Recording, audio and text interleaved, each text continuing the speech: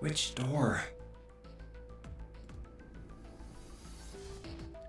Hello and welcome back to 999. 9 hours, 9 persons, 9 doors. Where we last left off, we had the first escape room and introductions all around. And it was a lot of talking.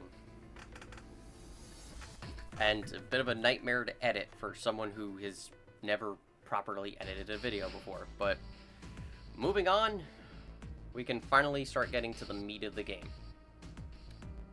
And we're gonna go into door 4 first. Decided that door 4 would be fine. I'll go through door 4 with Lotus, Santa, and June. There's nothing to worry about. I just need to stay by her side. June, Akane Kurashiki. This should be fine. It's no problem this way. I should see the other 4 off. He made no shows of affection, but Junpei saw her as something more than just a friend from his childhood. Looks like Ace and the others are going. He watched the other 4 walk toward their door. Ace, Snake, Clover, and Seven. Junpei said nothing as they left. Before long, they had reached door 5.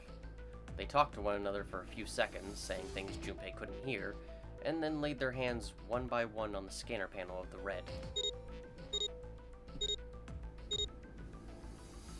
Now then. Geez, Snake, you have a pale hand. Ace grabbed the lever. His face tight with determination, he turned over his shoulder to look at Junpei and his companions. You are filled with determination. Goodbye. Be careful.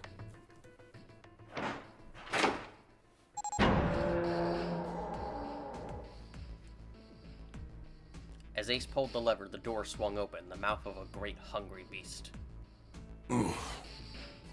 So horrible. Beyond the door, Junpei knew lay the sad remains of the ninth man. It did not surprise him that Ace, Clover, and Seven hesitated. The body was not a pleasant thing. What are you doing? We need to hurry. Snake had no such problems, as his blindness made him immune to the horror. I mean, regardless, I imagine the smell would probably get to you.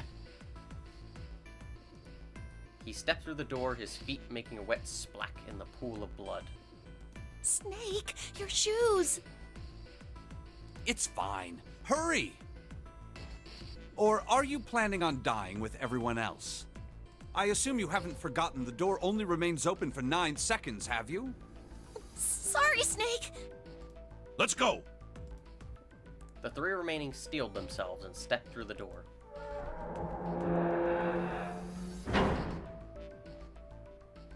Door 5 swung shut, closing with the heavy finality of metal upon metal. Junpei and his companions scrambled to the door. Hey! How is it over there? Did you find anything? Please say something, will you? Something's beeping.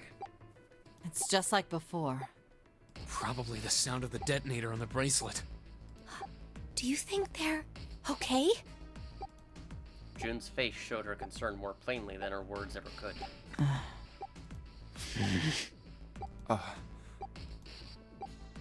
Almost as though in response to her question, a voice rang out from the other side of the door. It was Seven. Hey, there it is! That's gotta be that dead thing! Come on, get over here! We gotta authenticate!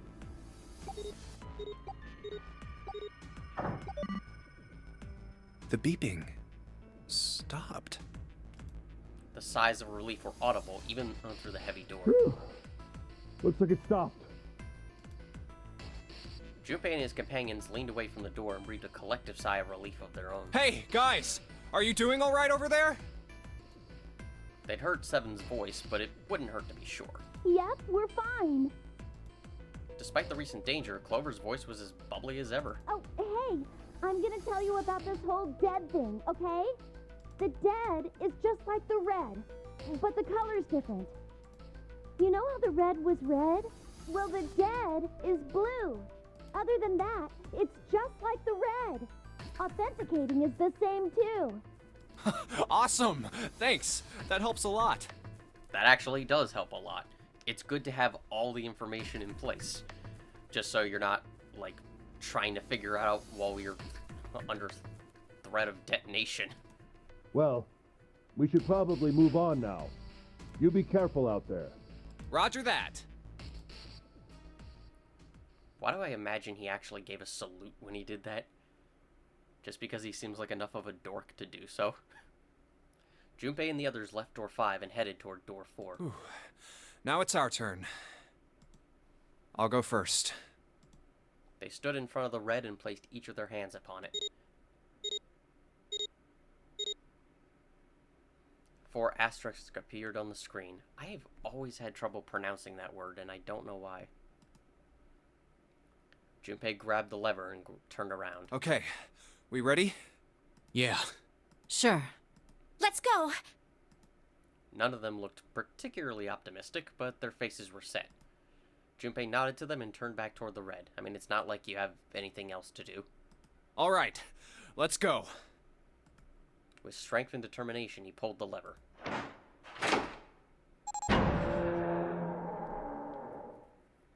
Run! The 4 of them leapt through the door together. The moment that they had passed through it, each heard a cold electronic sound coming from their left wrist. Oh, damn. In the center of each bracelet, a red skull appeared and began to flash. It's counting down. The detonator's countdown had begun. Very classy to have a skull on it. In the long moment that each of them spent staring at their wrists,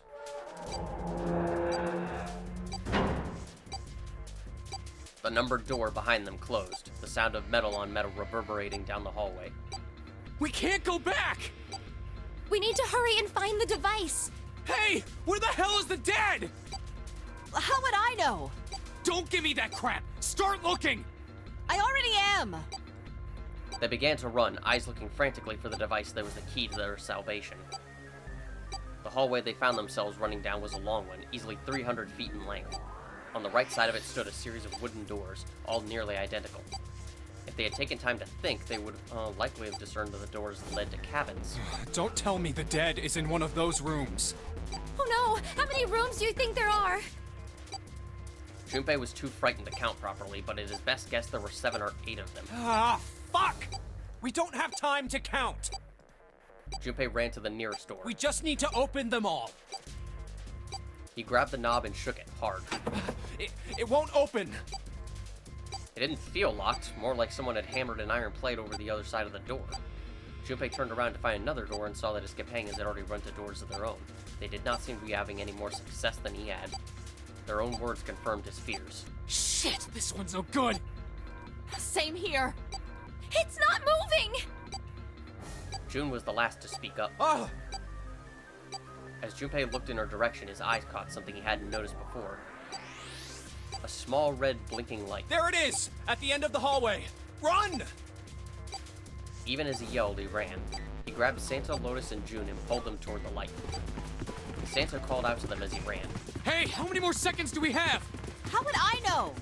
Our time limit is 81 seconds! I know that, goddammit! I'm asking you how many seconds we have left! Probably not a lot. In all likelihood, Junpei figured nearly a minute had already passed since the door had already closed behind them.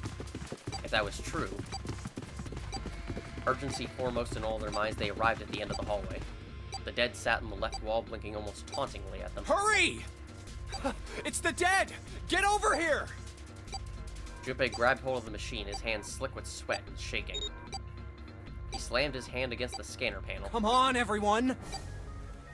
The other 3 quickly followed suit. With a grunt, Santa yanked? With a grunt, Santa yanked the lever downward.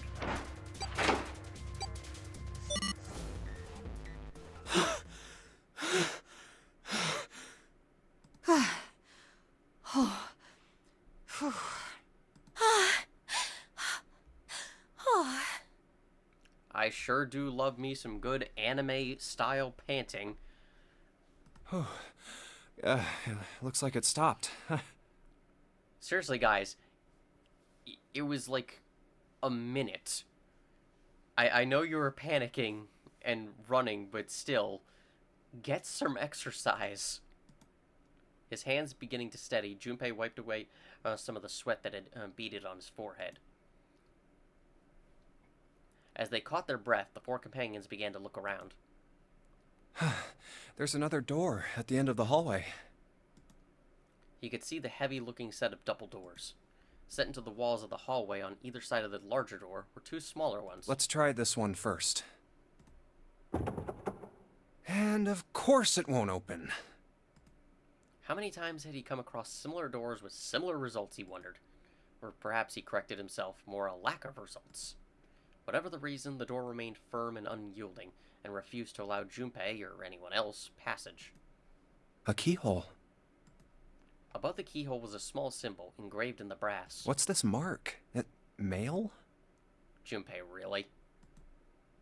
He wasn't quite sure what to make of it, and stared at him for a moment in confusion. It was June that corrected him. No, not exactly. That's probably the symbol of Mars. Well, technically, they are the same symbol. But I saw a number of similar symbols near the main stairway. The symbols of the solar system. Oh, that's right. The Sun, Saturn, and Earth. At least that's what I'm assuming. So this isn't the man symbol. It's a symbol for Mars? I think so, yes. I have to wonder why they actually have the same symbol. It may actually be worth researching. I see. Wait, where's Santa? While Junpei and June talked, Santa had disappeared. They turned to find him some distance down the hallway. He had gone to check the other doors. Eventually, he reached the last of them and jogged back. It took him only a moment to catch his breath again. Yeah, so, I looked the place over. Here's the deal. None of the other doors open. God, where are we? Silent Hill?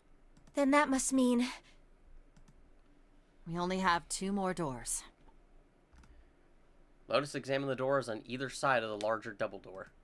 Each one had a metal plate attached to it. Maybe it's the room number. The door on the left has a B92, and the one on the right says B93. All right, let's open them. I'll open B92. Okay, I'll get B93 then. Junpei put his hand on the doorknob, and Santa moved to the other door. They'd made it through the numbered door alive. There was nothing more to be afraid of. Junpei and Santa looked at each other and nodded. 1, 2, 3! In unison, they pushed against their respective doors, and promptly found themselves in a new room. Jun followed Junpei as he threw open his door. They turned around and saw that the door on the other side was open as well. Through the door was another person, his mouth agape. It was Santa. Hey, it opened. Yeah, it did. Junpei and Santa looked at each other. I didn't expect that. It was so easy. God, it really is like Silent Hill. It's only certain doors that open. You're guided on a path. Lotus's calm voice broke into their thoughts. Maybe this is all part of Zero's plan. Can't say I enjoy being treated like someone's puppet. As she headed for room 93, Lotus continued. Well, now we have these 2 rooms. I'm sure there's something in there that will help us get out of here. Let's find it. Santa and I will search this room. You 2 take the other one. All right. Okay.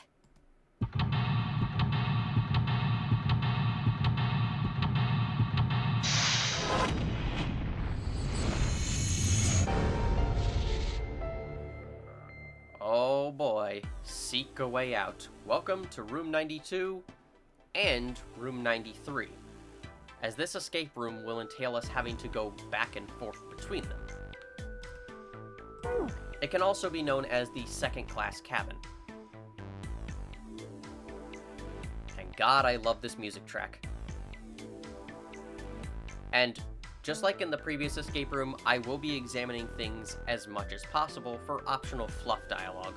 So, you know, Obviously, this will take a bit longer than usual, even though this is probably one of the easier escape rooms. That vase looks expensive. I wonder how much we could get for it. Are you gonna steal it? Looks like a valuable vase. Empty, though. It looks like there's a room to the right of the vase. This is kind of a weird-looking picture. Do you think it's an abstract painting or something? It looks kind of like a demon with an elephant-like nose, sucking on a human being's brain. Where the hell did that come from? What's her brain made of? Can't say I'd mind finding out a little more about what goes on in there. Yeah, Akane, of all things, how did you come up with that? It's a kind of weird-looking picture. It's some sort of weird black and white design. Looks like there's a room on the right side of this picture. An odd-looking picture with a black and white pattern. Looks like there's a room on the right side of the picture. Okay. Wait a minute. Okay, just to make sure. Because you never know. Jumpy, where are you going? I was thinking of going over to Lotus's room. I don't know if that's considered a typo or not. Because usually, if there's an S, you don't need another S after this. Do you think maybe you could look around here a little more before you go? There's a lot for me to do here all by myself. No, I want to go hang out with Lotus. So you think you could help me look around a little bit more before you go? Could you help me look around a little more before you go? Jumpy, wait. Did you look at the area around the bed?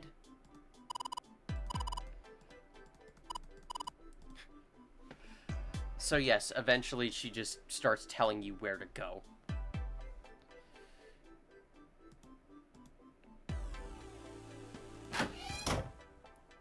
Oh, look, a shower room. It's just a shower head. There's nothing special about it. And that's all he has to say. There's a little blue platform protruding from the shower wall next to the knobs. It's for putting soap on. I used a shower once, so I know. It's good to know that you used a shower exactly once, Junpei. A soap holder. That's the shower knob. Let's see if anything happens when we turn it. No water's coming out. It's a shower knob. There's no water coming out of the shower.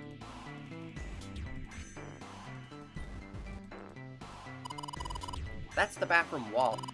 There are square tiles all over it. The wall's covered with square tiles. They've all got geometric shapes on them. You never know what'll take multiple clicks. A collection of full and partially depleted rolls of toilet paper. Someone was well prepared. There's nothing too suspicious about it. You know, aside from the fact that one of them is partially depleted. Was someone here recently? A collection of full and partially depleted rolls of toilet paper. Someone was well prepared. Now let's check the toilet. There's nothing here. The tank's empty too. There isn't even any water in it. A toilet. It's completely dry.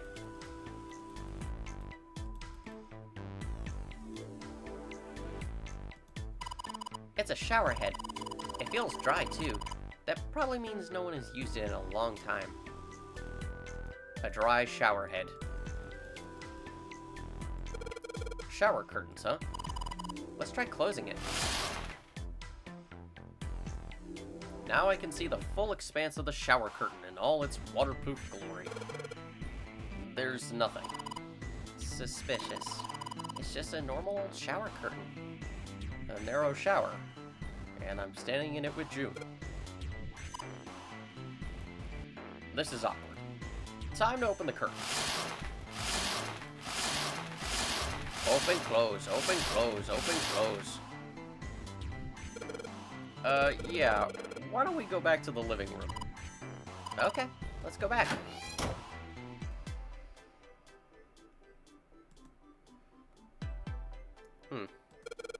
It's a display case. But there's nothing being displayed. How sad. Looks like the drawers are empty too. There's nothing in the display case. The drawers are empty too. Ah. Jumpy, what are you doing? We don't have time to be relaxing on a sofa. It's a sofa. Maybe I shouldn't sit on it. June will get mad again. A sofa.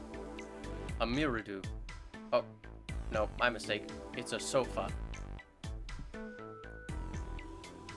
I can only assume that's a pun. A sofa. The color is a soothing light blue. Oh, okay, no more. Oh, I can actually... I thought I wouldn't be able to do that. It's a table made of wood. Hey, there's something here. Looks like a box of matches. A round wooden table. There are matches on it. It's a box of matches. There are matches inside, obviously. Thank you, Queen of Obvious. Hey, do you think we could burn down that door at the end of the hallway with these matches? Not gonna work, huh? Yeah. They're matches. I could probably light something small on fire with them. I could probably light Santa on fire with them. Junpei looked down blankly at what he was holding, then up at June. Oh yeah, how's your fever? You feeling better now? Yes, I'm fine. That's an unusual fever there to get over it so quickly. June certainly looked fine. Let me see your forehead. Junpei held his hand on her forehead for a few seconds. Guess it really has gone down. Are you worried about me? Yeah, I guess I am. Yeah, I guess I am. June blushed and giggled. By the way, Jumpy? Hmm? How did you end up here? What do you mean? I told you earlier, didn't I? There was a man with a gas mask when you got home at night. You inhaled some white smoke and passed out. Yep. When you woke up, you were on D-deck. Damn straight. Damn it, Junpei. But is that really the truth? What? Jumpy, are you hiding something from me? No, why would I? Well, if you think about it, this is awfully suspicious. I mean, why would two childhood friends bump into each other in a place like this? Hey, I could ask you the same thing. Are you hiding something? That is true. I mean, the whole situation is naturally suspicious. Why gather all these people anyway? But that is true that it's suspicious for two people who haven't seen each other in such a long time to suddenly be here. What would I hide?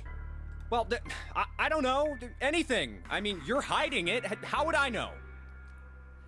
How well put together, Junpei. You mean like the number of men I've dated? Wow. Just go straight for the jugular. Junpei's heart stumbled over itself. Do you want to know? He very much does. He had to admit he was a little curious. Don't worry. She smiled at him. Only 18. Yeah. Times 0. 1 + 8 is 9. Yeah, I guess I just haven't met Mr. Right yet. June looked a little embarrassed and scratched the back of her head in a desperate attempt to seem nonchalant. Yeah, I see.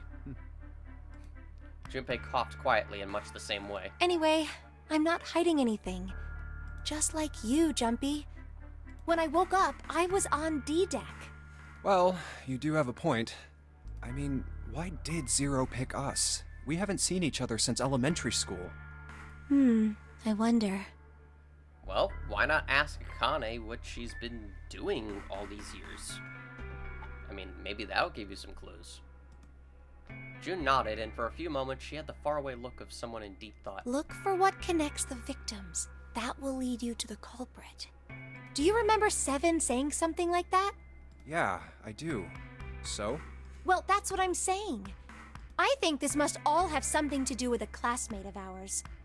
You got any ideas who it might be? No, nothing. Oh, Well, if it had something to do with school, then it could be one of our teachers, or maybe the principal. or the janitor, or the lunch lady. The janitor. Of course. It's always the janitor. No, I can barely remember any of them. It's the school edition of Clue. Yeah, I know. It was the janitor in the laboratory, or the biology room, with the mannequin.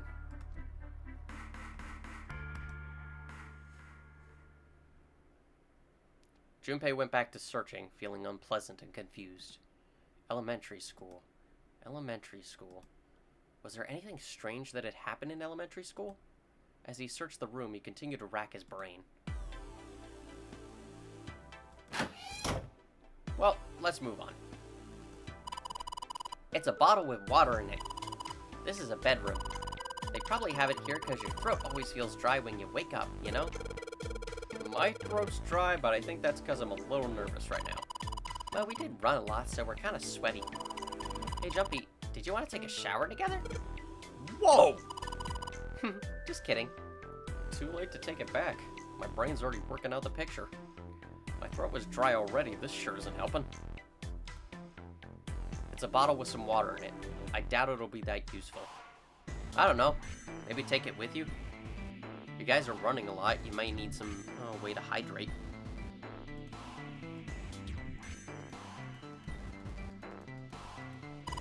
A wooden cupboard. There are cups inside, surprising no one. You just very sassy. Wooden cupboard. There's nothing useful in there. It's light. Even if it's heavy, that's light. It's a light. Thanks to it, we can see. Don't you love puns? Ooh, a bed. A bed frame. Now we don't have to worry about falling off. I toss and turn when I sleep. She's blushing again. What the hell is she thinking about? A bed frame. I thought for certain this one would actually have one, but apparently not. It's a light blue blanket with some designs on it. Someone's made the bed, or at least never unmade it. There's only bed sheets under the blanket. Nothing exciting. A blanket. Should we take another look at this blanket? No, I think we've covered it pretty well. Looks like that one was lame enough to get her to blush a little. A blanket. So well made that it for sure won't fly off.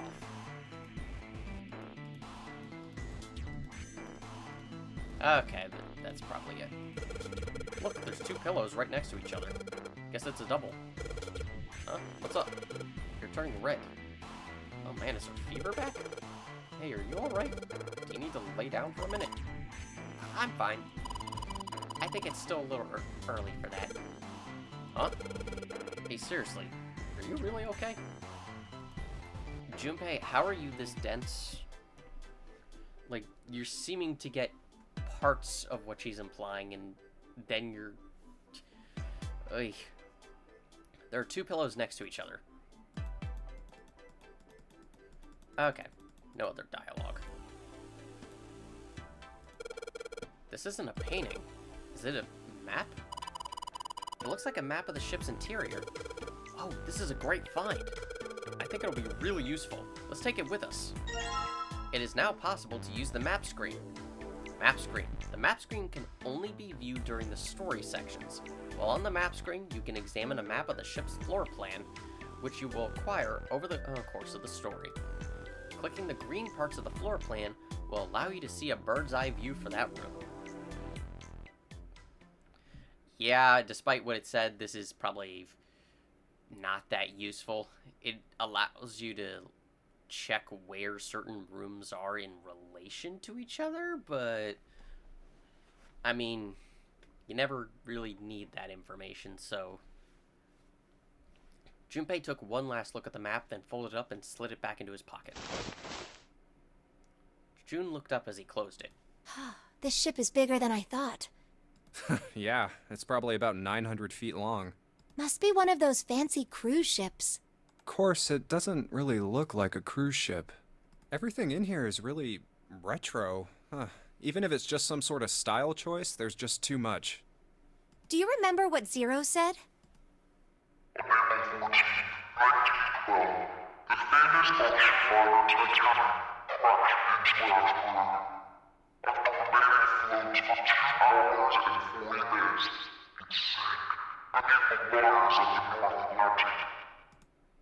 Do you think maybe this boat and the Titanic have something to do with each other?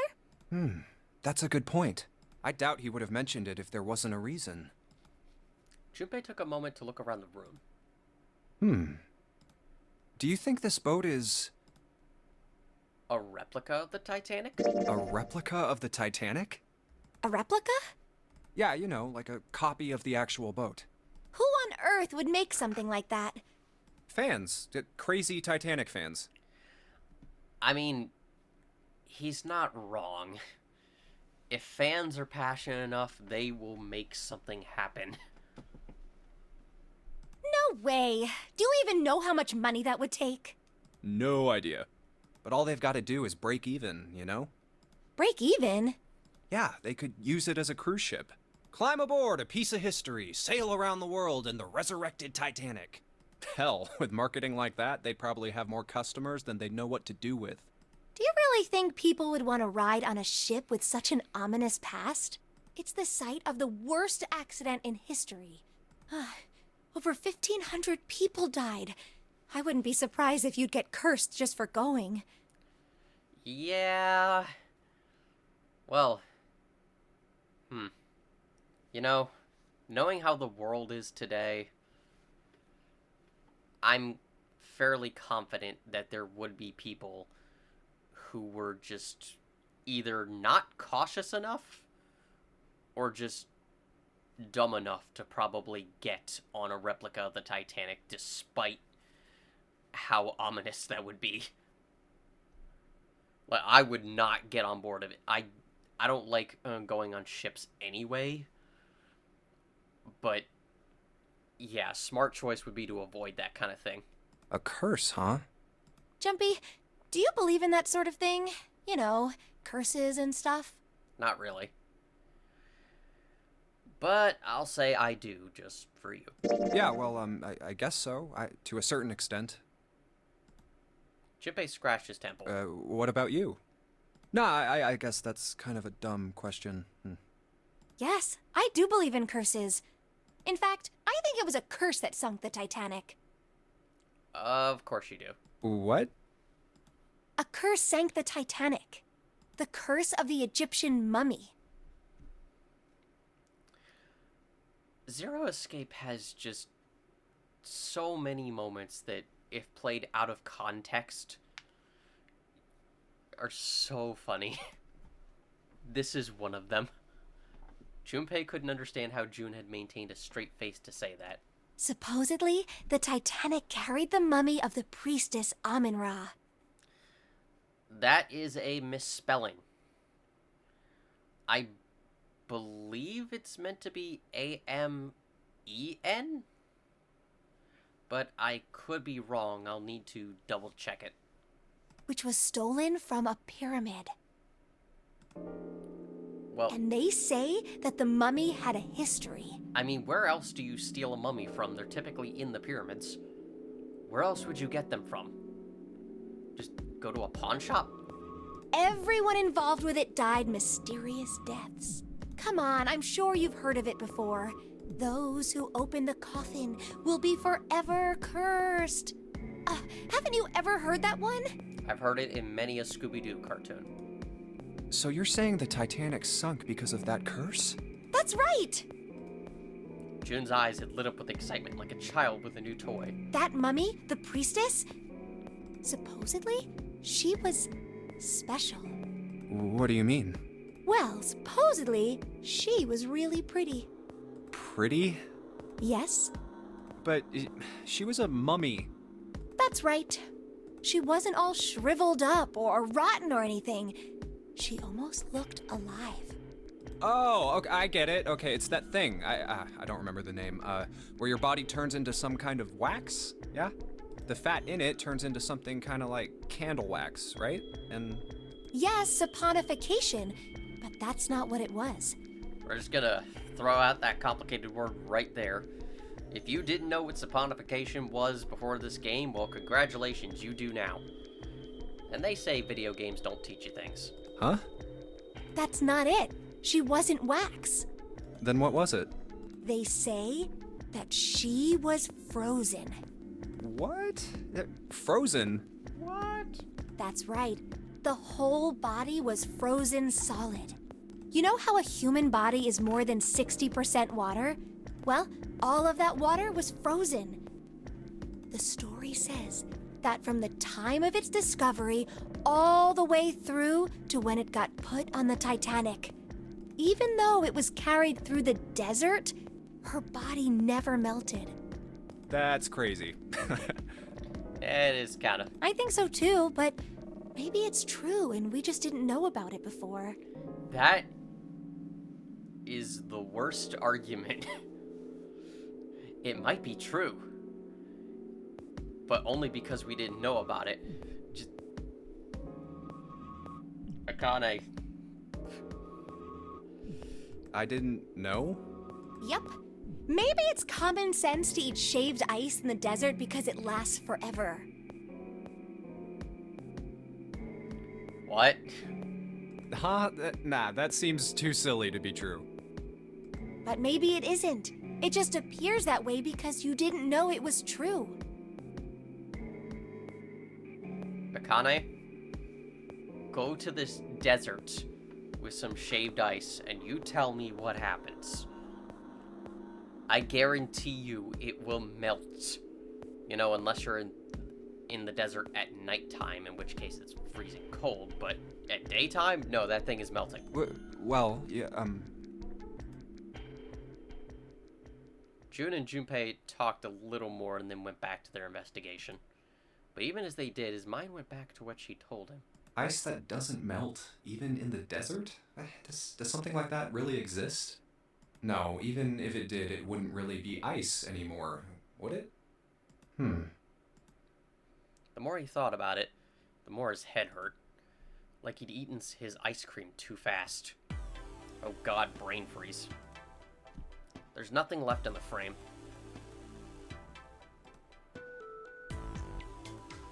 It's a light. Thanks to it, we can see. The chair that goes with the dresser. There's nothing particularly interesting about it. Alright. It's a dresser. There's nothing on top. A dresser. There's nothing on top. Oh, look at that. A dresser key. A key. Do you think it's the key to the dresser? It's a key we found in a dresser. Maybe I can use it on another similar dresser?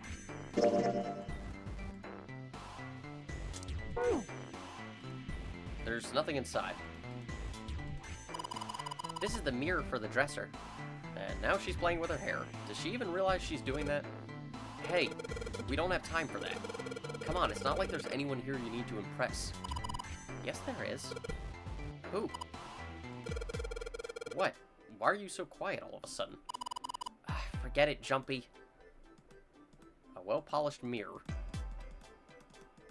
Seriously, Junpei. Come on, man. Well, there's basically nothing else we can do here. Jumpy, where are you going? I was thinking of going over to Lotus's room. Why? What do you mean, why? I'm just gonna go check up on them. Is there something wrong with that? Well, no. Come back soon. Sure thing. I'll leave the rest to you. Sure. Leave it to me. Alright, off to the other room. You know, you could just come on over, Akane. There's nothing stopping you. Looks like a valuable vase. Empty, though. There seems to be a room on the left side of the vase. It's a tile with a black and white pattern on it. There's a square tile in this frame. It's glued in there quite well. I don't think you can take it out. There's a tile in the frame. Those empty areas seem kind of suspicious.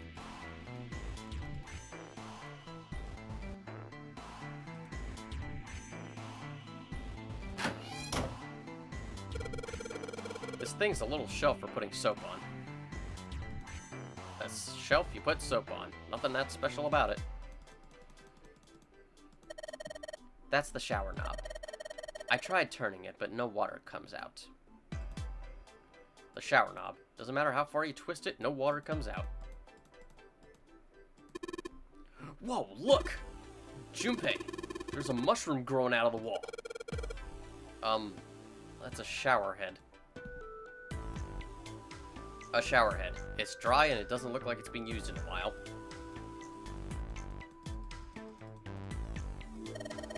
This is the bathroom wall. The whole wall is covered in these square tiles. It's a wall covered in small square tiles. They've all got geometric shapes on them.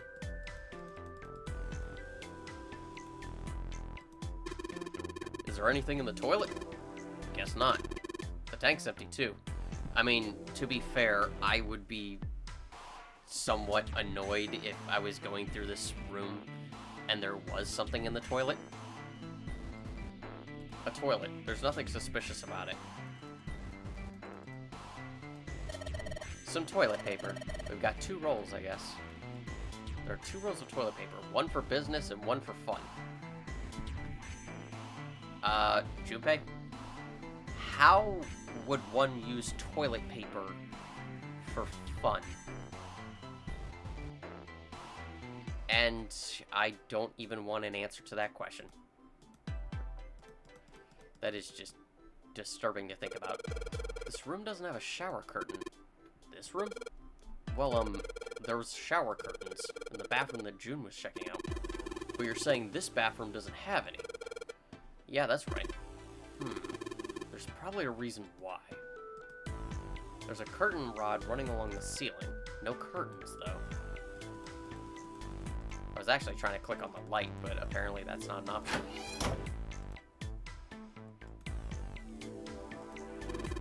Hey, check this out. That's a pretty nice sofa. I know. It's a shame I can't take it back with me. Lotus, are you seriously suggesting that you would have picked this thing up and tried to take it with you? First off, I don't know how strong you are, so maybe you can lift that, but still, it'd be a little ridiculous to try lugging this thing around while we're trying to escape. Although, it would also be funny to see. Huh? What's the matter, Santa? Why are you examining the sofa? Oh, it's nothing. Don't worry about it. The sofa looks pretty expensive. Maybe he found something. A round wooden table. Wow, this is very nice wood.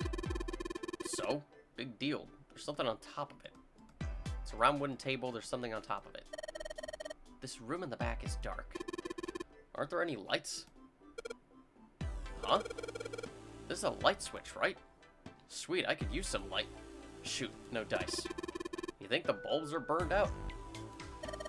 Either that or the electricity to this room was deliberately shut off. I don't really give a crap why it doesn't work. It doesn't work and we can't do shit about it. It's way too dark in here to see anything. We're going to need some light. I can barely make out the bed in the darkness. Sleep would be nice, but it would probably cost me my life. It's too dark. It's too dark to search for anything. It's too dark to see. Yeah, you can come in this room before you light it up, but, I mean, you don't really get anything out of it. Is that a light? Kinda hard to tell in the dark. I wonder if this is what they call irony. To figure out if this is a light, we need a light. Talk about a catch-22. Kind of says something about life, though, don't you think? I suppose. There's something in here that looks like a light, but it's too dark to tell. Ooh, a chair for the dresser. I'm feeling a little tired. I think I'll just sit down here for a minute. Ah. You sound like an old lady. Why, you little son of a... I'm gonna kick your ass. The chair that goes with the dresser.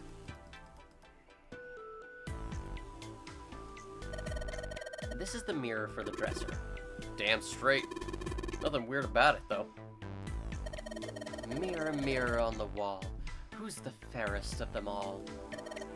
That would, of course, be Lotus. Crazy old bat. Guess the stress was just too much for her. Did you say something? Nope, nothing. I was so tempted to do the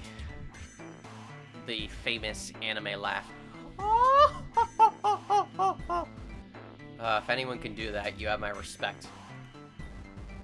The mirror on the dresser. It doesn't respond when I talk to it. Very rude for a mirror. There's nothing suspicious about it. A dresser. There's nothing on top of it. There's a dresser. There's anything on top of it. However, we have a dresser key. Let's see if this... Yes! Yes, it worked! Ooh, look at that. There's a thing with a black and white pattern on it in this drawer. That's a strange design. Is it ceramic? It doesn't look like there are any puzzles in it. A tile with a black and white pattern on it. There was a tile inside this drawer. It's gone now. Nothing else besides the tile, though. It doesn't look like this light can turn on. Maybe we'll get lucky and find something else that can light this place up. Yes, I know what I have to do, but, you know, try and get as much dialogue as you can. Well, this is a display case. Check it out. These plates and shit look really expensive. You want to take a look? Sure. That vase looks pretty expensive. There are a number of expensive-looking plates in here.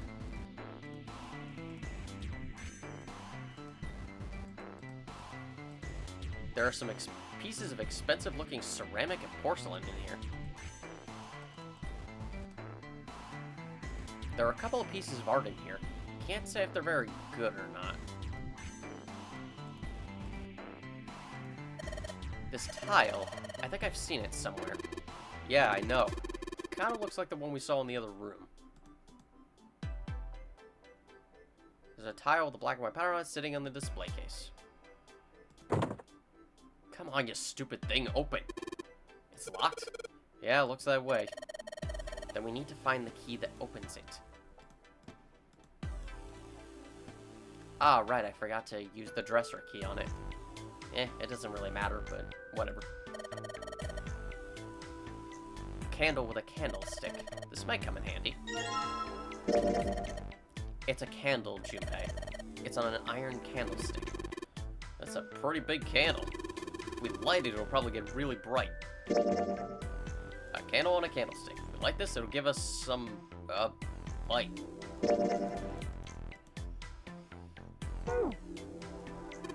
Hey, Junpei, that room's pretty dark. Don't you have something that'll give us some light? Something that'll give us some light.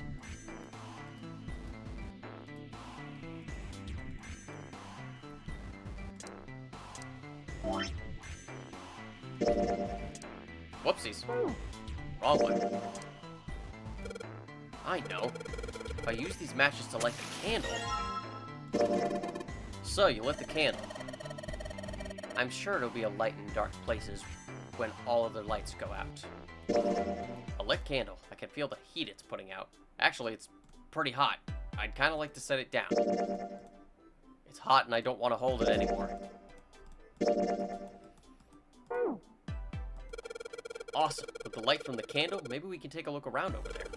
But it gets so hot when I hold it. I want to put it down. Well, why don't you set it on top of the dresser? It's flat there. At least it won't fall over. Oh yeah, good idea. And there you go. Hey, got pretty bright. Now we can look around a little. The candle is burning fast. Its beauty melts my heart, but this isn't the time to be enjoying the soft glow of a candle, I suppose. We'd better make a detailed investigation of the room before it goes out. There's lit candles sitting on top of the dresser. The candle's flame is flickering as candle flames often do. Huh, I thought there would be some new dialogue for that, but apparently not. It's a light, man. Can't you figure that out on your own? Hard to tell if it's burned out or not. Of course, now that we have the candle, I guess it doesn't really matter that much anymore. This light is as cold and quiet as death itself. How poetic. Well, now we can see a bit. It's a light. What did you expect? Can't really tell if it's burned out or not, though. That doesn't matter anymore. The light from the candle should let us search the room. And he'll just say the same thing. A bottle full of water. I don't think we're gonna need this for anything. Seriously, dude, take the water. At least have something to drink. You're gonna be here for a few hours. Hey, Junpei, it's a cupboard. There's a freaking cupboard in here. Are you alright? Oh, don't give me that. Come on. A cupboard in a bedroom can only mean there's a safe in here. Really? Damn, there's nothing in here. Got me all worked up for nothing. A cupboard. There's nothing inside. Seriously, Santa? There's a picture of an old cruise ship. Is it the Titanic? There's a picture of a cruise ship on the wall, nothing behind it, though. Hey, Junpei, there's something on top of the blanket. Something sitting on top of the blanket. Whatever it is, it's all folded up. Ah, damn it, I was hoping. 2 pillows in a pile. Oh. A pile of pillows. Is that supposed to be some kind of joke? Hey, calm down. There are 2 pillows. Must be a double bed. I was hoping. I do remember there being a specific piece of dialogue associated with this, but... oh well. Curtain! A curtain, huh? Well, it's got all these metal rings, so you could probably hang it from something, you know? Yes, but it doesn't look like a normal curtain. The way it feels, I think it's probably waterproof, which would make this a shower curtain. A shower curtain, huh? It's a folded up shower curtain. Damn, that thing's big if you open it up. Oh, there's a hole. Like a bug ate through it or something. Oh, you're right. Think maybe it was a peeping Tom? I'll bet Lotus would make sure the perv hurt. If I catch him, you won't hear a peep out of the jerk. I'll knock him into tomorrow. That's Tom much. Again, you gotta love puns. It's a shower curtain. The jury's still out on whether or not it was the work of a pervert, but there's a hole in it. There's a hole in it. Anything under the blanket? Nope, nothing suspicious here. Anything under the blanket? A girl with burning red eyes stares back at me. Ah! Ah, I'm just messing with you. There's nothing there. Anything under the blanket? Nope, still nothing suspicious. No ghosts or girls either. Anything under the blanket? Nope. Okay. And I think that's it for it. Huh? Hey, what the hell? It just got dark all of a sudden. Maybe the candle got blown out. We should go see. Yep. There's a candlestick covered in melted wax on top of the dresser. Hey, what's this? The top of the candlestick looks kind of weird. You're right. It's all bumpy. This part of the candlestick where the candle goes looks like a key. A key, huh? I think I ran into a lock I couldn't open earlier. Part of the candlestick is a key, apparently. Guess I'd better try and find the lock it goes to. Well, it's fairly obvious.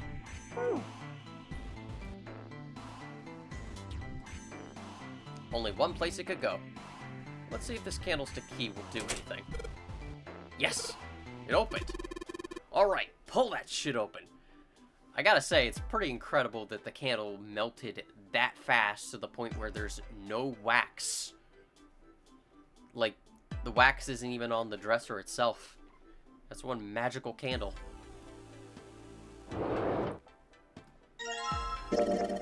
Hey, don't you think the pattern on that tile looks like something? Yeah, I think I saw it somewhere. Maybe we need to put that tile in the frame. Maybe. Hey, Junpei, you got a minute? I got hours, but what do you need? Santa had shown up out of nowhere and gave Junpei no small start. Here, take this. Santa pulled something out of his pocket. A bookmark? It looked like a bookmark. It had a 4-leaf clover on it. What is this for? Do you want me to read a book? Yes, he wants you to subscribe to Reading Rainbow. I found it in between some of the cushions on the sofa. Ah, so that's what you were looking at and found when we looked over there. That was a horrible sentence I said. Pretty sure it ain't gonna be any help to us, but I figured we might as well hang on to it anyway. Or at least it was horrible in terms of grammar. Then why don't you hold on to it? Santa gave him a wry smile. You know what I hate most in the world? I got 4 things. Hope, faith, love, and luck. Okay. Hope, faith, love, and luck? Damn straight. And you hate these things? Yeah, you got a problem with that? Not really, but... Junpei tried to figure out how best to phrase what he wanted to say. What does a bookmark have to do with any of that? Santa scratched the back of his ear and looked awkward. Well, see, each leaf on the 4-leaf clover has a meaning to it, okay?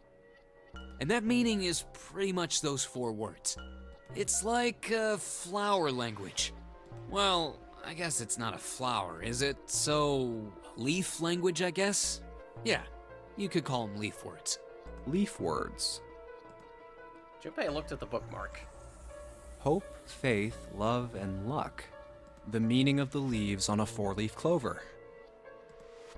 So, yeah, I want you to take it, okay? Just touching it gives me the creeps. Take the damn thing, all right? Santa pretended to shiver with disgust and shoved the bookmark into Junpei's confused hands. Here. What do you want to do? Take it or don't take it? Well, I'd say we take it. I don't see no reason not to. Decided to take it. After all, why shouldn't he? Alright, sure. I'll take it. He shoved the thing into his pocket and gave Santa a last confused look. Oh, man, I feel a lot better now. That thing was a real pain, you know? Do you really hate those 4 words that much? Yeah, well, they can all betray you, you know? Hope, faith, love, even your destiny. What had happened to Santa, Junpei wondered. How had he become such a bitter person? For a moment, they looked at each other. It's also worth noting that in Japan, the number 4 is pronounced in the same way as death. She. So basically, the way you pronounce 4, she, as in S-H-I, if you were to spell it in English, is pronounced the same way as death. As such, 4 is actually an unlucky number in Japan. It's why you commonly see the number 4 associated with death in various Japanese media. Well, that's not my only reason. What? That's not the only reason I hate the 4-leaf clover. I just can't bring myself to like the number 4. What, worried about the Four Horsemen? Obviously, the English version decides to refer to the Four Horsemen here instead of what I just mentioned, because obviously that's a bit more applicable and understandable for English-speaking audiences. Nah, come on, man. That's just silly. Maybe back in the Dark Ages that kind of crap scared people. But this is the 21st century, and I'm a 21st century guy. I'm a little insulted. Then why do you hate 4 so much? 'Cause it's a half-ass number. Not the best or the worst. That's why. Okay. What? 9 is a way better number. So what if it's last place, right? At least it's not some lame-ass middle number. What are you... Santa's explanation made no sense. Junpei was even more confused than before. You play? Play? That was random? You mean like gambling? You mean like gambling? Yeah, of course. What else would I mean? In Baccarat, the best possible hand totals 9. They call it Le Grand. But the lowest, most worthless cards, zeros, they call Monkey. Just like the guy in charge of this game, huh? Zero's a monkey. Santa blinked, utterly stunned. What? Then he began to laugh. Oh man, you're totally right.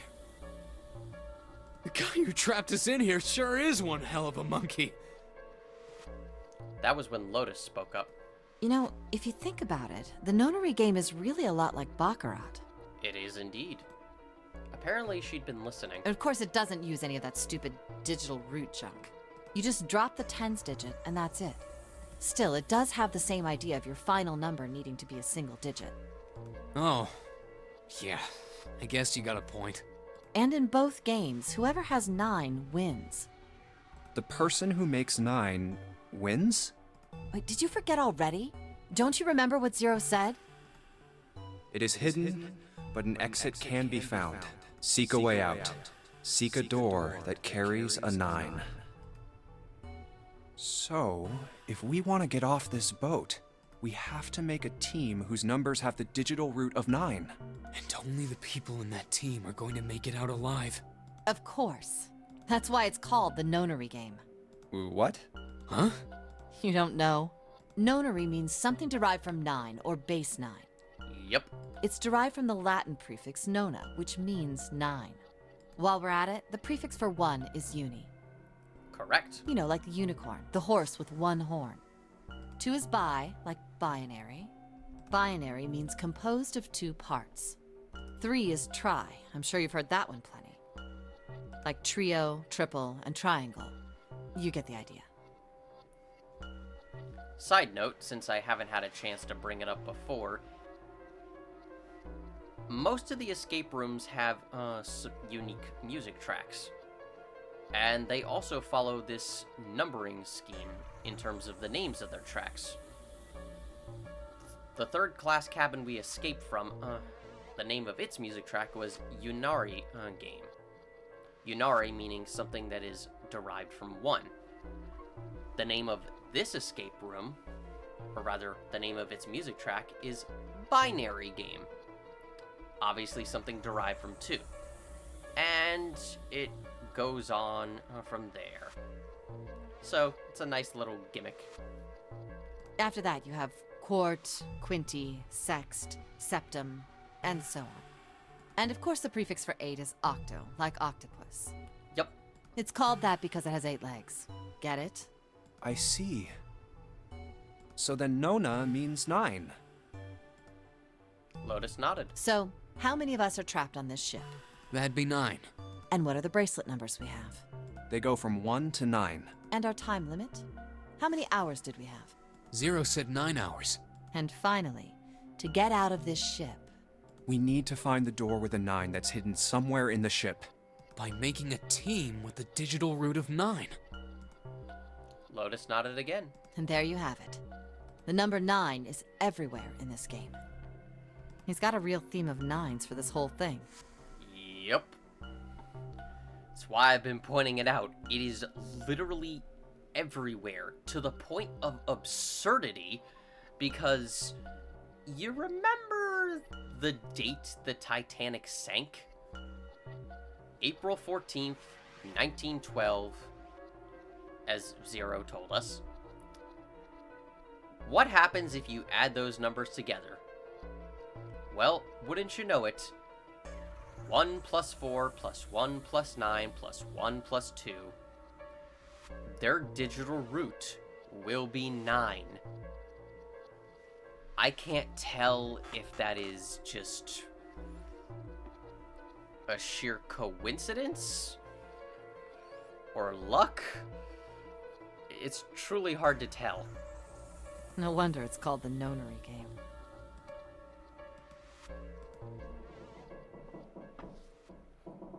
Somewhere far away, Junpei heard the creak of stressed metal. It sounded almost like Zero laughing at them, or the sad, desperate scream of a pig headed to the slaughterhouse. Well, that's comforting. This is the keyhole for the cupboard. It's already been unlocked. Wait a minute. Can I? Okay.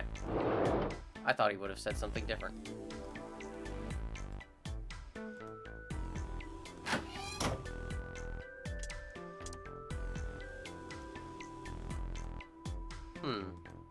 There's a curtain rod running along the ceiling.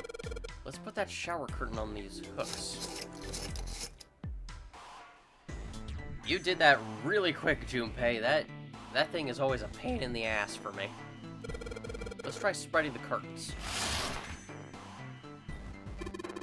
Wow, that's a pretty obvious peephole. Somebody's really dedicated. Well, with a hole this big, you gotta wonder if maybe they wanted to be caught. So you're saying maybe the one getting spied on was into that shit. Maybe they were into, like, those home invasion fantasies. Home invasion? Interesting. See, you two are real idiots, you know that? I will not deny that they are idiots. Okie dokie.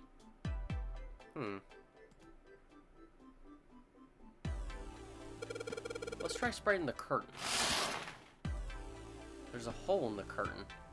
If I look at it from a ways back, I can see a single tile. Alright, from here I can see what tile it is. Looks like it's 5th from the top and 3rd from the right. Yep. It's a white tile, 5th from the top, 3rd from the right. Might as well put it back. Well, it should be fairly obvious what we have to do. What's up? You're going back already? Well, I can't just leave June there by herself. What, you think you're a knight or a protector or something? You're creeping me out. Whatever, man. I'm going. The exit. Lotus and Santa are on the room next other side. I'm gonna go check up on them. Junpei, if you miss her so much, you don't have to keep coming back here. Psh. No, that's not what this is. I'm just being like a bridge between the two rooms. Uh-huh. You just keep telling yourself that. Now get out of here and go help June. Whee! The exit. June's room is on the other side of the hallway. Maybe I'll go back. Whee! Whee! Okay, that's all the optional dialogue. So, 5th from the top, 3rd from the right. That would be right here. Here it is. Yes, this one's loose. I think I could get under this with my nails and... Yes! Who would have thought this would be hidden in the bathroom, huh? You did a good job finding it. So, one side has a design like the rest of the bathroom tiles, and the other side has the black and white design. I think I've seen this pattern somewhere before. This is the tile I pulled off the bathroom wall. It looks like one of the bathroom tiles on one side and has that black and white pattern on the other side. I just realized there was possibly some optional dialogue I missed. Oh well. That's what bonus material is for. The wall covered in tiles. The tile 5th down from the top and 3rd in from the right has been torn off.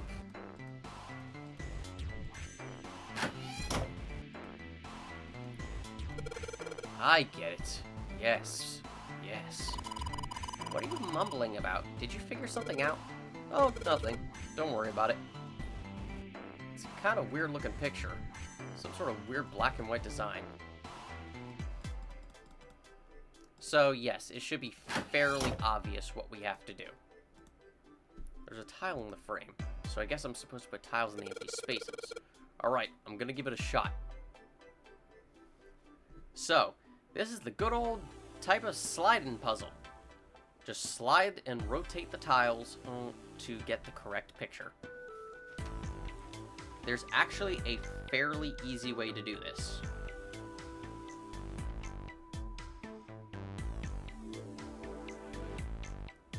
Gotcha. Move this up. Move it to the left. Rotate it twice. Rotate it once. And there you go. That is the easiest solution to solving that quickly. Yes! I did it! There, picture complete. And there goes the frame. What's this? What do you mean, what's this? Pretty obvious, isn't it? It's a hole in the wall. Like a hidden safe or something, you know? Anyway, let's take a look. I think there's something inside. Well, who would have thought this was behind that frame? Ooh, the Mars key. Whoa, this is one of those Mars symbols. The door at the end of the hallway. It has the same symbol engraved on the keyhole. Then that's gotta mean, yes, we can use this key to get through that door. A key with a Mars symbol on it. Should be able to use it to open the door at the end of the hallway. Junpei messed around a bit with the key he had and looked blankly at the picture that slid down. What's the deal with this picture anyway? Santa had only been mumbling to himself, but it drew Lotus's attention. She looked at the picture and paused. I think I've seen this picture before. Where? In a book. Take a look. It's in a book. Reading Rainbow. There's a British biochemist named Sheldrake. He has a rather interesting theory. I saw this picture in his book. What's this interesting theory? Morphogenetic fields, which relies on the theory of morphic resonance. Man, I can't deal with this. Just listening to you talk about it is giving me a headache. Santa put his hands on his head as though he were in great pain. Lotus merely arched an eyebrow in his direction and continued. It's not a difficult concept to grasp. In essence, he states that the shape of living organisms and their behavioral patterns are transmitted through a field not visible to the eye. What part of that isn't difficult, exactly? Lotus did not look pleased. All right, how about this? Theory of the telepathic mechanism. Telepathy? Yes, telepathy. Well, perhaps not exactly telepathy, but it's close enough for a simple approximation. It's certainly easier to understand. Basically, anyone knows what the idea of telepathy is. Santa suddenly burst into laughter. Are you serious? Telepathy? Who do you think we are? Kids from the 70s? I mean, you're certainly dressed like one. Sort of. I can't believe someone would actually do serious research on something like that. Yes, I agree. Lotus's response was surprisingly curt. Junpei had expected at least some conflict. I read the book, but I can hardly say I understood it. I'm in no position to defend or condemn anything it said. It was probably just someone latching onto a statistical outlier from some study and turning it into a ridiculous theory. There's no scientific merit to any of it, I'm sure. But even so, Anyway, I saw a picture like that one in his book. Lotus indicated the picture they'd all been looking at. After a moment, she walked up to the strange picture, examined it, and then spoke. Hey, what do you think this picture looks like? Santa answered first. What do you mean? Isn't it just like abstract or something like that? It's just black and white scribbles. There's no meaning there. That's it.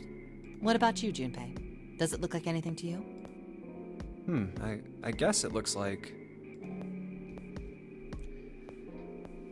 technically, one of these options is correct, but it truly does not matter which one you pick.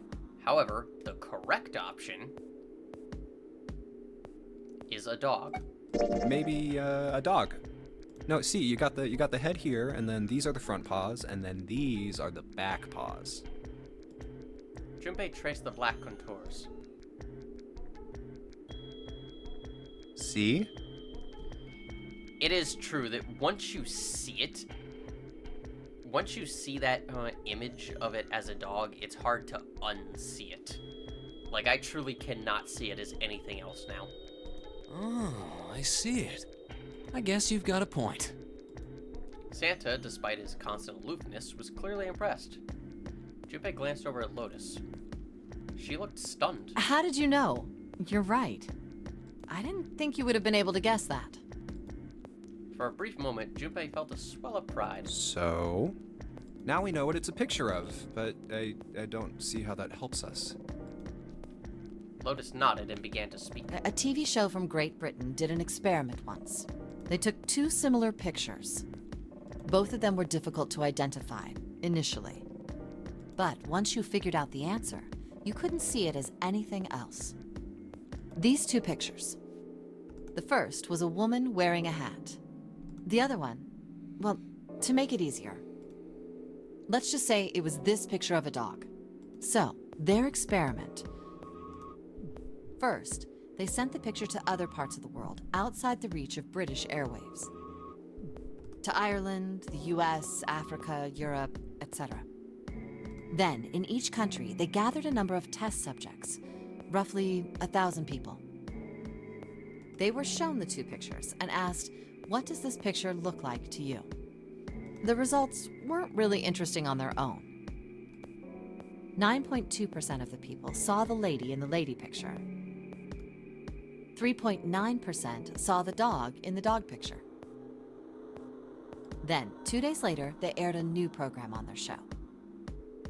During the 30-minute show, they broadcast the dog picture and its solution. The audience was estimated to be 200,000 people.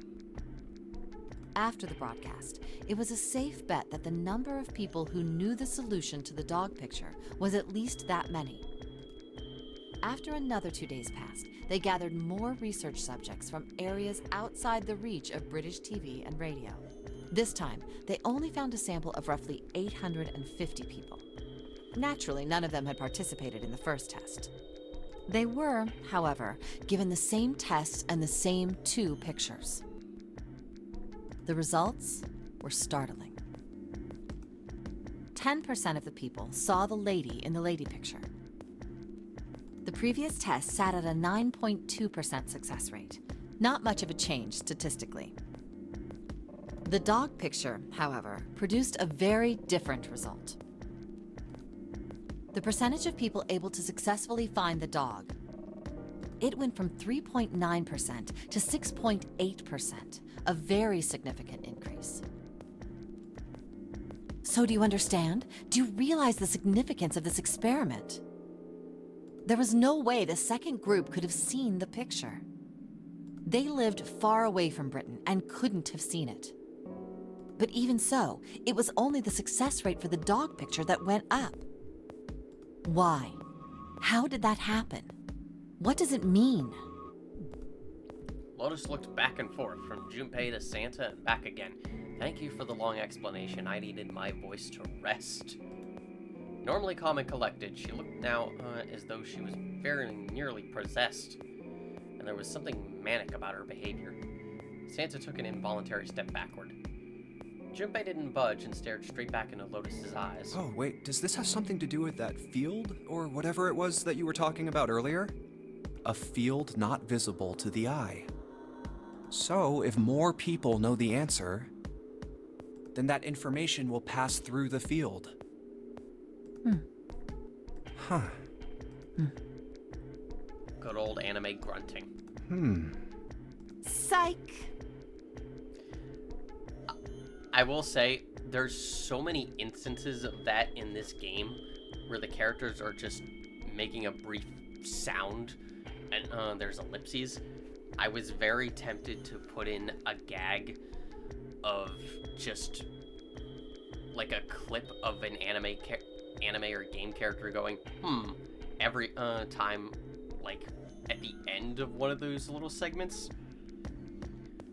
But I figured it was just too much work. I barely know how to edit as it is, so. Her manner suddenly shifted and Lotus smiled broadly at Junpei and Santa. She waved her hand dismissively, doing her best to laugh the whole confrontation off. I was just kidding.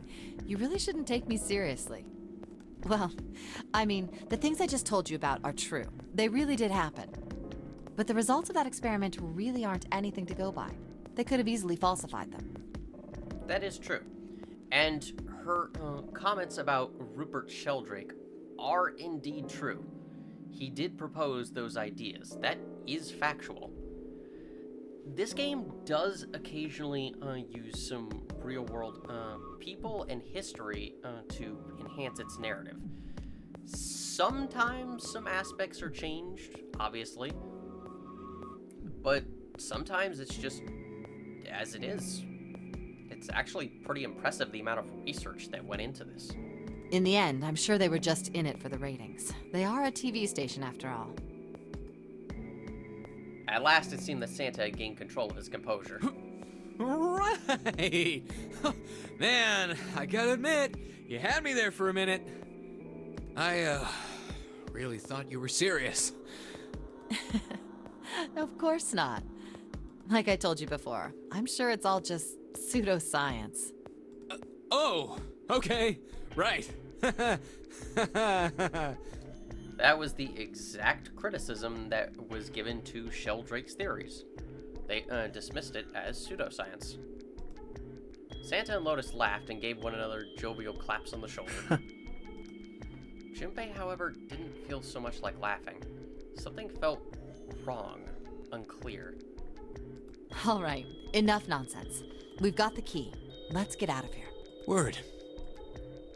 Lotus and Santa walked away from the picture, but Junpei stayed, staring at the picture of the dog.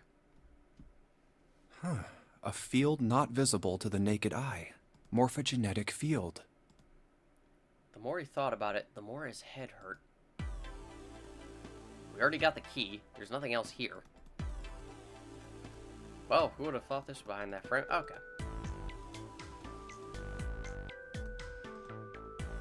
Huh. I am amazed I can still come back in here.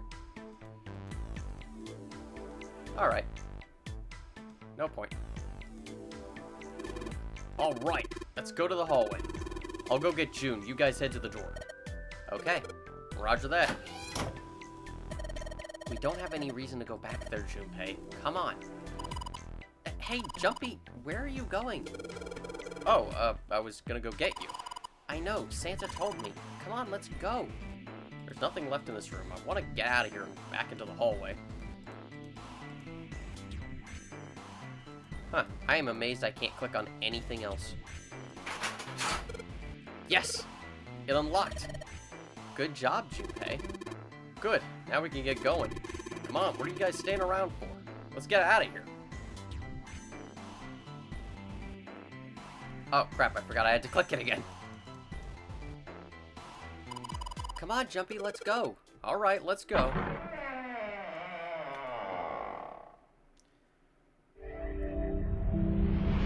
You found it. Are you worried about me? So, what happens if we choose, hey, come on, it's not like that? Hey, come on, it's not like that. Junpei did his best to act as though he didn't care. His best wasn't very good. I guess you haven't changed at all, Jumpy. She giggled. By the way, Jumpy. Hmm? How did you end up here? What do you mean? I told you earlier, didn't I? There was a man with a gas mask when you got home at night. You inhaled some white smoke and passed out. When you woke up, you were on D-Deck. Damn straight. But is that really the truth? What? Jumpy, are you hiding something from me? No, why would I? Well, if you think about it, This is awfully suspicious. So, yes, if you choose that option, there is virtually no difference to the conversation. I mean, why would two childhood friends bump? Hey, I could ask, are you hiding some? What would I have? Well, You mean, like, do you want to know? Don't worry. Only times. Yeah, I guess I just... yeah. Anyway, I'm not high just like you. When I woke up... Well, I mean, why did Zero... So, yes.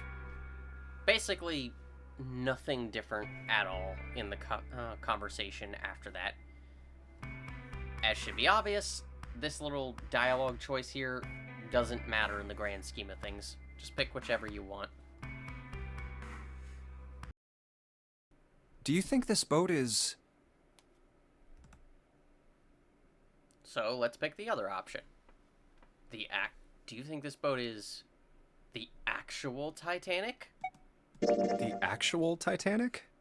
The actual Titanic? You mean it, like, slipped through time and ended up here? Before the ship sunk on April 14th, 1912? Oh yeah, time travel. Good old teleport... what is it called? Teletemportation, I believe it's called. Huh? What the hell are you smoking? Huh? Did I get it wrong? Yeah, Kane. Of course you did. Time travel is crazy. It's not something that can happen. Right? Junpei grinned and shook his head. No, that's not... I mean, come on. I mean, slipped through time? Seriously? Yeah. Surely not. I was talking about the controversy surrounding the Titanic. Controversy? What do you mean? Haven't you heard of it? It's pretty famous, you know? The Titanic had a sister ship that was essentially identical. It was called the Olympic. Oh, yes, I have heard of that. I think I heard it was troubled by a lot of problems. And the company that owned it didn't know what to do with it, right? So they made the Olympic up to look just like the brand new Titanic. That's right. They also took out a huge insurance policy on it before it set sail. That would mean that the real Titanic never sank. Yeah, the ships got swapped. The real Titanic was renamed the Olympic in secret. They used it as a passenger ship for more than 20 years. Hey, wait a minute. Wouldn't that mean it retired in 1935? Huh? Well, yeah, I guess sometime around then, yeah. Well, what happened to it after that? I heard it was dismantled. Dismantled? Then it doesn't matter, does it? Whichever boat the real Titanic was, it doesn't exist anymore. It was either retired and dismantled, or sunk in the Atlantic by the curse. But then that would mean that this ship is... Wait, what did you just say? Huh? Sank in the Atlantic because of what? The curse. So, yes. Quite a different dialogue chain there. And what Junpei is saying is correct. For the most part, obviously. The Olympic is a sister ship of the Titanic. And it was eventually dismantled. Mainly, I believe, due to the cost of keeping it up being too much. But it was also very similar to the Titanic, but as Akane put it, it doesn't really matter how similar it was dismantled. So it would be irrelevant in this situation. What do you mean, a curse? A curse is a curse. Really? This one is the curse of the Egyptian mummy. Junpei couldn't understand how June maintained a straight face to say that. Supposedly, the Titanic carried the mummy of the priestess Amun-Ra. And back onto this, I would like to point out that this whole thing about a mummy being on the Titanic isn't coming out of nowhere. There were rumors of a mummy being on the Titanic, but needless to say, they were quite obviously just rumors, nothing concrete or true. But that's likely where this idea came from, you know, for the game, just acting as if the rumor was possibly true. Or at least Akane believes it to be true. Who knows if it actually is? Maybe we'll find out. Which was stolen from a pyramid. So, if you choose the option a replica of the Titanic, as we did the first time,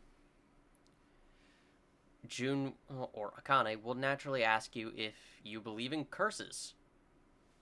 We chose I do the first time, so let's choose now no, they're a load of crap. Please note that if you choose the option the actual Titanic, you will not get this dialogue choice. Sorry, but I can't really say I believe in that kind of stuff. Tact was not one of Junpei's many better qualities. What about you? Nah, I guess that's kind of a dumb question. Yes, I do believe in curses. In fact, I think it was a curse that sunk the Titanic. What? A curse sank the Titanic. The curse of the Egyptian mummy. But yeah, there's no real point to getting this dialogue chain anyway, because, I mean, nothing really changes. So, coming back to this escape room, I would like to point out something. Just in case you're curious, there are cases where certain aspects of the escape room can be skipped if you know the answer beforehand, obviously. So in this case, we already know that this is here. So can we just grab it without going through all that work? Let's see if there's anything... Huh, this one's a little loose. I think I can get this with my nails, and yes! And the answer is yes. You do not have to go through all that work with the shower curtain to get this tile. You could just pick it up at the beginning.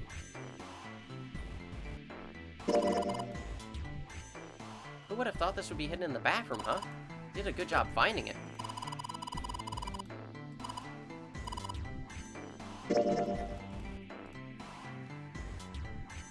So, yes. That's kind of all I wanted to show. Junpei, did you find this key in the other room? Yeah. Then maybe that means... Yeah, I figured I would use this opportunity to show some fluff dialogue that I skipped.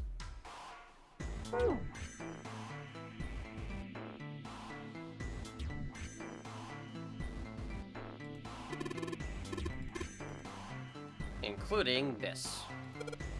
Damn. Guess this is the wrong key. Well, that means there's got to be another one somewhere around here. Otherwise, we aren't going to be able to open this thing. This key's probably for something else.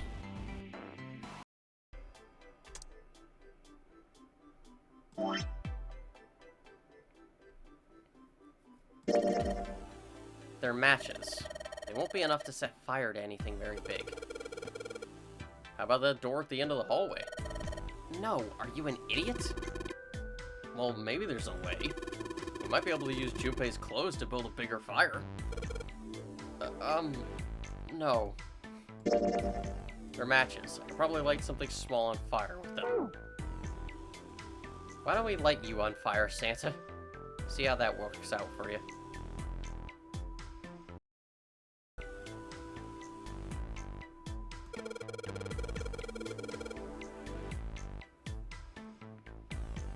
Huh. That's interesting. Well, I don't think there's anything else worth checking out in this room. That's a bit of a typo.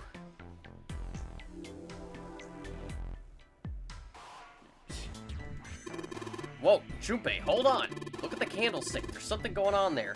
There's something going on with the text too, Santa. It was called a lack of proofreading. Most of the game is fine, but, slip-ups do occasionally happen.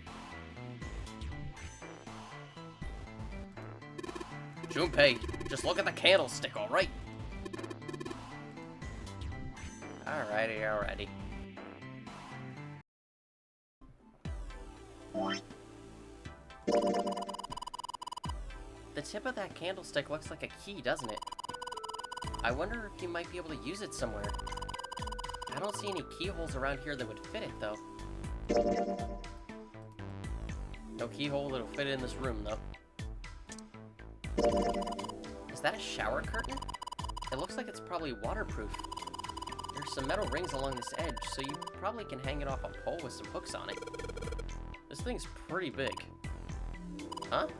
Hey, look, Jumpy. There's hole in the curtain, like a bug shoot through it or something.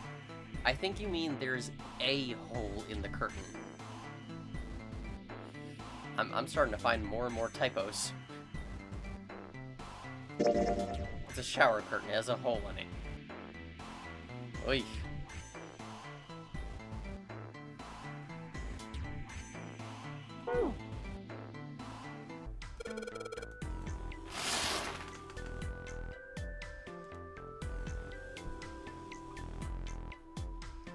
What the hell? Sadly, there are no hot women on the other side of the hole. As such, there's no point to looking through it. So I won't.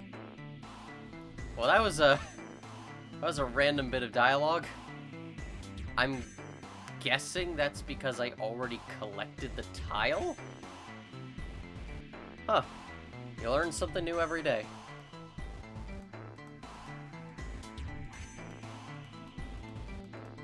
And that's about it. Oh well. That was still funny.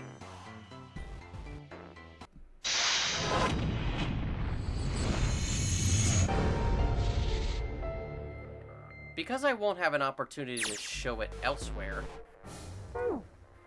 I would like to point out something that some viewers may have noticed. If you play the game in adventure mode, then when you start an escape room, Junpei's eyes will be shown on the screen as it begins. But if you're playing in novel mode, then it'll just show that blue background. So it's a nice little detail. And the only other reason I'm back here is to show you this. Both briefcases have their 4 numbers begin in 0101.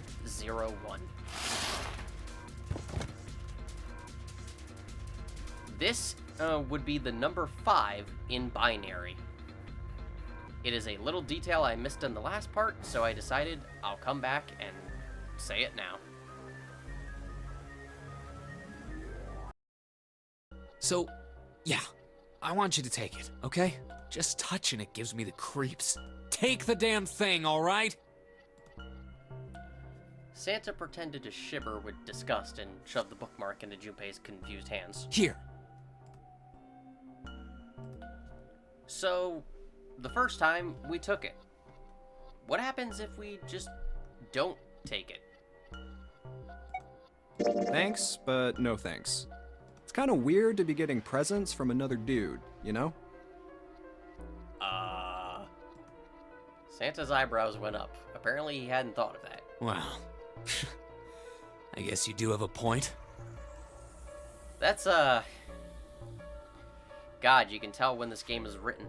But also, it's a little funny in hindsight because one of Junpei's interactions with another character in a later game could be possibly interpreted as him being bisexual.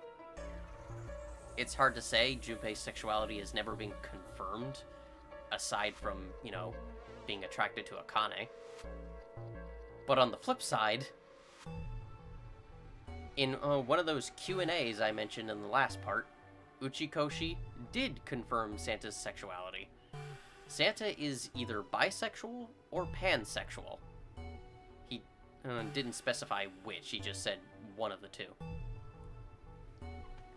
So, yeah, it's a little bit funny in hindsight that Santa's agreeing with this when, in reality, he would actually be attracted to guys.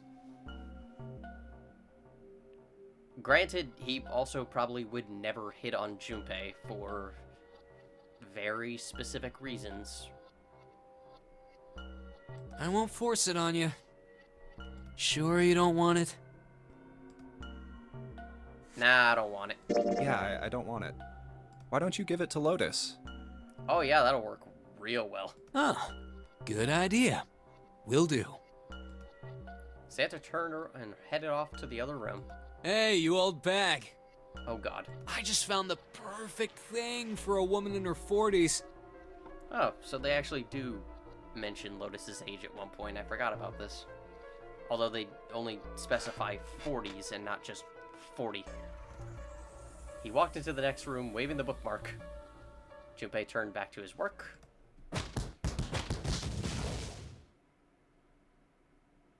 And heard a faint sound from the other room. The sound of bones breaking. I imagine she threw an aura, aura, aura as she was just beating the ever-living daylights out of him. Yeah, I'm just gonna pretend I didn't hear that. Yeah, let's not do that.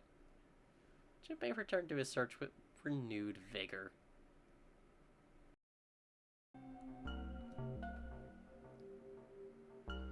So, let's change our mind. Let's actually take the thing anyway, even though we said no.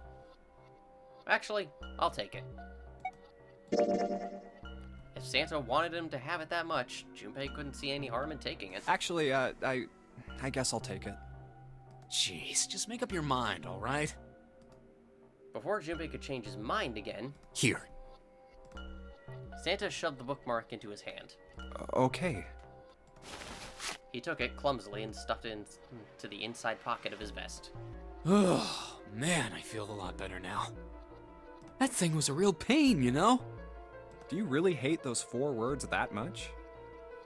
Yeah, well, they can all betray you, you know? And from here, the dialogue is mostly the same. So, if let's say instead of gambling, let's say you mean like the stock market? You mean like the stock market? Nah, that's not what I mean. Why the hell would you think that? I don't know. You're naturally confusing. I mean, yeah, I do stocks too, but... This last statement, more or less thrown away by Santa, caught Junpei very much by surprise. You? A stockbroker? Like I said, you are naturally confusing. Yeah, got a problem with that? No, you don't look like the type. What Junpei didn't say, of course, was that he didn't think Santa looked smart enough to be a stockbroker. Man, that stuff's just like gambling, you know? All you gotta do is bet on the winning horse. I mean, he's not wrong. Nothing that hard about it. You sure sound pretty confident. So, are you betting on winning horses? Course I am. You remember a couple years back when the stock for Cradle Pharmaceuticals shot through the roof? Stacked a few bills over that, if I do say so myself. Uh-huh. So what you're saying is that you actually have a fair bit of money. Uh-huh was all Junpei could think of. He'd never even heard of Cradle Pharmaceuticals.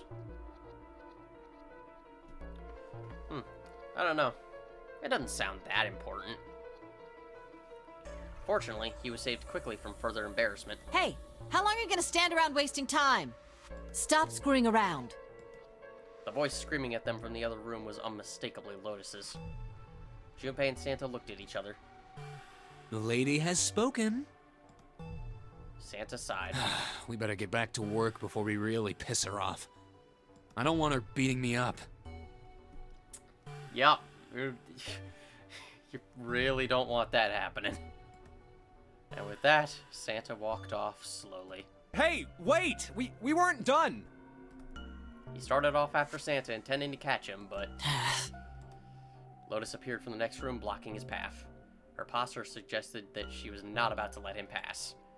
There was nothing for it. He had lost. Okay. I'll get back to work. Damn it. Her glare suggested that any other choice would not have ended pleasantly for him. So, fun fact, I consider some of these interactions with Santa to be some of the rarest things to see in the game. I almost never see anyone say no to the bookmark, and I almost never see anyone say the stock market. So, yeah. Most players probably haven't seen these interactions. And if you haven't, well, you have now. Junpei mumbled to himself under his breath and went back to his search.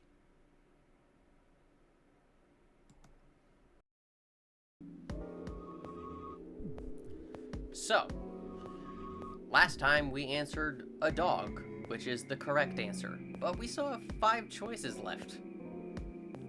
So, what about a man's face? A man's face? This is the head, and this is the nose and the mouth. Junpei indicated parts of the picture that looked exactly like the other parts. Nope, you're wrong. Lotus smiled triumphantly. This is a dog. See? Like this. Lotus pointed out parts of the picture, and eventually a dog took shape in them. It looked as though she had a point. It was a dog. Santa also nodded in agreement. So, now we know what it's a picture of, but I don't see how that helps us. So yes, a rather boring result, but I mean, we gave a boring answer anyway, so.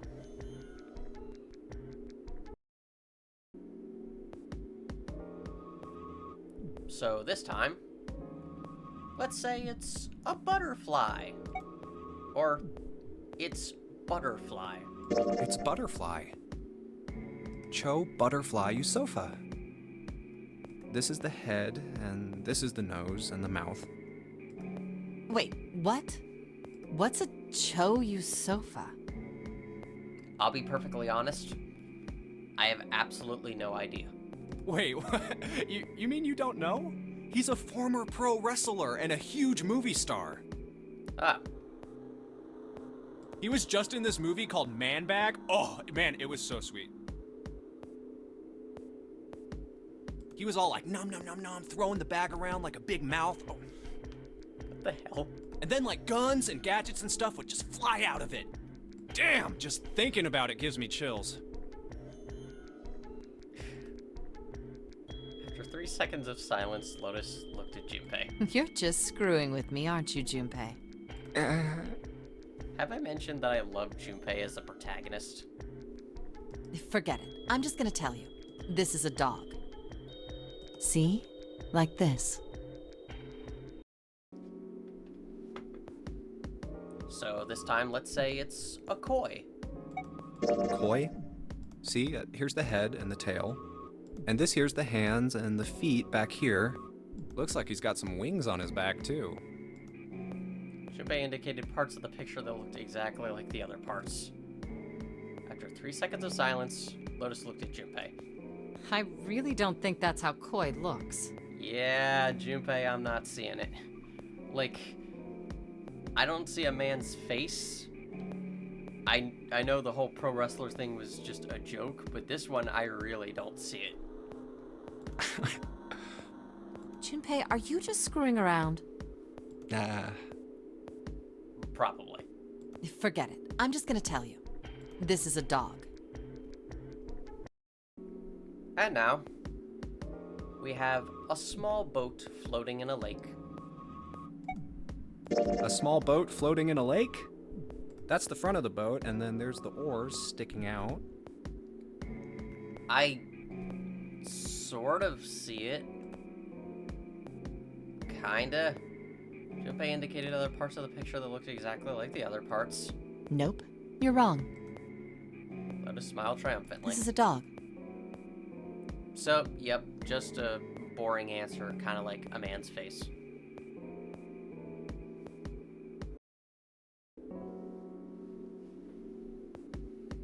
And now, for the best answer. The Funyarinpa. A Funyarinpa. See? I mean, this totally looks like one. And here, and here. Junpei indicated parts of the picture that looked exactly like the other parts. After 3 seconds of silence, Lotus looked at Junpei. What the hell is a Funyarinpa? What do you mean? What the hell is a Funyarinpa? You mean you don't know? Everyone knows, Lotus. How could you not? How the hell would I know? How could you not know?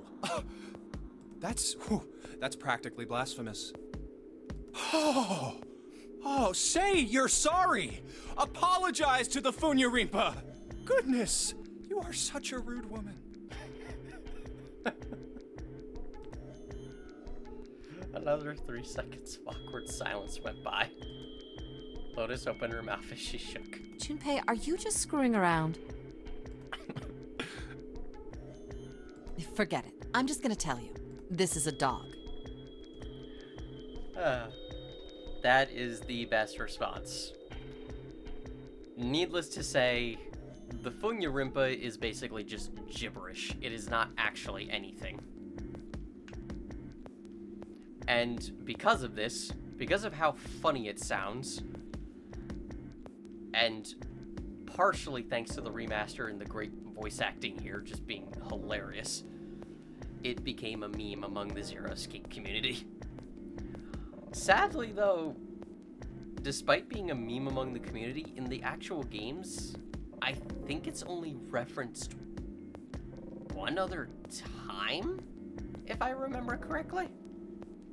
Once or twice, I think just once, beyond this game.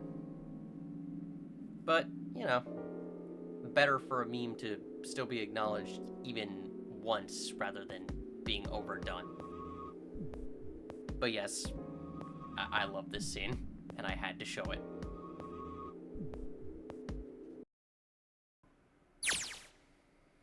They step through the door to find themselves in a wide hallway. Oh, another hallway.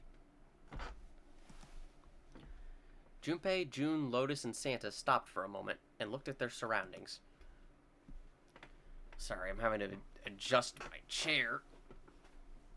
God, I've been sitting for a while. A short distance away, a metal grate extended across the width of the hallway. Come on, open!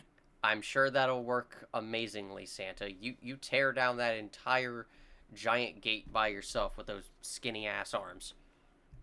It's not going to open because you rattled it, you know. Damn it! Why don't you use some of your old holiday cheer powers? Just tap your nose and make it vanish. They took hold and shook, but it refused to move. Look over here! Nearby was a pair of elevators. Elevators. And the buttons? Of course they don't work. Why would they? The power must be out here too, just like by the staircase. That leaves this door. Well, looks like we don't have any choice. Yeah. Sure does. Well then, let's open it. All right, here I go. Junpei grabbed hold of the knob and quietly pushed the door open. He entered, slowly, trying to take in as much of his surroundings as he could. The others followed shortly. Oh, so it's a kitchen. Santa did not look pleased. What were you expecting? Isn't it obvious? The exit? I was hoping this would be the way out of here. You really think it'd be that easy? Yeah, I know. Still. There's only so much room for optimism in this situation. As they talked, Lotus headed deeper into the room. Until at last she stood in front of a door. If we can just get through this door, we should come out on the other side of that grate we saw earlier. But don't we need a key for that? I don't know why that line isn't voiced. Is it? You know what? I'm going to go back. When I'm getting the bonus stuff, I'm going to check and see if that line is voiced in adventure mode. No good. Again, I'll have to check that. Sorry, I guess that wasn't very constructive. Neither Junpei nor Lotus looked terribly happy. Anyway, let's take a look. Junpei dug the ship map from his pocket and spread it out in front of him. As he did... Hey! What's that? Huh? Oh yeah, I guess I forgot to tell you. I found this a little while ago. It's a map of the B deck. Jeez. Before Junpei could finish, Lotus snatched the map away from him. Let me see that. I mean, you could ask. She ran her finger across it, muttering to herself. I knew it. See? Look. Yes, yes, hold your horses. Junpei did as he was told. What did you figure out? Santa and June moved over to look at the map as well. This is handy. See? We came in here. Now, if we go out there, then we'll be on the other side of the grate. With her finger, Lotus traced a path on the map. How about that? She's right. We can get out through there. There we go. Here, you can have it back. Satisfied that she had been correct, Lotus folded the map and handed it back to Junpei. Thanks. I'll be the dedicated map carrier. In these pockets that are somewhere. He took it and slid the valuable piece of paper back into his pocket. This map did not look small. What pockets are you putting it in? I guess the giant floofy jacket that looks like something Marty McFly would wear? There's a card reader on the right side of the door. And that means the key card is somewhere in here, right?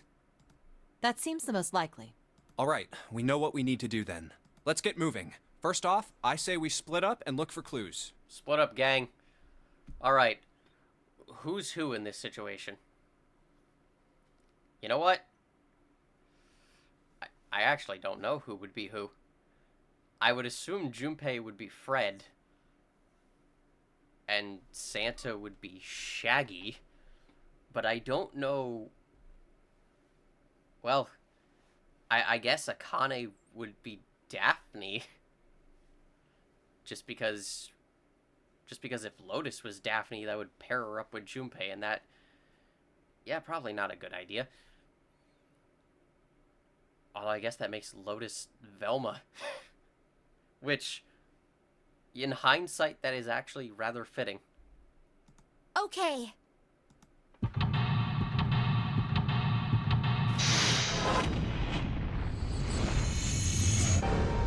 Seek a way out. Oh yeah, we're doing 2 escape rooms today. The kitchen. And the name of the track playing is Tonari Game.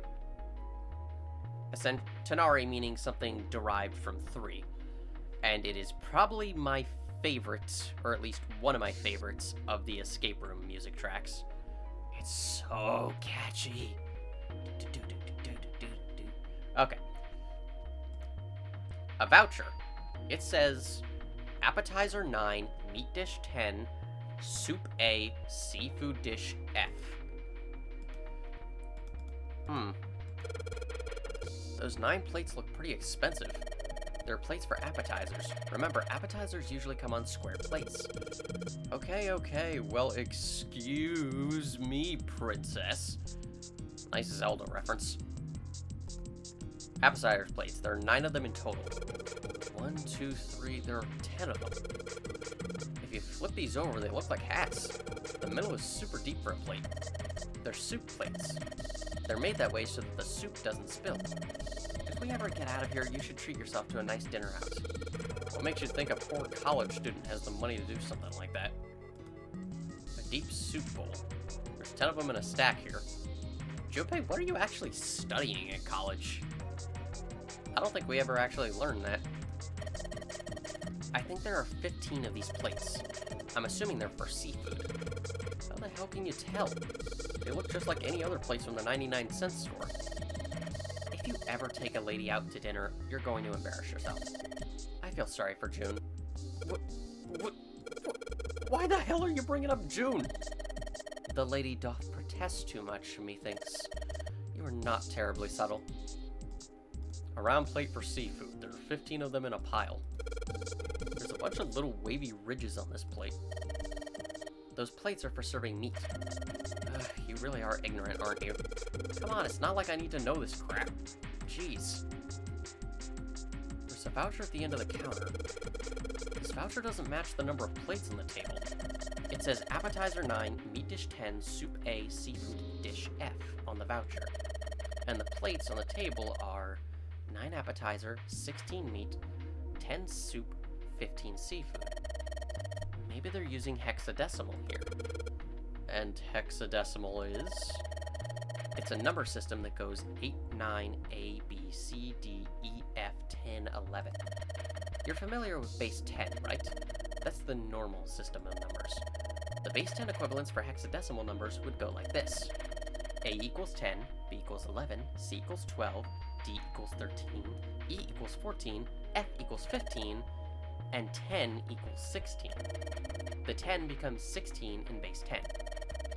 I know it sounds strange, but you can think of it as just 6 letters added onto the normal number system after 9.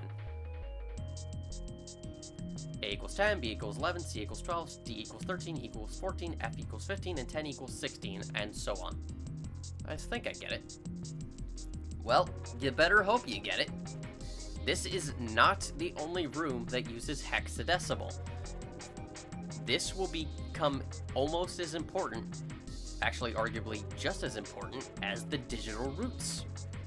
So, you better get used to it now. Hexadecimal. I wonder if it's some kind of hint. Yeah, maybe.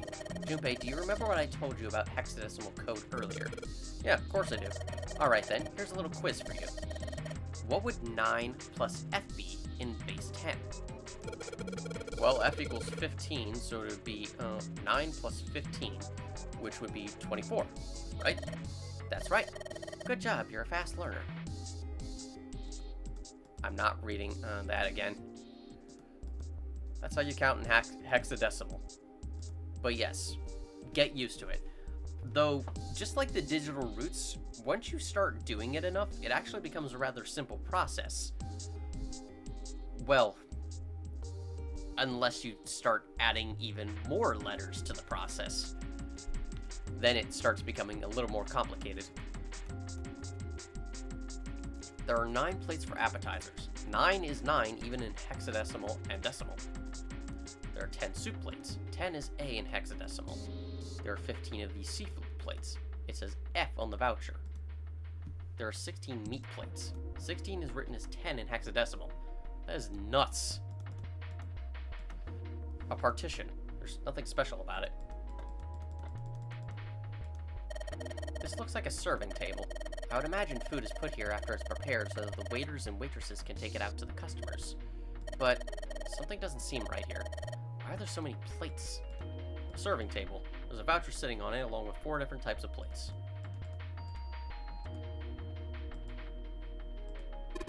That's the exit. There's a big old iron plate over the door.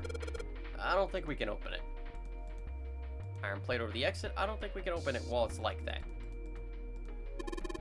A countertop. We've got a rolling pin and a colander. Nothing useful, in other words. I mean, you could bring the rolling pin as a weapon if you need to. A well-kept countertop. Doesn't seem to be anything useful on it, though. If Silent Hill has taught me anything, bring anything you can as a weapon. It can work. It's kind of far away. I can't really tell, but is that a ladle? I don't really think a ladle is going to be very useful. Just an ordinary ladle. No reason to hang on to it. Ladle, out of plate. Oh, wait. This is sad. I can't even remember a simple children's song. I skipped the children's song. Ordinary ladle. Remember, Junpei, ladle, not dreidel. That's what I get for going too fast.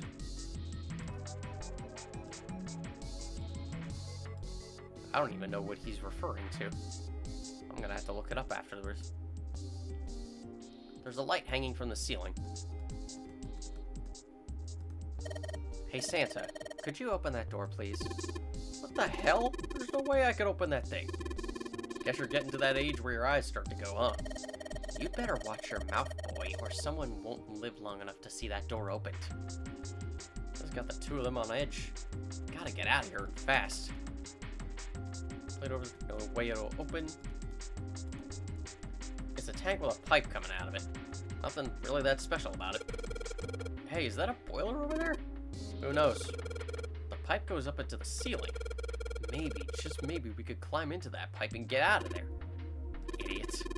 How the hell are you supposed to get into a pipe that size? Well, at least he kinda got my joke. That makes me kinda happy. Also, how are you supposed to, you know, get the pipe open in the first place? Tank with a pipe coming out of it. There's nothing special about it.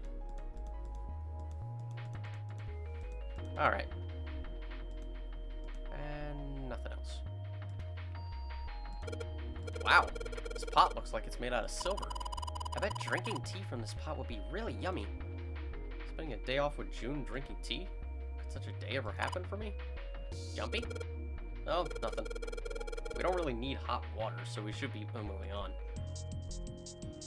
I mean, you could also use water. There's a silver pot here. It's a lot of notes. They got a bunch of stuff written on them, but it doesn't look like a code or anything like that. Looks like a bunch of instructions for using the cooking utensils. Nothing really suspicious about that. There's notes here, but they don't look very important. Wow, Jumpy, you can reach really high. Yeah, I could jump pretty high. Here we go. This sleigh is pretty high up. It's hard to get to.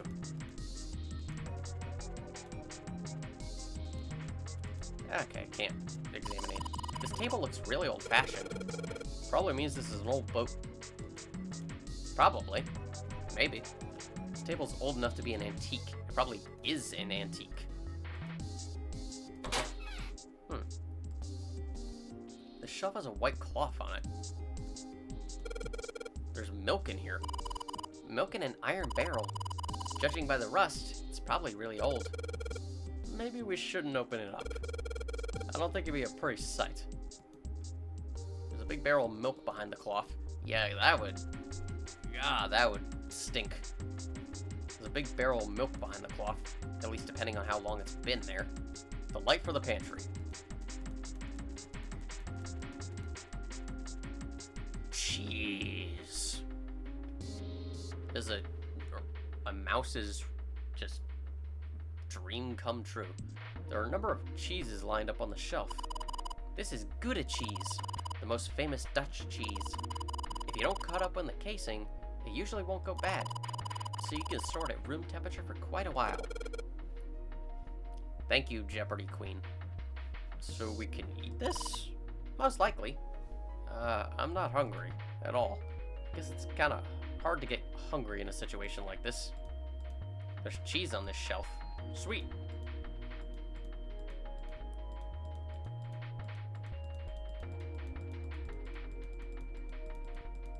Aw.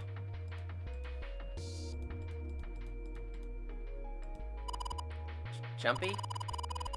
You're searching with such tenacity. I don't think you have to search down there. I just want to be sure. Cheese. Nom nom nom nom nom nom nom nom nom nom nom. Want to be sure. I have to search every piece of cheese. Cheese. Cheese. Okay, I'm done messing around. Hey, there's something behind the cheese. You're right. Why don't we move some of the cheese? Alright guys, time to move it. June and I need to look behind you. There's a little green bottle back there. Oh look, cooking oil. You could probably use this to make something slippery. A bottle of oil originally intended for cooking. It might also be useful for lubrication. I'm not going to acknowledge that.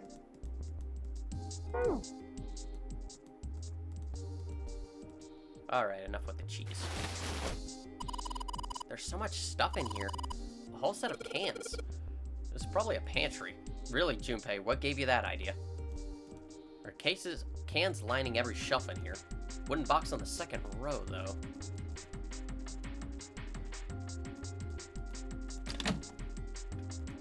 There's a knife in this box.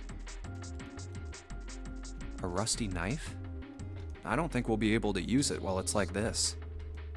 The knife seemed important, Junpei thought, but it wasn't going to be much use the way it was.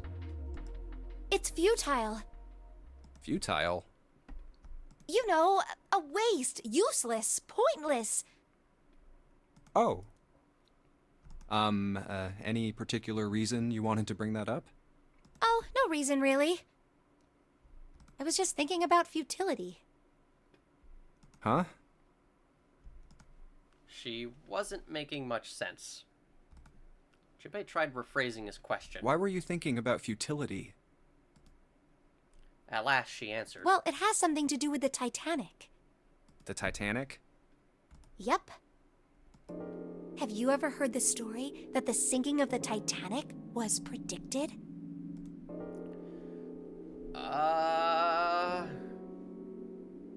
Let's say no, I haven't. No, I haven't. What is it? In 1892, 14 years before the Titanic sank, a novel was published. It was called Futility.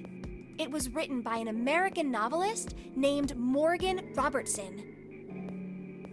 Okay, Jeopardy Queen, I hate to correct you, and this is actually an error that was in the original DS version, and surprisingly carried over to the remaster.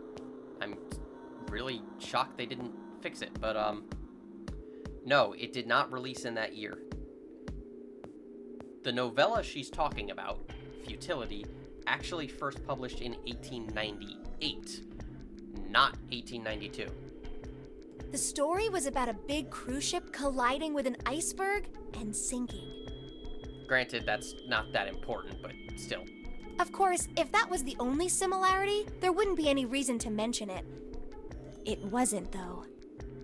The name of the ship, its nationality, course, departure time, size, displacement, maximum speed, number of passengers and crew, the number of lifeboats, even the location of the accident itself, and the cause, and the location of the damage. Everything matches the Titanic almost exactly. It was almost as if he'd seen the whole thing happen. But this book was written 14 years before the Titanic sank. But that's not all.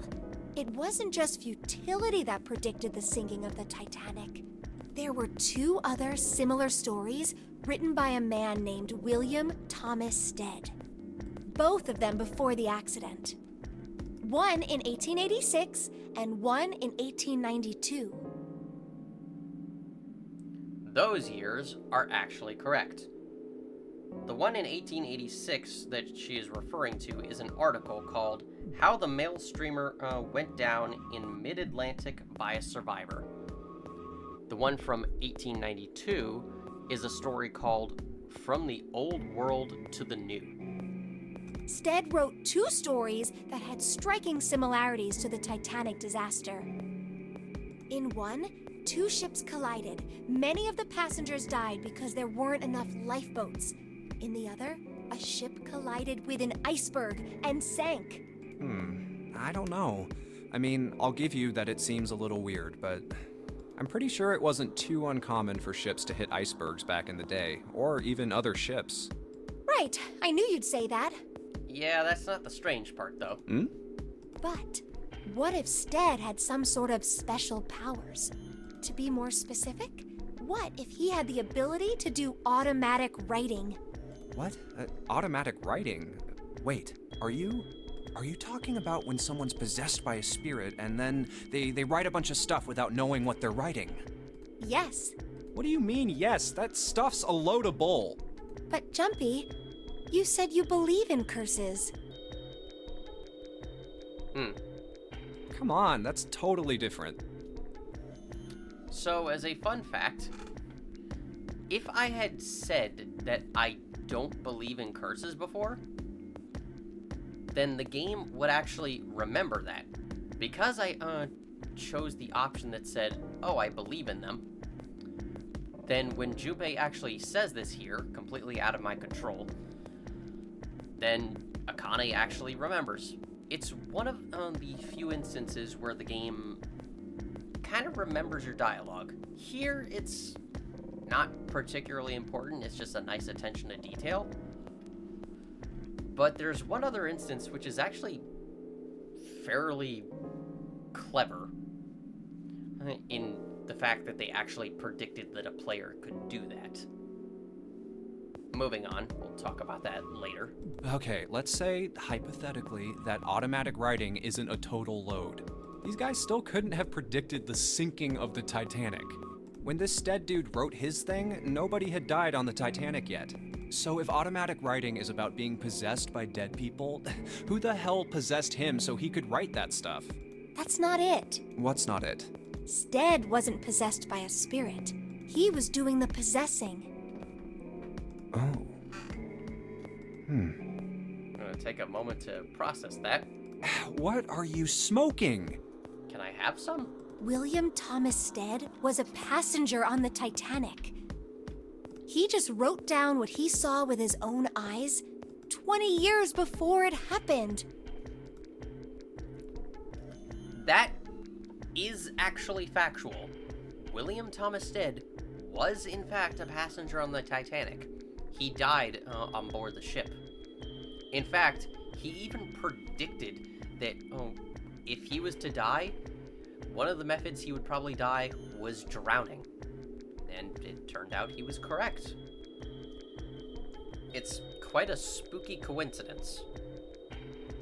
As a side note, the previous author she mentioned, Morgan Robertson, and his book Futility, the ship in the book is not actually named the Titanic. She kind of glosses over this fact. In the book, it is instead named the Titan. But it is true that a good deal of things in that book bear a striking similarity to the real-life incident. Enough that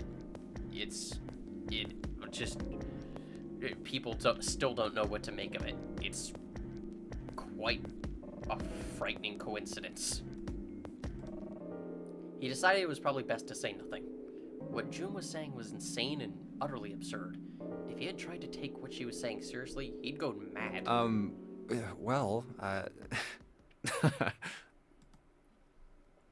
Junpei smiled uncomfortably. Well, why don't we talk about this some other time, okay?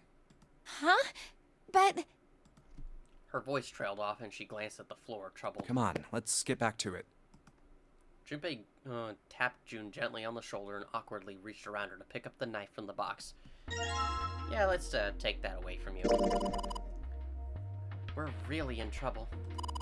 I know I'm just repeating myself, but this really is a futility moment. That blade is so rusty. Yeah, I know. We can't cut a damn thing with a knife like this. If we're going to cut anything, we probably have to sharpen the knife. If I can sharpen this knife, I should be able to cut stuff with it. Can I cut the cheese? Aw, I want to cut the cheese. Alright, there's nothing else in here. Ooh. An iron oven. Looks pretty heavy duty. It's probably industrial quality. I bet you could cook anything with this. Anyway, let's have a look inside. Damn, I knew it. It's locked.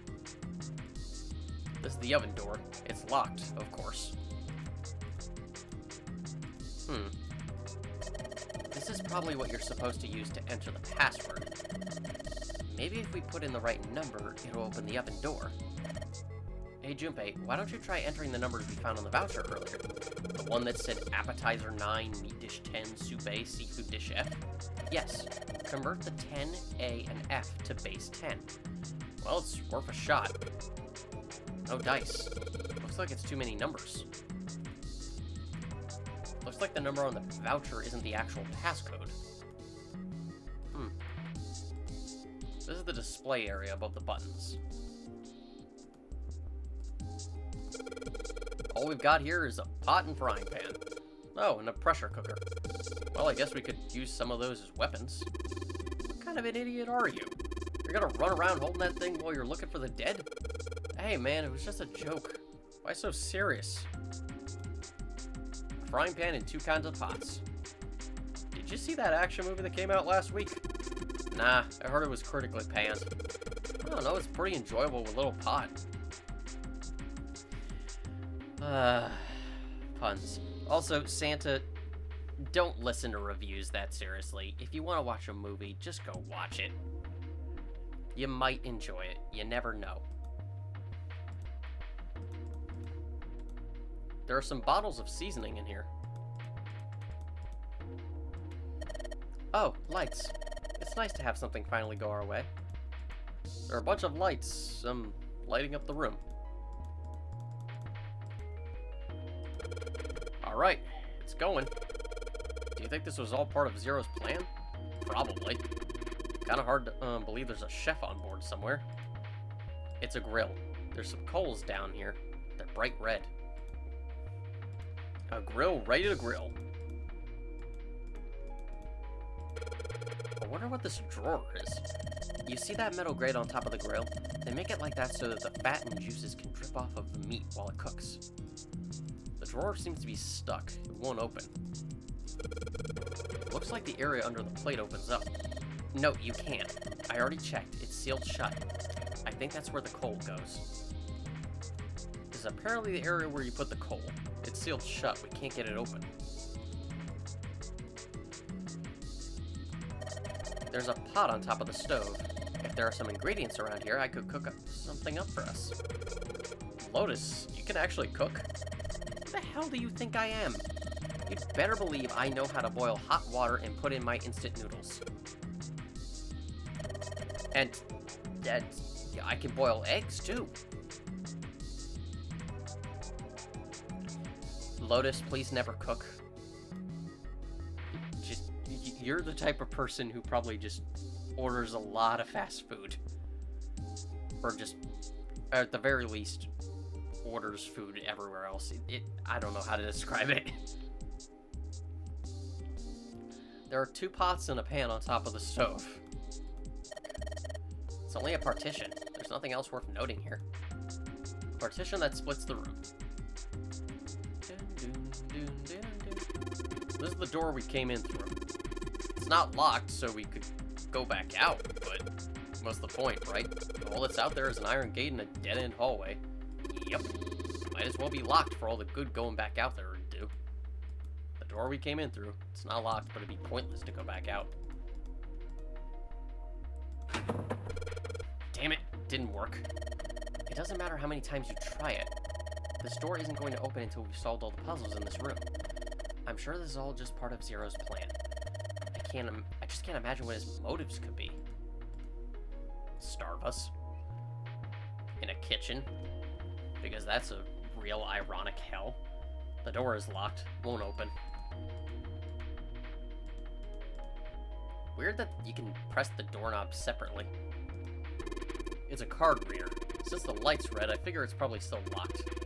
The key card for it's gotta be around here somewhere. We just gotta find it. Card reader. The light is red.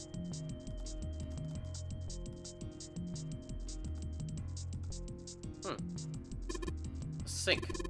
Still got water in it. There are a couple plates in there, but I don't think they're gonna help us much. It's a sink with water in it. There are a couple plates in the water. Ooh. A whetstone? What are you planning to do with that?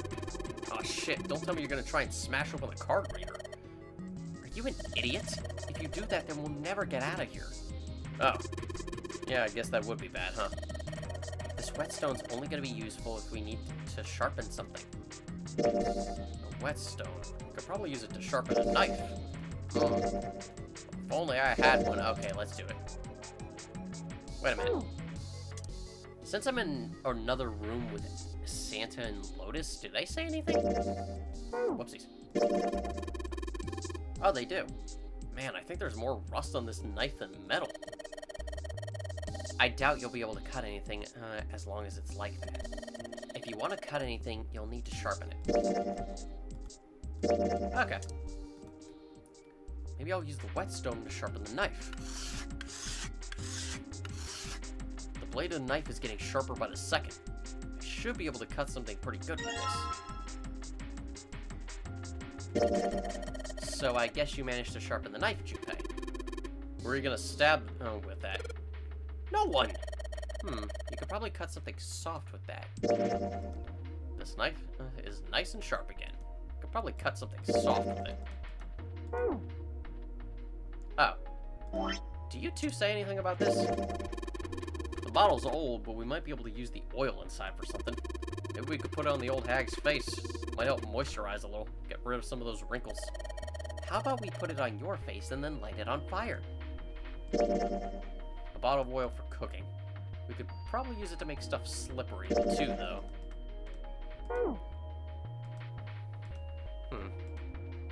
Maybe this table's for preparing food. There are plates everywhere. A trash can. There's nothing inside of it. Well, better than being full of rotten food, I suppose. Yeah, I guess. A big bucket made of tin. There's nothing inside. Damn it, there's nothing in here. Hey, Santa, digging through that trash really suits you. What the hell did you say? Listen, lady, I did you a favor. I knew you'd just piss and moan, so I did it for you. Oh my, I don't recall asking you to do anything. Ugh. I gotta throttle you. Big squeeze me. Does it feel colder in here?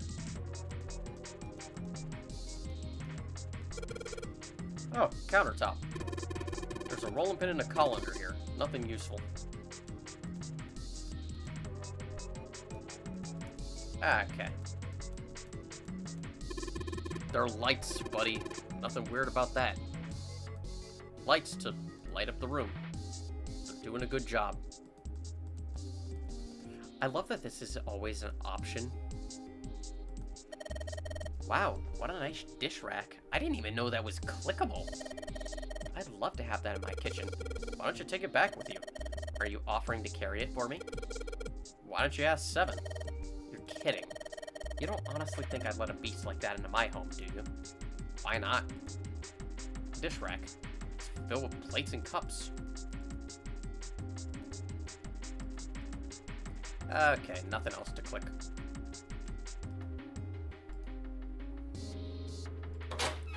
Just because I'm curious. Wow, it's so shiny. Did you sharpen it, Jumpy? Yep. Now we can use it to cut something soft. Okay. I was hoping that would be funnier, but apparently not. A door. There's a bolt keeping us from opening it. Well, I can move the doorknob. Then I'll bet all we need to do is get this bolt off. The doorknob works. That damn bolt's the problem. It's a bolt, and it's really rusty. Will this even open? We won't know until we try. Let's give it a shot. Alright, let's see if you're gonna come out. Damn, no dice. A rusted bolt.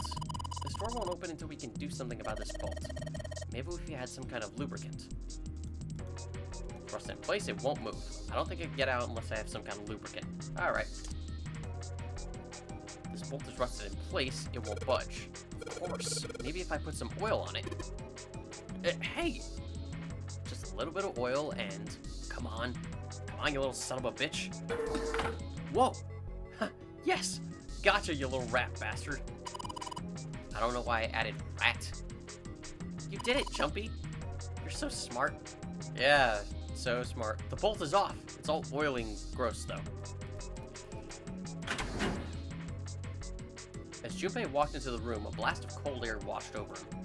Almost instinctively, he folded his arms tight across his chest, doing what he could to conserve body heat. Oh, it's cold in here.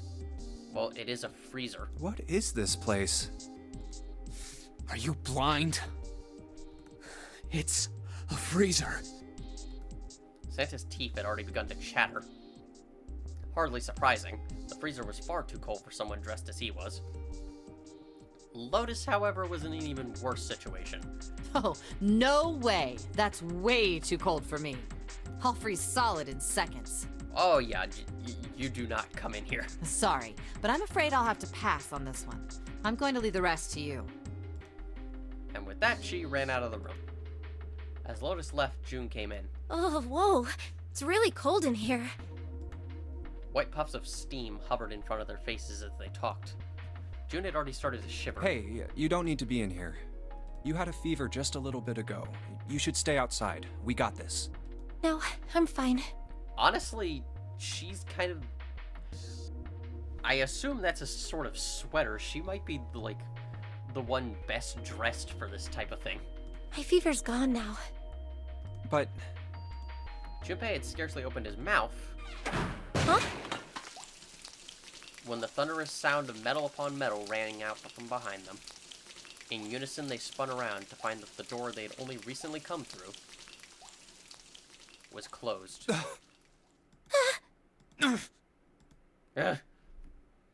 Junpei rushed to the door. No! Why did it suddenly close? Desperately, he grabbed hold of the doorknob. Ah! Yeah, don't touch that. It was cold. Beyond cold. Merely touching it was painful. The knob's frozen! But why? They quickly deduced that the pipe next to the door had ruptured. It looks like the pipe next to it broke, and... Water released by the rupture had hit the door and frozen instantly. Santa shoved Junpei aside and pounded against the door.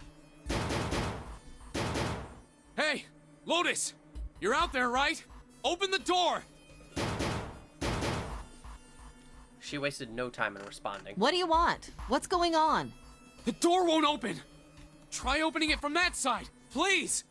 Did you not hear the loud bang in the door closing? Oh, fine. Like, if you say so. Hold on. Soon they could hear Lotus on the other side of the door. Then the grunting ceased and they could hear light panting as if from exertion. It's no use. It won't budge. You've got more people in there. You figure it out. Oh. God damn it. Santa was shaking like a newborn deer. June was hugging herself and was shivering violently. Even Junpei, with the heaviest clothes of any of them, was clearly feeling the cold. Yeah, actually, I guess. Again, look at artwork of Junpei, and he is straight up dressed almost like Marty McFly. I guess he would be the warmest dressed for this type of situation. With every breath they took, they could feel the cold working its way deeper and deeper into their bodies. Anyway, let's find a way out. If we don't get moving, we're gonna be permanent residents.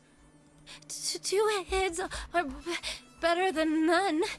I'm sure we'll figure something out. Yeah, you're right. Let's just take a good look around this room, okay? Right. They pushed in close to one another and began to search. Oh, the music has been replaced. There's so much stuff in here. Why don't we take some of it out, Jumpy? It's a rope. Well, we could use it to attach something to something else, I suppose. A sturdy rope. I could probably tie things together with this. A storage area built into the floor like a small cellar. There are a couple of bottles in there. A water bottle. Yes, it is. It's an empty water bottle. The neck is pretty small. I don't think I could fit anything very big in there. There isn't anything else here that looks useful.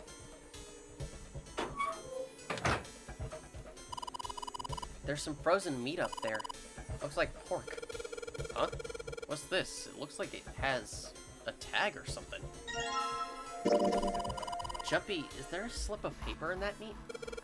I think there's something written on here, but I can't read it like this. If we try and pull it out, it'll probably rip. You need to defrost that. Don't think we're gonna be doing that in this room. It's a chunk of pork with paper inside of it. We should probably take it out once it's been defrosted.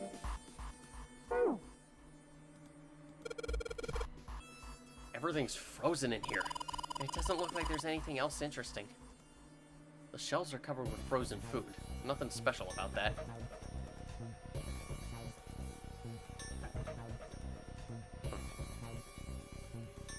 It's a thin pipe. Okay, I was hoping there'd be something. This thing is covering something. It's frozen solid. I can't flip it over.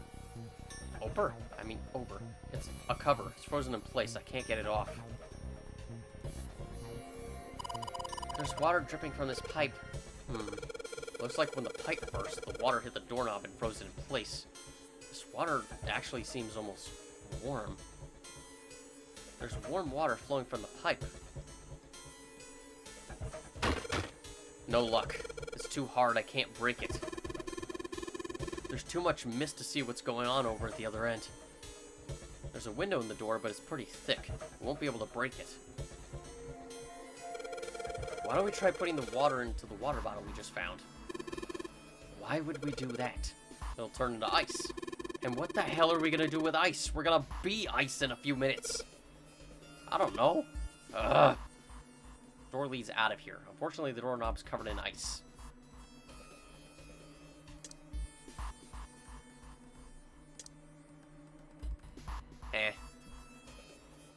I guess I missed a piece of generic dialogue, but that's fine. No good. I can't hit it hard enough to break it. Maybe it just needs more of a shock, you know? More of a shock. There's ice surrounding the doorknob. But yes, it's fairly easy to understand what to do here. Frozen chicken. It's really hard. It's frozen stiff. Hey, June, can you say that again? Huh? Say it again. It's really hard? Again. It's really hard. Thanks. Something wrong, Junpei? Your face is bright red. Nothing, I'm fine. If it's that hard, you could probably use it as a hammer. Yeah, good point. Maybe we can use it to break something. Yep. Those jokes exist in this game. And there are more. Jumpy, it's really hard. It's like a hammer. Maybe we can use this to crush something. I am not gonna read this. Jumpy, your chunk of meat, it's rock solid. Or at least I'm not gonna voice act it. It's really hard, it's like a hammer. Nom nom. Don't eat it! It's chicken. Might as well be a rock, though, for how hard it's frozen. Yeah, I'm not gonna voice act part of that. That is, no thank you. I was hoping there'd be more things that are clickable, but apparently not. Dry ice. Dry ice. Can't you make that stuff cause an explosion if you seal it in something that's airtight? Explode? Yeah, didn't you do that in school? You should never underestimate the power of expanding gas. Dry ice. We might be able to cause an explosion if we put it in something airtight and make it melt. Junpei picked up the dry ice with his sleeve so as to avoid burning himself. That is very true. Never pick up dry ice with your bare hands.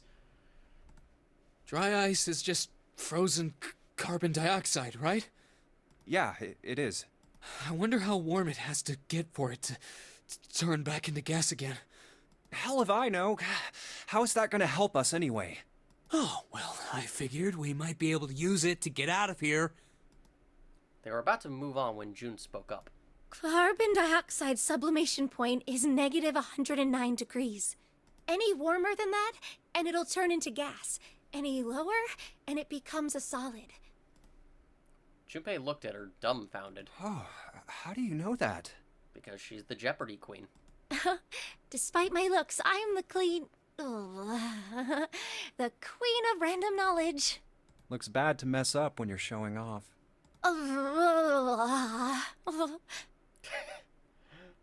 Oh, you're so cold your mouth's going numb? Yeah, that's right. You're just doing that on purpose, aren't you? June giggled and did her best to hide her guilt. At least she was still feeling good enough to joke around, Junpei told himself. I love these characters. Come on, guys. Don't you think that's kind of weird? I wonder why it doesn't turn into a liquid first. Santa was now shivering at an astounding rate, but his curiosity seemed unaffected. Junpei...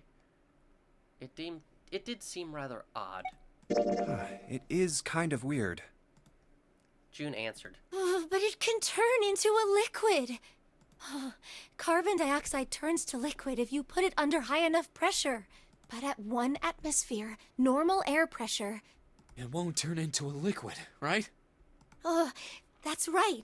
Instead of melting, it'll do what's called sublimating and change immediately from a solid state to a gaseous one. See, that is weird. Water's a liquid between 32 degrees and 212 degrees. So why isn't that the case for carbon dioxide? June replied with an answer that stunned both of them. There's a kind of ice that doesn't turn into liquid when it goes above 32 degrees. Huh? I heard about it.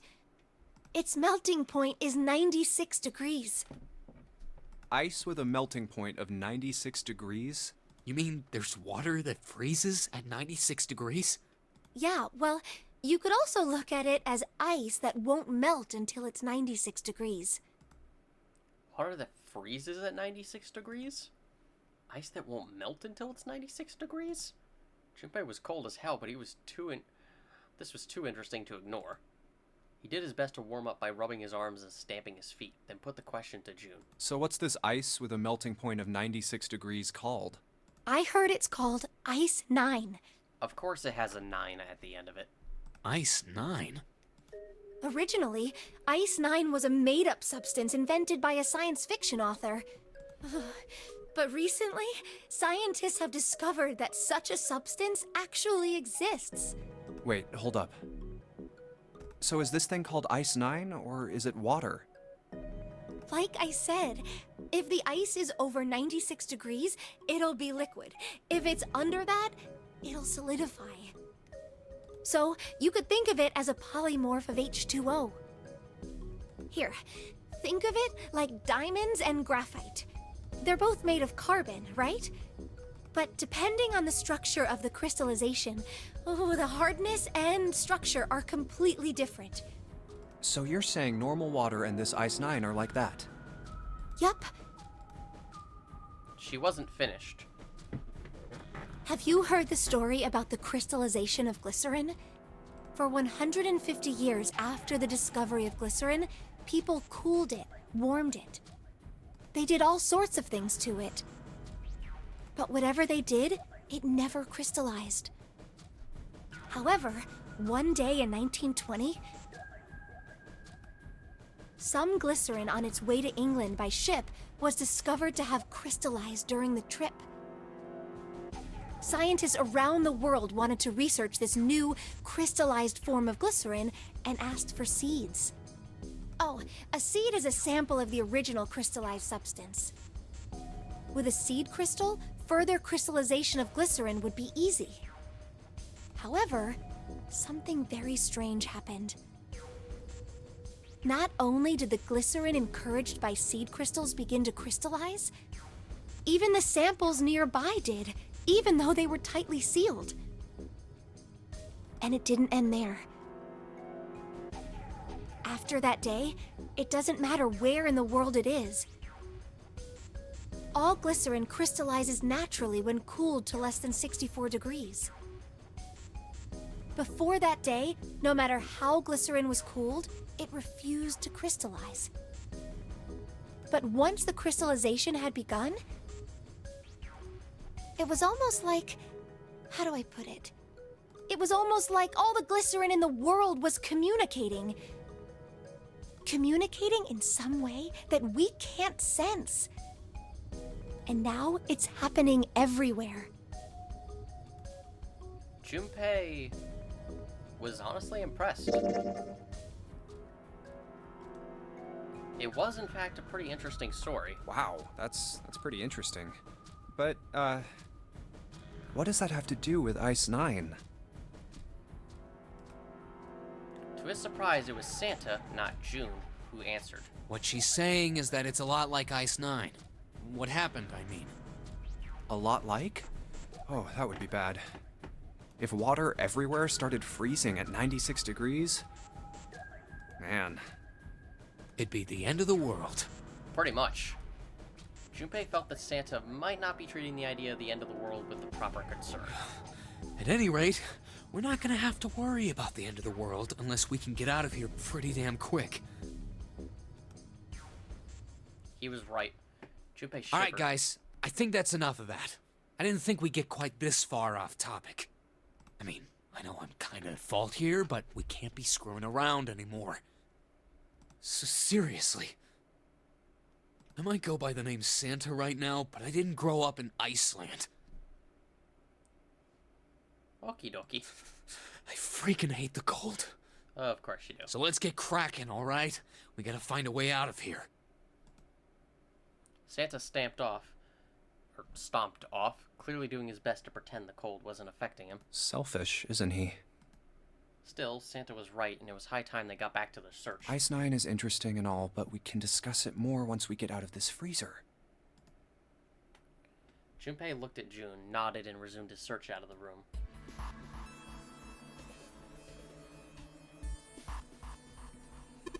Hey, Junpei, didn't you find some dry ice earlier? Yeah. There's warm water coming out of that pipe. Warm water and dry ice. What do you think would happen if we put that stuff in a sealed container together? Let's start off by putting the dry ice into the water bottle. But the dry ice is too big. Well, you gotta figure out a way to make it smaller then, don't you, genius? Crush the dry ice to get it in the bottle. Yep. Use the chicken. Alright, the dry ice is all in pieces now. What the hell, Junpei? You're doing it wrong. You gotta put the crushed dry ice into the water bottle. I know, I just want to see what you're saying. I'm gonna put these pieces of dry ice into the water bottle. Not yet, Junpei. We're not gonna get the result we want unless you can hook that bottle to the doorknob somehow. It's gotta explode right next to the ice on the doorknob. We need to figure out a way to attach the bottle to the doorknob. I wonder if I get a reaction by doing this. Nope, I do not.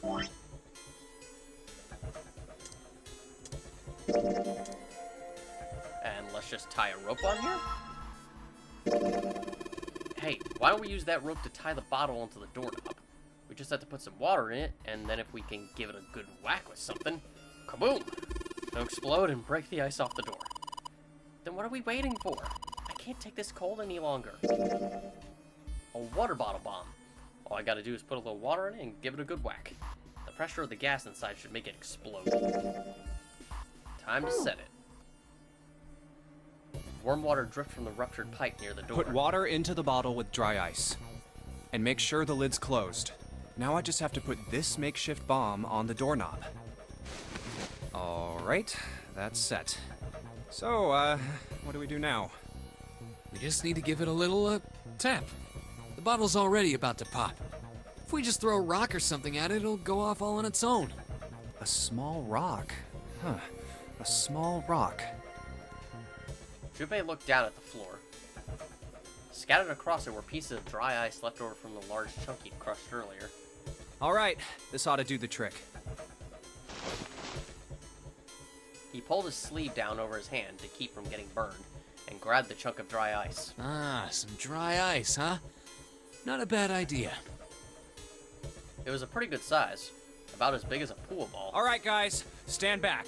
Actually, we should probably hide somewhere. Both Santa and June looked at him with new concern. Where exactly do you expect us to hide, genius? There isn't really anywhere big enough. I can think of one place. Yeah, there is. Look, right here. We can hide in there. Junpei pulled open the door to the small cellar. Come on, get inside, quick! Santa and June nodded and jumped down into the hole. Junpei quickly followed. In his hand, he could feel the chill of the frozen carbon dioxide, even through his sleeve. He tightened his grip, took aim, and prepared to throw. Alright, here I go. 3, 4, 5. You're counting the wrong way. Oh, oops. I can't tell if he did that on purpose or if he's just getting delirious from the cold. That is a really sad excuse for a joke, man. Sorry, dude. Alright, for real this time. You guys ready? Yes, whenever you're ready. Just throw the damn thing. Alright, here I go. 3, 2, 1. Junpei threw the trunk of dry ice as hard as he could. With the same motion, he ducked down to the cellar with Santa and June, just as...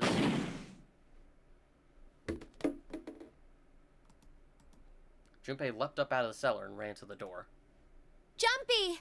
The ice on the door! Is it gone? Yeah, it's gone! The blast must have shattered it. Yes! Alright, let's see if it opens. Junpei grabbed the knob and pushed it with all his might. The door gave way easily, and all three of them tumbled out of the freezer at once. Hooray! We're out! June, relieved, collapsed onto the floor. Move!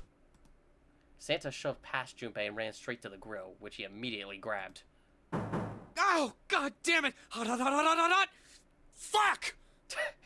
God. He proceeded to kick the grill in a futile but amusing fit of rage. Well, you did just grab the grill. What did you think would happen? Hey, where's Lotus? Yeah, Santa, in my general experience, if I get very cold and then run it under something very hot, it usually hurts even worse. It's not the best idea. Not even minding the fact that you're touching an open grill. It took Junpei only a moment to find her. She was sitting on the counter, idly scratching her chest. Oh, welcome back. I was starting to get tired of waiting for you guys. With a great yawn, Lotus lowered herself off the counter. Junpei clenched his teeth and walked towards her. What were you doing? What do you mean, what was I doing? I was waiting. We were gonna die! Oh, yeah? But you didn't. So everything worked out all right, didn't it? What the hell? Just kidding. It might not look like it, but I was really worried. Oh, don't give me that crap. I'm telling the truth. I mean, if you died, then I'd be in trouble too. If you died, then I'd be stuck here, and I'd die too. See? True. I did all I could. I even looked around to see if there was anything I could use to pry open the door, but I couldn't find anything. I mean, you probably could have taken the wooden box that was in this room over here and tried to whack the window. Granted, I don't know if that would have done the job. Junpei said the ice around it was pretty thick, but, you know, at least try. So, all I could do was wait. I mean, what else did you want me to do? Call the cops? It was true that there wasn't much she could have done, but something about her tone. Junpei gritted his teeth. Fine. But there's one thing I have to ask you. What's that? You didn't close the door, did you? Wait, what? You think I closed the door on you? Why would I do something like that? It closed on its own. I told you before, if you die, then I die too. Yeah, I guess so. It seemed that an accident was the only explanation for the door's closure. If she'd really wanted to kill us, all she had to do was bar the door from the outside. But she didn't. Well, she didn't do anything. She's only lazy, or negligent at least, not an attempted murderer. Junpei swallowed his anger and did his best to apologize. Well, I'm sorry. I'm sorry I doubted you. Oh, yes, well that's all right. As long as you understand. Lotus looked away and twirled her hair between her fingertips. His vengeance against the grill complete, Santa swaggered back toward Junpei and Lotus. Hey, no more screwing around, you two. Break time's over. Especially for you, lady. You've just been sitting on that fat ass of yours while we were freezing to death. How rude! I was plenty busy. Yeah. How about you put all that energy into something besides bitching? Let's go. Good God, these characters are charming. But yeah, Junpei, if she really wanted to kill us, I mean, there are better methods. That is a frozen piece of pork. Hey, what's that? It looks like there's a piece of paper inside it. If you try to pull it out, it might tear. Maybe you can melt it if you put it on something warm. Something warm. Something warm. Oh yeah, didn't someone burn themselves on something earlier? I wonder if there's a unique piece of dialogue in here. Jumpy, is there a slip of paper in that meat? I think there's something written on here, but I can't read it like this. If I try and pull it out, it'll probably rip. We need to find a way to melt it. Okay, it's literally the exact same piece of dialogue. Actually, I wonder. Nope. Not even any unique dialogue. It just says no. Guess I'll put this meat on the grill. Hey, what are you doing? What are you going to do if the paper burns? Come on, it'll be fine. I mean, it's not like it's gonna burn right away, right? You just gotta keep an eye on it and the paper will be fine. Well, they can argue all they want. I'm gonna keep an eye on this pork. God, that was loud. Cool, looks like it's about time. I'm gonna try taking the paper out. Jumpy, be careful. Sweet of her to care, but I know what I'm... See? I told you. Hey, what the hell are you doing? Hurry up and take the paper out. It's not coming out. The thing's frozen stiff. I can't get it out. So, are we gonna have to cut the meat? Yeah, it looks that way. Looks like we'll have to cut into that meat to get that piece of paper. Hey, Junpei, I thought you had something that could cut meat with, didn't you? Meat to get the... Did I have anything in my items? Huh, that's the exact same dialogue. I wonder if there's unique dialogue if you don't get the knife by this point, because you technically don't need to grab it yet. Alright, now that I've sharpened the knife... Yes, I cut the pork. Awesome, Junpei. Now we can cut out the paper. C plus 10 plus F. Do you think it's some kind of code? Damn it, they're just screwing around. Junpei, do you know what C and F stands for? Do you think maybe it means corporate finance? I thought it was clever and funny. It says C plus 10 plus F on the notes. So yes, it should be fairly obvious what it is. Man, this pork smells good.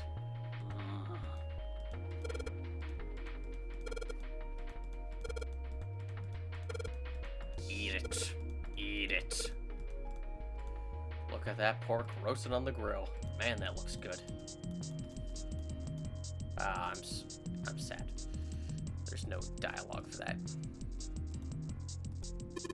Hey, Junpei, where do you think you're going? Oh, I was just thinking I'd check and see if we missed anything in the freezer. Why would we have missed anything? We searched that whole damn place. We put our lives on the line, man. Yeah, I guess you're right. I don't need to go back there. We looked around the freezer enough already. We can't afford to get into that kind of trouble again. Probably better if we don't go back in there. I already searched that damn freezer from top to bottom. I should go somewhere else. It is true. You cannot go back into the freezer now.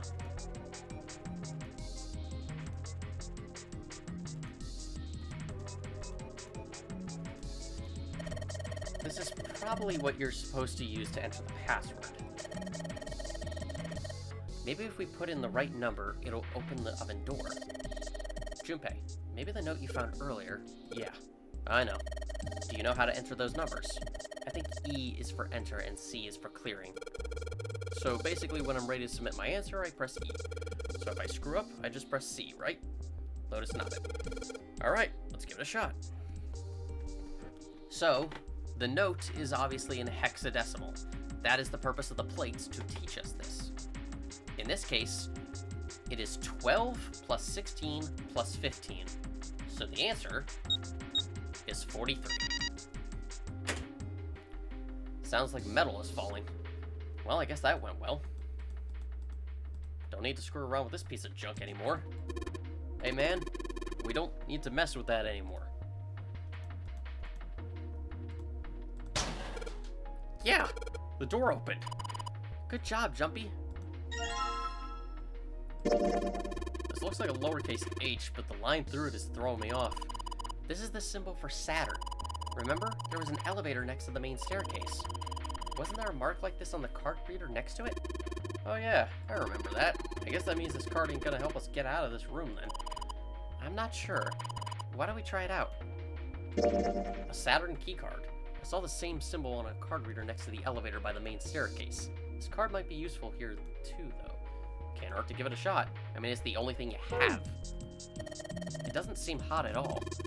Man, if the card got burned here, I'm never gonna forgive Zero. The inner walls of the oven. They feel cool, like old metal. This plate must be for putting stuff in the oven. It's an iron plate.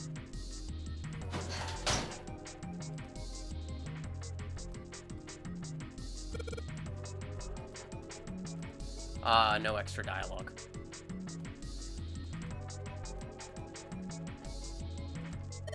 Junpei.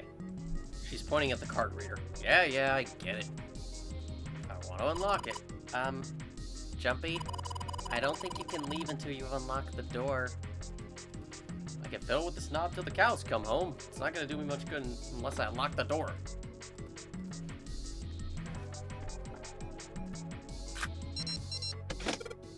Yes! I think it's unlocked now. You did it, Jumpy. You know how to use a card reader. Congratulations. Let's get out of here. Yes, let's go.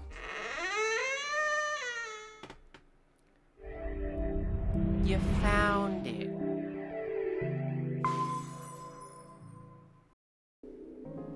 Have we heard the story that the sinking of the Titanic was predicted? Let's answer, yes we have. Or yes, I have. Oh, yeah. I know what you're talking about. There was a novel that had a bunch of stuff in it that described the sinking of the Titanic before it actually sank. Yep. Yeah, that's the one. The title of the novel is Futility. It was written 14 years before the Titanic sank. But... I know. I mean, I didn't know the name of the book, but the story was the same, right? It was just like what happened on the Titanic? yeah, Well, I heard it was all a hoax. a hoax? I heard that the stuff that matched up to the Titanic so well was actually added after it sank. Apparently, the only thing that was the same originally was that a boat ran into an iceberg and sank. But the novel was published in 1898, 14 years before the accident. Wow, this part is actually correct. In the other conversation, she said it was published in 1892. But here she actually says the correct year. Huh. So they just didn't catch that. Like I said, that was the first print of the book. 14 years later, the author heard about what happened to the Titanic. He figured that was his chance, you know? He just went back and changed some stuff in his novel, so that it matched the Titanic exactly. Surprised by Junpei's response, June seemed rather taken aback. Really? Really? It is true that the book had another printing and some details were changed to match up a little bit better with the Titanic incident, but that doesn't change the fact that the original book was still highly similar to the Titanic even before those changes. Additionally, I don't know if it was the author who made the changes. It might have been the editor or publisher. Who knows? I actually may need to do research into that. There's no such thing as premonitions or any of that stuff.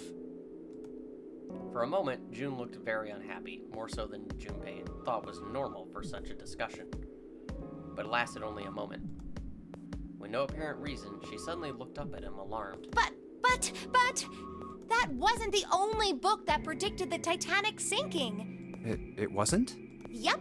There were 2 other similar stories written by a man named William Thomas Stead. And from here, this conversation pretty much cycles back to where it ended up last time. So instead of talking out about Ice 9, I think Junpei just wants out of the freezer now. His patience was wearing thin. How the hell would I know? And how the hell is that gonna help us get out of here? We don't have time for this crap. But it can turn into a liquid. Junpei stopped mid-sentence, surprised by June's injection. Carbon dioxide turns to liquid if you put it under high enough pressure. This isn't really a good time for a chat about science. But I was wondering the same thing. Wondering what? Wondering why carbon dioxide doesn't turn into a liquid unless it's under pressure. Right? It just seems weird. Look at the 2 science buddies here. They want to talk about it. You gotta listen, Junpei. This is important. It's more important than freezing. Water's a liquid between 32 degrees and 212 degrees, so why isn't that the case for carbon dioxide? H2O and CO2 are pretty similar. No, they're not. They're totally different substances. Look, guys, if we keep this up, we're just gonna freeze to death. This is more important, Junpei. Clearly. You good with that? You want to die talking about sublimation and gases? Because I sure as hell don't. You fix both of them with a glare. Now let's get back to work. Assuming you don't want to end up like a pair of ice sculptures. Junpei turned around, the problem dealt with. Oh, but Jumpy, Or so he thought. there's a kind of ice that doesn't turn into liquid when it goes above 32 degrees. I heard about it. Its melting point is 96 degrees. Ice with a melting point of 96 degrees? You mean there's water that freezes at 96 degrees? So ultimately, we still get to the point of Ice 9, even if Junpei doesn't want to talk about it. Yeah, well, you could also look at it as ice that won't melt until it's 96 degrees. Water that freezes at 96 degrees, ice that won't melt until it's 96 degrees.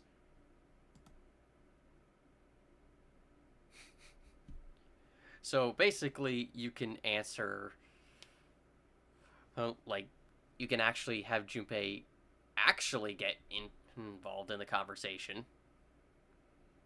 Or decide that, I don't care, I want out. It doesn't matter. Well, it doesn't matter.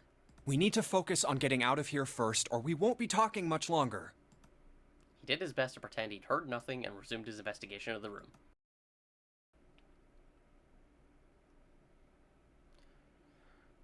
So we were a bit rude. So let's just say that's interesting. Now that was difficult to ignore. Junpei is a naturally curious person. Junpei had to ask. So what's this ice with a melting point of 96 degrees called? I heard it's called Ice 9. Ice 9? Originally, Ice 9 was a made-up substance invented by a science fiction author. But recently, scientists have discovered that such a substance actually exists. And I'm coming back to this point because I forgot to mention this. Akane is absolutely half correct. Ice 9 is not a substance in the real world, obviously, but it is a fictional substance invented by a science fiction author. Specifically, it was a material that appears in the 1963 novel Cat's Cradle, written by Kurt Vonnegut. I don't know how to pronounce that. Vonnegut.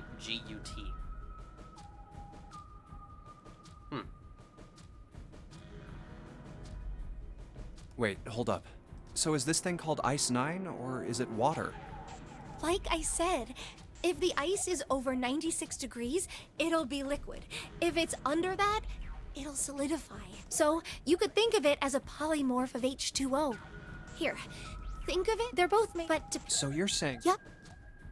Have you, for 150 years after the discovery of glycerin, people cooled it, warmed it. And about this discovery of glycerin, as far as I could find, I believe this is just kind of a rumor, urban legend that spread around. There is some stuff about glycerin, but ultimately this seems to largely be a case of just an urban legend that got heavily exaggerated, at least in regards to real life. But I guess it actually happened in the ZeroEscape universe. Go figure.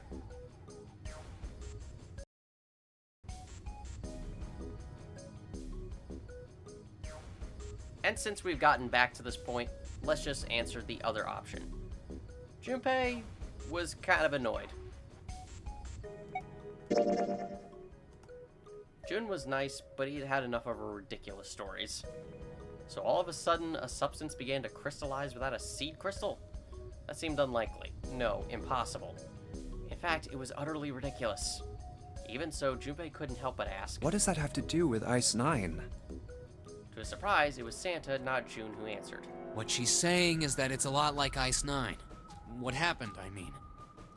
It doesn't really matter what you answer to that. It still wraps back around to it. Though this is one of the dialogue scenes that is quite important, whether or not you listen to this explanation of Ice 9. Keep that in mind going forward.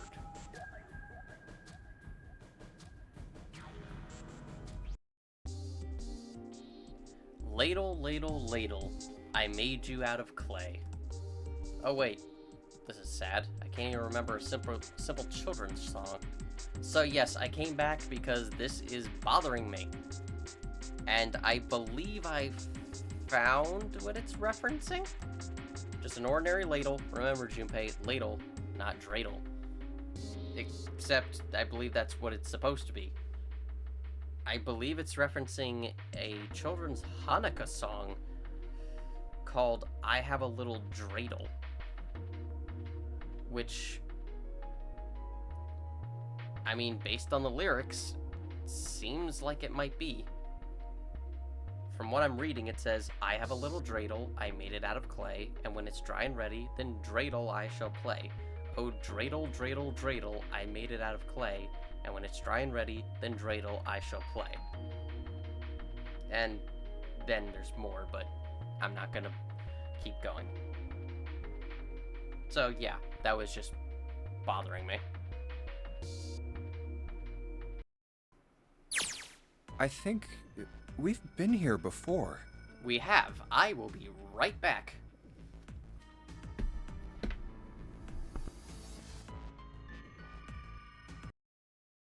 And I'm back. Okay. Metal grate stretched from wall to wall. Beyond it were two elevators and the entrance to the kitchen. The elevators are over there, so that means... We went into the kitchen through that door and came out on this side. Yep. That means the map was right. Speaking of, this is a good time to show you how it works. So basically, yes. Basically, just click on the green areas and it'll show you the interior of certain escape rooms. Such as this one we haven't been to, the casino, which is nearby. And also just certain locations. The B-deck central staircase. A first-class cabin. We haven't been there yet.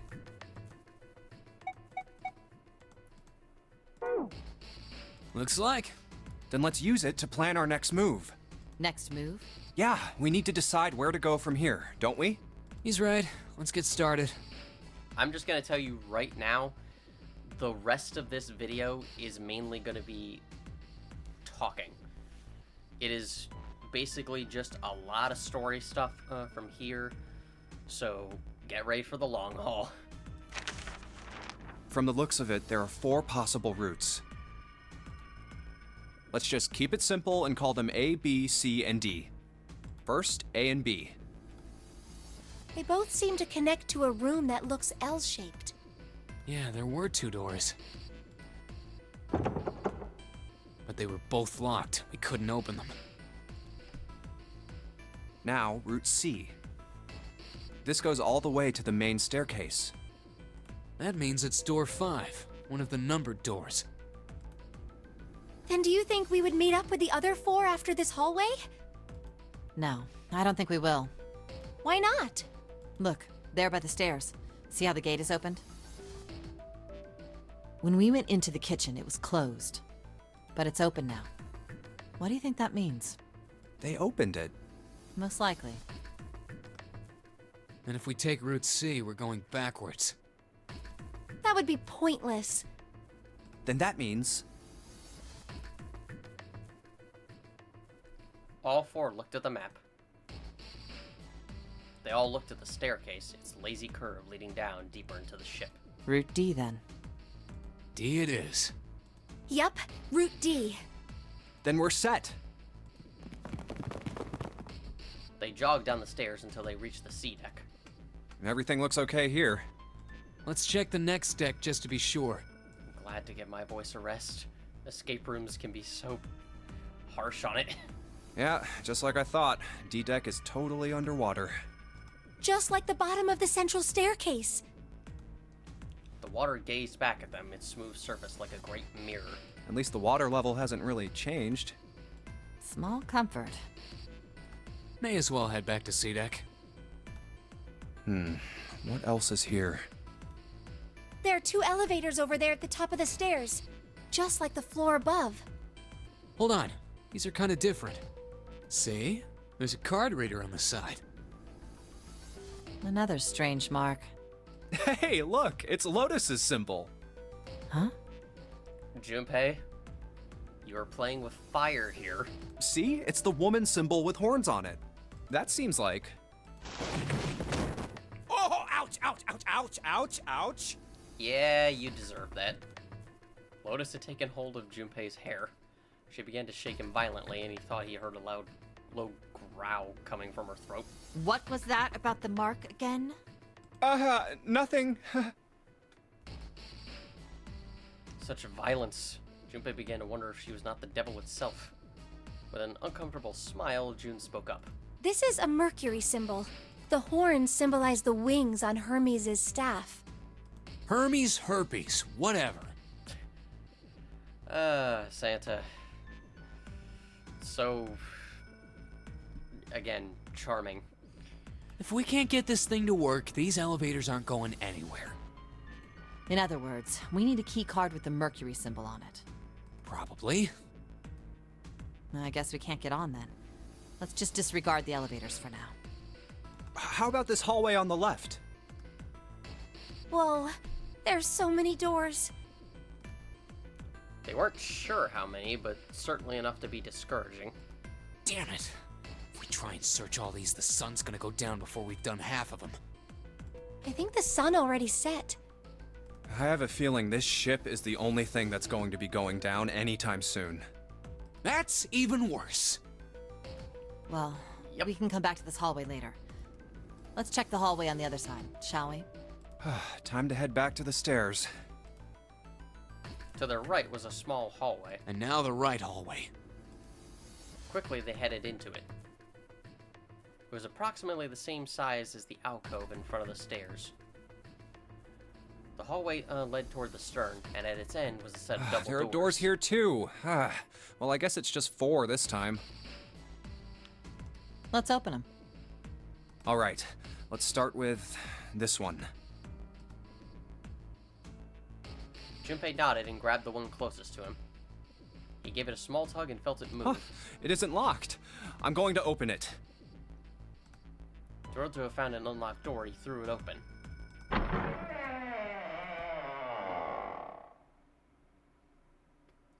Junpei didn't know what to make of what he saw.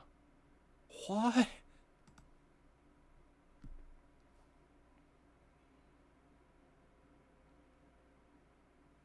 He simply stood, unable to speak. The others simply stared, open-mouthed. After a few long moments, Santa managed to speak. What the hell is this? This place is huge. A massive room stretched out in front of them, more a cavern than a room. Its vastness was oppressive, and it bore down on the 4 companions. It was not empty, however. The entire room was filled with lines upon lines of beds. Oh, there are beds everywhere. They were simple things, little more than pipe and thin mattresses. Is this a hospital? He had at last been able to put a name to the harsh scent that pervaded the room. It definitely has the smell. Could be. I see medicine cabinets and surgical tools. Hey, look there. The 4 doors at the end. 3 of them were emblazoned with large single-digit numbers made with thick red paint. The left door says 3. The second door is blank, but the third has a 7. And the rightmost door is 8. There's no doubt. They're numbered doors. Gee, what told you that? Why is the second door blank? That seems kind of strange, don't you think? No point worrying about it right now. Let's see if these will open first. Probably won't, but, you know, may as well try. Yes, that sounds like a good plan. Junpei headed towards the doors, weaving his way between the beds. He started with door 3 on the left and moved to the right until he reached door 8.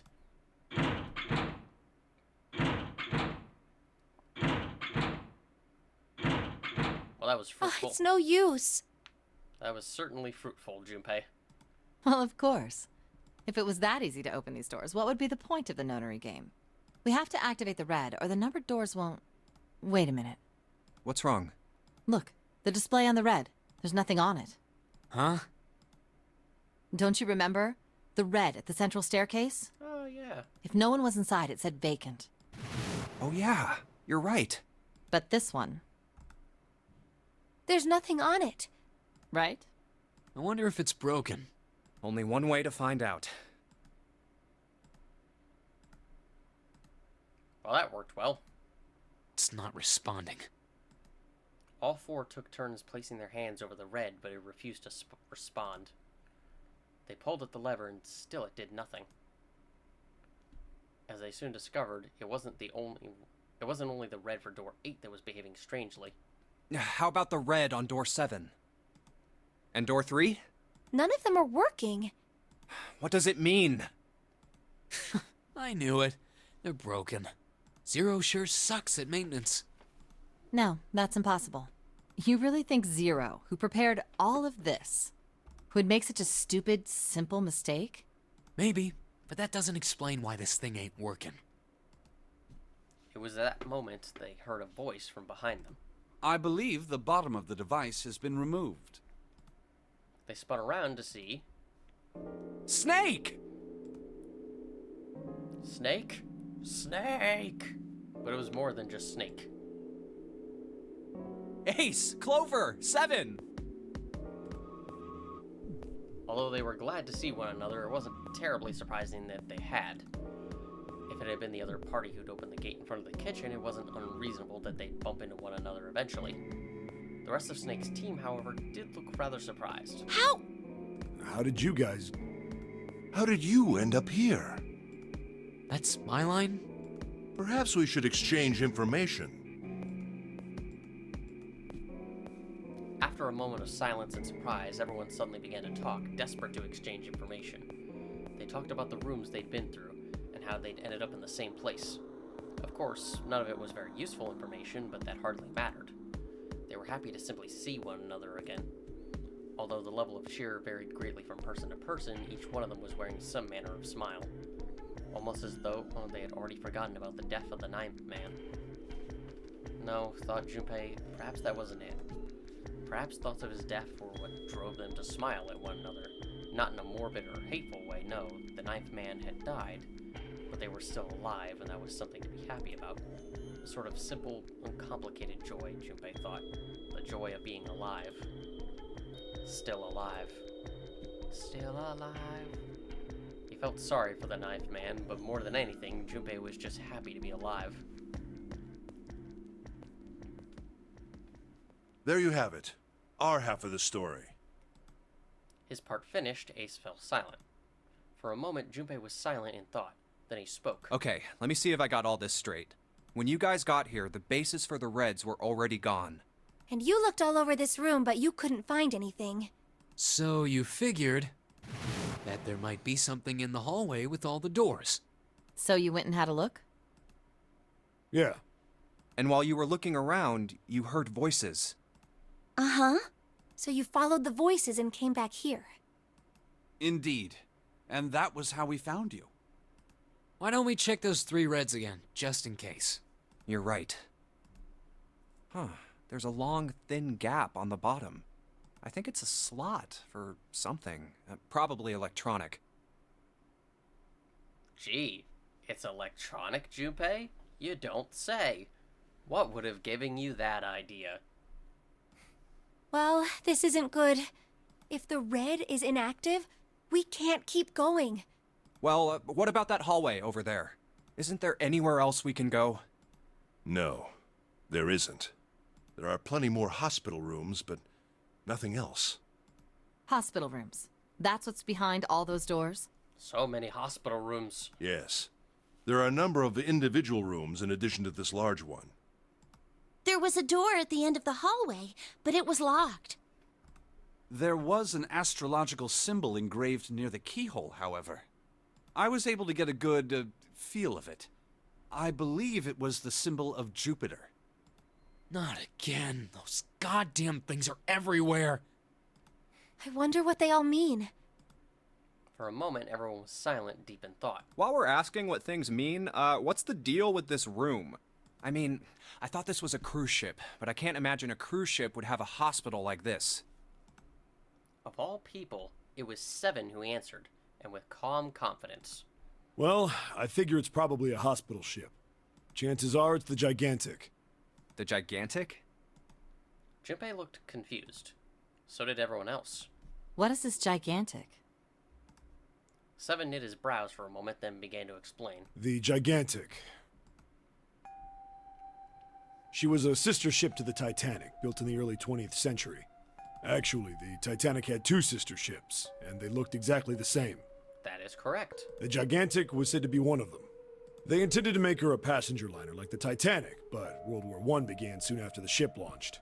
The British Navy took her over and made her a hospital ship. At some point during the war, the Gigantic was damaged by a German mine in the Aegean Sea. She ran aground afterwards, so she didn't end up sunk. What happened to her after that? One theory going around is that a man named Lord Gourdane bought her. Seemed like he'd been one of the few to survive the Titanic sinking. That trauma turned him into some kind of obsessive collector of all things related to the Titanic. Soon enough, the guy wanted the Titanic itself. Which was impossible, of course. It's stuck at the bottom of the Atlantic Ocean. But the Gigantic wasn't.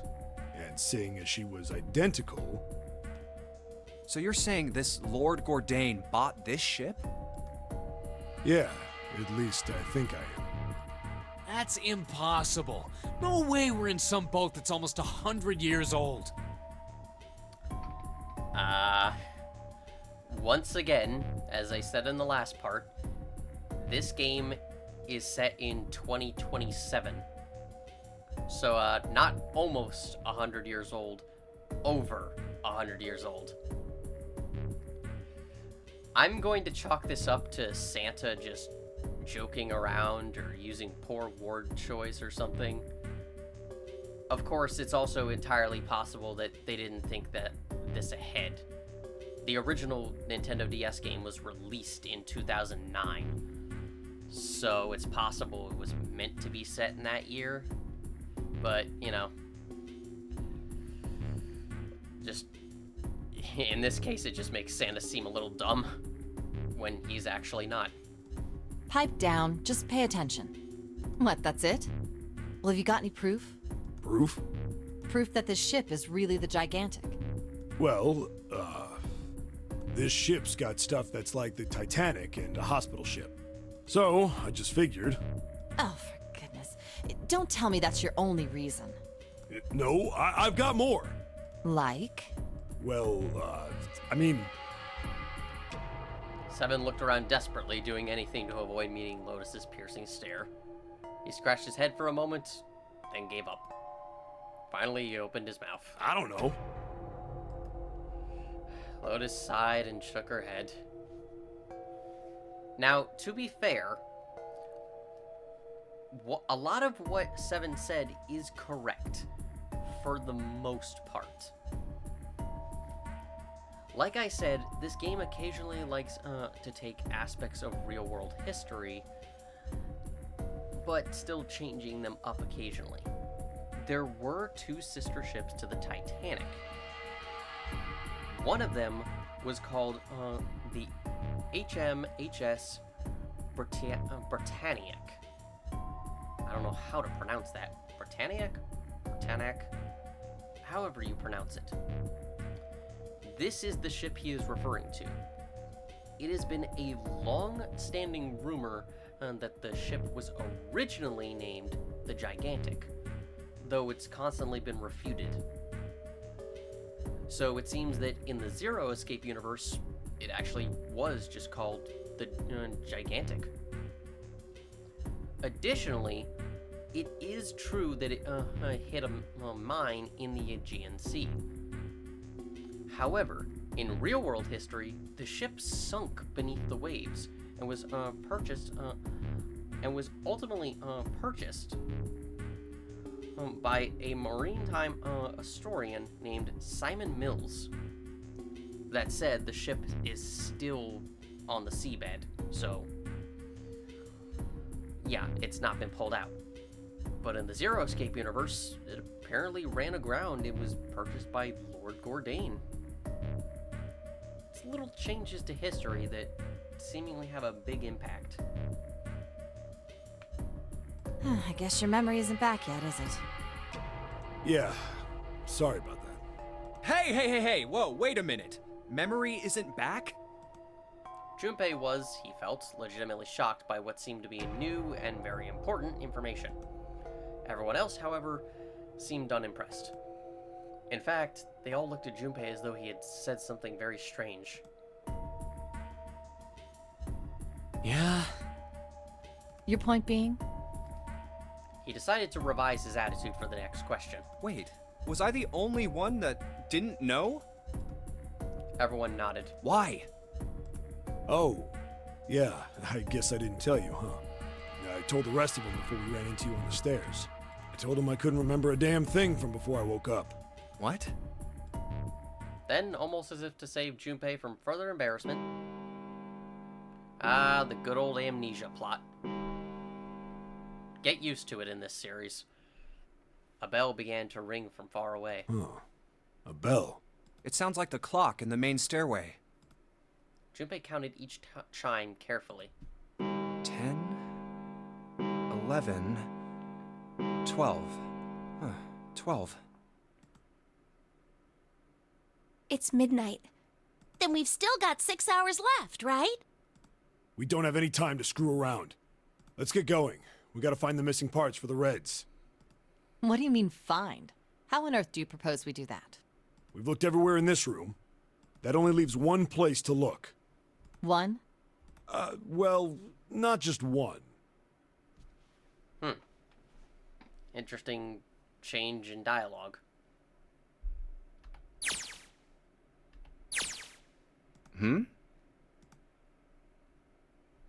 Wait. Don't tell me you mean we need to search all of the other rooms.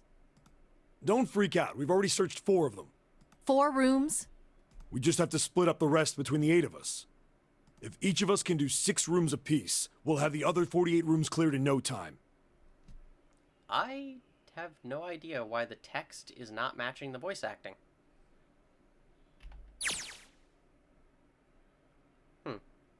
I will go back and I will tell you later, but I'm guessing it's the same in adventure mode too. There are 48 other rooms? Her earlier experiences had apparently not encouraged Lotus to trust Seven. Seven scratched his head awkwardly. Maybe? All right, so everyone knows which area they're searching? Someone was really not paying attention to either, like, editing the text or to the text that was written when they had to record the voice acting. Yeah. Yes! Junpei was chosen to search the rooms on the starboard side, moving from fore to aft. We'll all meet up when the clock goes off again. How about in that room with all the beds? Yeah. Sounds straightforward enough. I'll shout if I find any of the components we need. I hope we can find them within the time limit. If we can't, then we'll just have to come up with another plan. Right. Then let's do this. Let's split up, gang. Who would be Scooby-Doo in this situation? The details decided, they left to begin searching. Out into the hallway they went, each to the rooms they'd been assigned. However,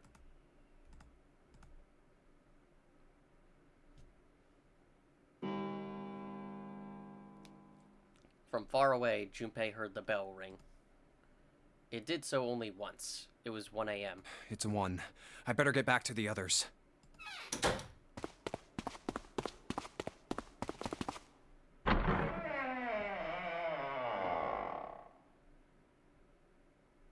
He jogged through the entrance of the large hospital room to find 6 of the others already there. Huh?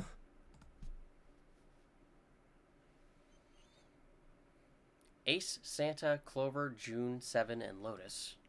They had gathered in front of the door number 8. Or perhaps to be accurate, they gathered in front of the red next to door number 8. What are they doing over there? Had one of them found the missing piece? What happened, guys? It was June who answered him. Jumpy, look! She was pointing at the red. He pushed through the others until he stood in front of it. Immediately, he knew what she had meant. Vacant? Junpei sighed. Come on, guys. Who was it? I thought we were supposed to yell if we found it. Well, Junpei wondered why she was hesitating. The others looked as confused as June, but kept their mouths shut. What the hell? What is up with you guys? They all knew something he didn't, and Junpei wasn't about to leave things that way. Finally, Lotus frowned and spoke. Well, that's the thing. We don't know. You don't know? When I got back, it was already like this. There was no one else here. That means I was the first one back, but the missing parts were already back in the red. What? Let me see. Junpei looked at the bottom of the red again just to make sure. The slot that had been open on the bottom was now covered with metal. You're right. It's in there. What about the other 2? They're the same. Let me take a look. Junpei quickly examined the other 2 boxes. It's just as you said. Satisfied that they were also repaired, but still very confused, he returned to the others. All right, I just want to be sure here. Nobody has any idea what the hell happened here, right? Correct. none. Ace and June nodded silently. Seven raised his hands as to say, "Not me," and Santa just shrugged. Only Clover lowered on her head and did nothing. Huh. Wait a minute. That was when he noticed. Where's Snake? Junpei swept his eyes across the room a second time, but Snake was nowhere to be seen. Does that mean that he found them? I've no idea. There's nothing to suggest it, but nothing to suggest he didn't either. I don't suppose we'll know until we can ask him in person. Well, whatever he did or didn't do, he's pretty damn late. What the hell is he up to? Maybe he's lost. Yeah, well, that seems likely.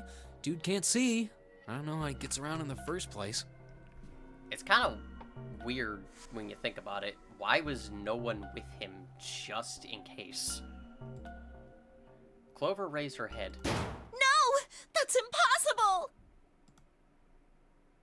Suddenly she was shouting. Yeah, my brother's blind, but he's got really great hearing! He can get around as well as anyone who can see! I mean, I get that, but at the same time, probably should have had someone with him just in case he tripped by accident, or also just, you know, in case there were parts for the red around, someone would be able to see it at a glance. He would have to be feeling around the room in order to find it. So, it just makes sense for someone to at least stick with him. So he couldn't get lost! That's impossible! Clover had started to shake and the knuckles of her hands had gone white.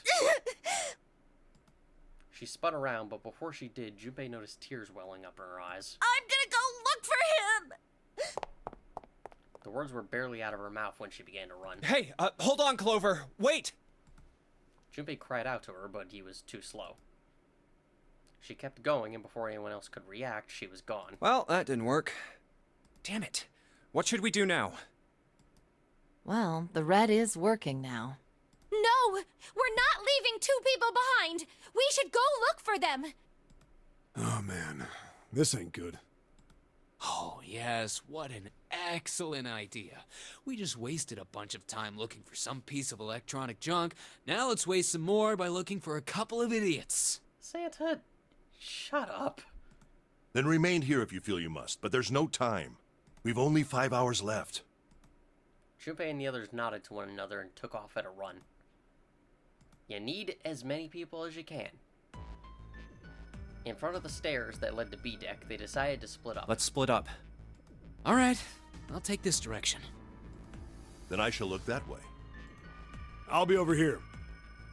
See you all later. Soon, only 2 of them were left. Those 2 were Junpei and June, who had been a few steps behind the others. All right, we should go too. Yes, let's go! But where should we start? Let's see. Now, to be fair, the only one you have to go to is the hospital room, and you can effectively just finish there.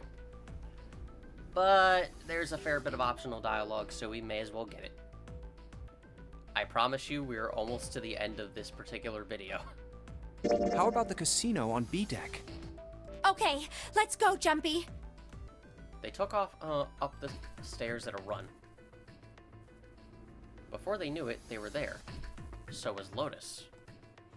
She was leaning against the wall, examining her nails. Hey, what do you think you're doing? She glanced up at him, unimpressed. Isn't it obvious? I'm looking for Snake. Is he in your nails? I'm just not seeing it. Really? Maybe you need to look harder. I'm looking. Still not there. Did he suddenly gain some PIM particles? I don't think that's the problem. Oh, by the way, I've got a proposal for you two. Care to hear it? Sure, why not? Listen to what she has to say. What is it? Well, I don't like to beat around the bush, so I'll get right to it. Why don't we team up? Team up? Yeah. What? You need me to explain it to you? I'm saying, why don't we go through a numbered door? Even if we wanted to, that's impossible. Why? Jumpy's bracelet number is 5, mine is 6, and yours is 8. Our digital root would be 1. 5 plus 6 plus 8 equals 19. 1 plus 9 equals 10. 1 plus 0 equals 1. But there's no number 1 door in the large hospital room. The only doors there are 3, 7, and 8. Then we add another person. Huh? Who? What, isn't that easy? 7. Oh, if we add 7, 5 plus 6 plus 8 plus 7 equals 26. The digital root of 26, 2 plus 6 equals 8. Then the 4 of them could go through the door, number 8 door. But Wait a minute. What about the other 4? Ace, Snake, Santa, and Clover. Well, why don't you add them up? that was simple enough. 1 plus 2 plus 3 plus 4 equals 10. And 1 plus 0 equals 1. The digital root for those 4 would be 1. That's right. And you know the number 1 door isn't in the big hospital room, right? Of course I know that. No! Are you saying you'd leave them behind? Of course not. What kind of woman do you think I am? Once we get off the ship, we could come back and rescue them, couldn't we? No, we have less than 5 hours. Then we wouldn't really be leaving them behind. Don't try to lie to us. I don't think you do anything of the sort. Really? Why do you think that? You remember, don't you? We have less than 5 hours left, even if we manage to escape. There's no way we could come back to rescue them in less than 5 hours. Well, you never know until you try. We don't even know where we are, to be precise, or how far help would be. Not to mention the authorities are never particularly that reliable in the first place, so yeah, that would pretty much be a death sentence to anyone left behind. No, you're not thinking this through. Even if we brought 7 with us, we wouldn't be able to get off the ship. The 4 of us couldn't open door 9. It is hidden, but an exit can be found.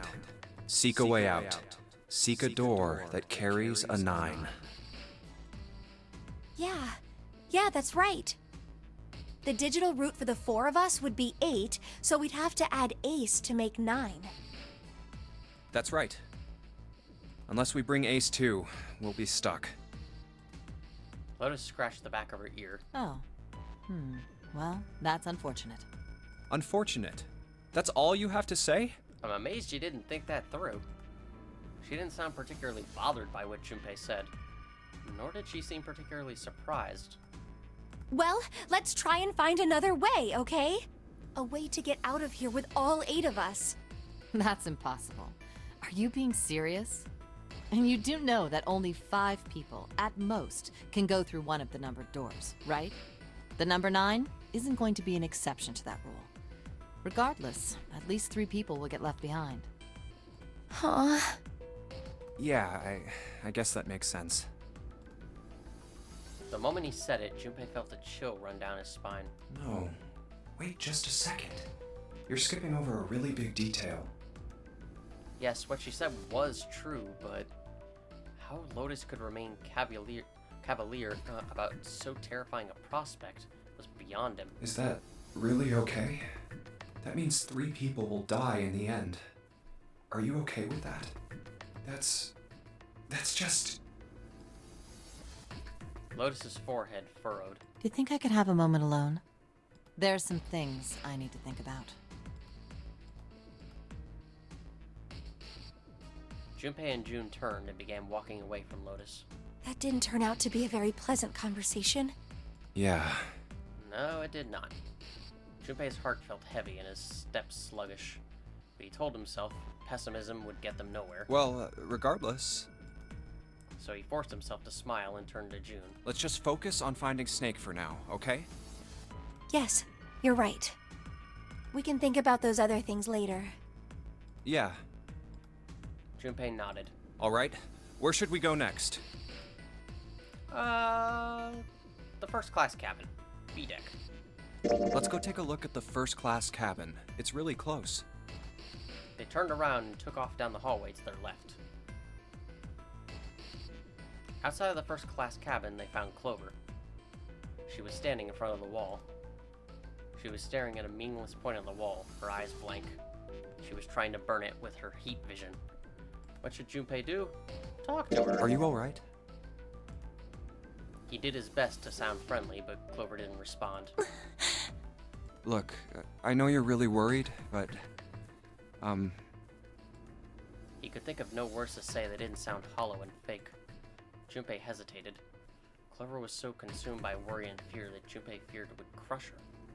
Her actions didn't surprise him.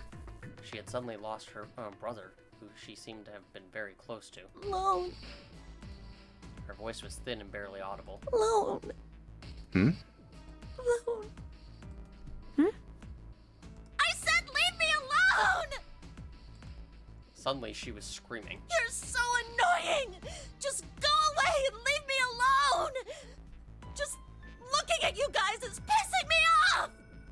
Go away, okay? Just go somewhere else! Stop bothering me! Junpei was taken aback. Such anger and hate. June's eyes had gone wide with surprise as well. Why are you still here? Did you hear me? Huh? Fine, forget it. If you aren't gonna leave, then I'll just... All right. Let's go, June. Yeah. They turned and left Clover. As they did, Junpei glanced over his shoulder to see Clover wiping tears from her face. Clover had driven home the misery of their situation, but Junpei told himself that getting depressed would get him nowhere but depressed. We really need to find Snake, for Clover's sake. He did his best to push away the misery and depression and forced a smile. So, where do you think we should go next? How about the casino? Clearly back to the casino. Let's go take a look. They turned and headed off down on the hallway to their right at a jog. There's no one here. Let's try somewhere else. The first class cabin. Let's go take a look at the first class cabin. It's really close. They turned around and took off down the hallway to their left. No one's here. Maybe we'll have more luck somewhere else. But where? So yes, if you recheck an area, it basically has no one there. The hallway with all the rooms. Hey, why don't we go back to C deck? We can take a look at that hallway with all the rooms. Okay, let's get going then. Together, they ran down the stairs. Oh, it's Ace. Ahead of them, further down the hallway, they spotted Ace. Hey, Snake! Where are you? Answer me if you're there! What should Junpei do? Run to Ace. Let's go. Tackle him to the ground. With June in tow, Junpei jogged up to Ace. Hearing their footsteps, he turned to greet them. Ah, hello there. Snake is... Well, that's obvious, isn't it? I assume you haven't found him yet? Yeah, doesn't seem like you're having any luck either. I really wonder where he could have gone. Well, wherever he's disappeared to, we must find him as quickly as we can. For Clover's sake. Right.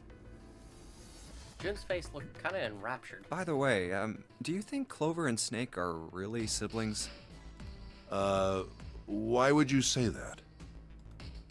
Why would you say that? The question seemed somehow odd to Junpei. Why? Well, it's obvious, isn't it? They don't look alike at all. Ace looked at him for a moment and then spoke. Yes, you know, now that you mention it, they don't. Now that you mention it, Still, there are a great many siblings who do not look like one another. It certainly isn't rare. Junpei wasn't sure why, or even if he was seeing what he thought he was, but he could have sworn that Ace's face tightened as he spoke. At any rate, we really must find Snake as soon as possible. The clock is ticking. We really can't afford to waste any time. Very well. Let's get back to the search, shall we? You can leave this area to me. All right. Let's go, Jumpy. At June's urging, they left. They found themselves back at the stairs, but Junpei's mind was in turmoil. Something about that was... I'll think on it later. Like Ace said, finding Snake is our top priority. Junpei did his best to clear his mind. All right, where should we go next? 1 second.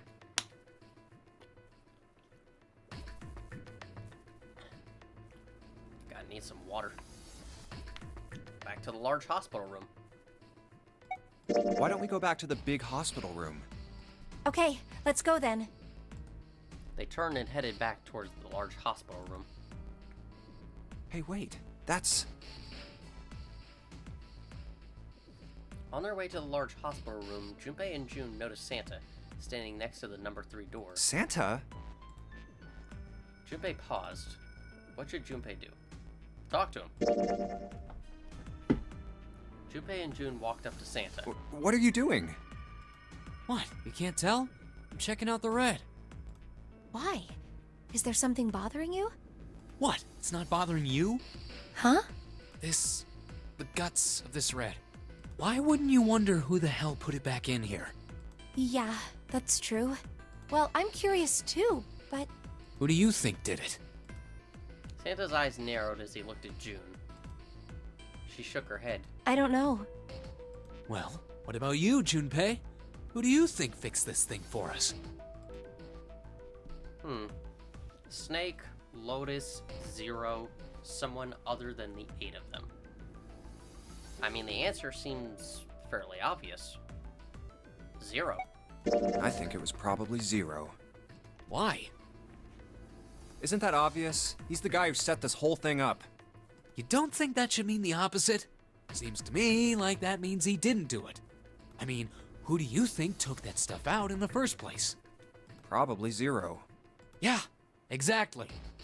Then why the hell would he put him back in after he'd taken them out himself?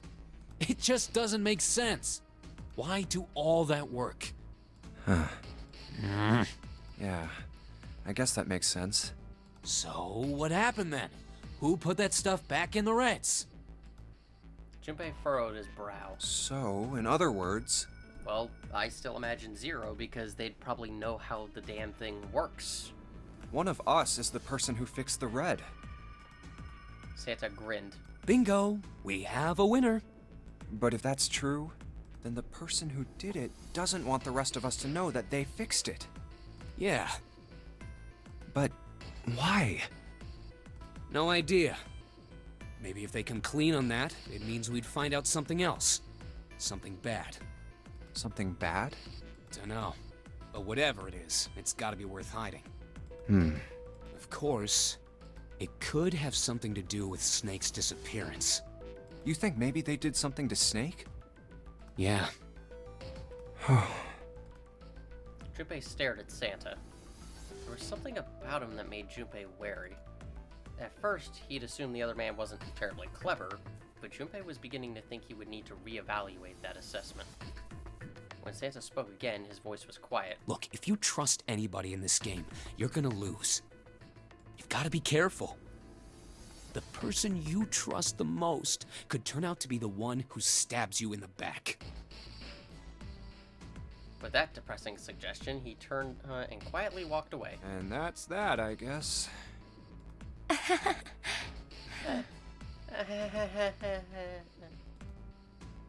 Junpei and June looked at one another and smiled awkwardly. Where would they go next? Just to get these out of the way.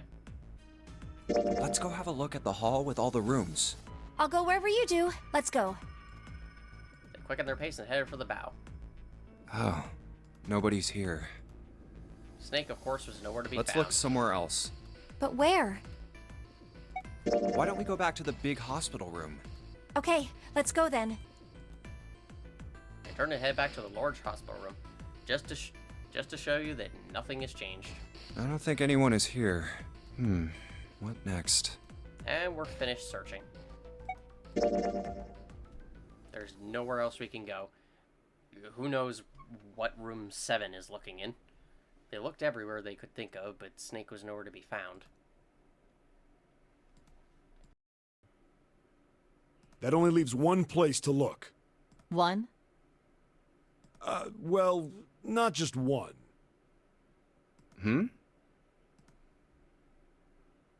Wait. Don't tell me you mean we need to search all of the other rooms.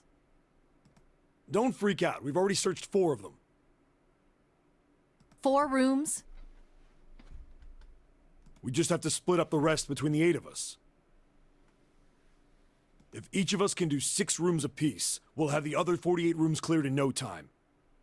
There are 48 other rooms? Maybe? Huh. So, even in adventure mode, there are discrepancies between the text and the dialogue. That's good to know, but makes me confused about the oversight. Oh well. Or, oh well.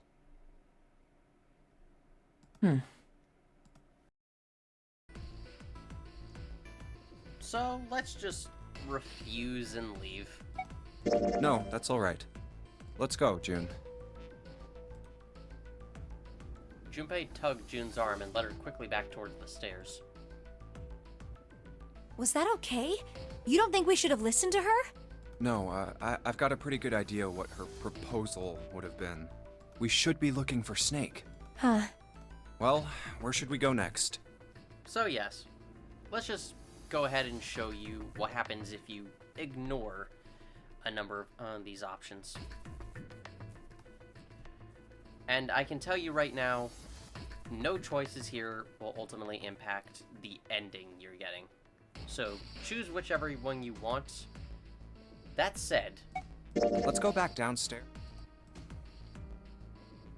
Oh! Hey, Snake, answer me! that said, talking to some of them could provide additional foreshadowing. But in this case, let's let Ace handle it. Why don't we just leave this area to Ace? We can go somewhere else. I don't mind. But where? Well, let's see.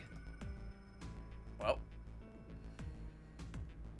Let's go check out the first class. Okay, I'm coming with you. there's Clover.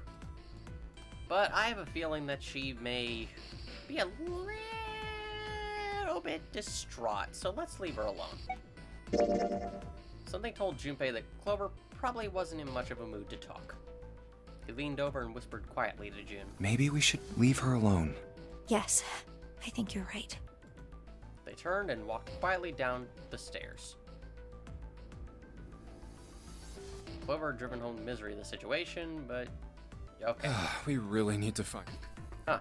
That's surprisingly still the same. So, let's head back to the large hall. All right. And of course, Santa. Hey, wait. Santa? What should we do? Walk away without saying anything. Let's ignore everyone. Junpei turned around and walked away from Santa. I doubt we'd learn anything from him anyway. Jumpy? No, nothing. Let's go, June. Junpei took June and left the large hospital room.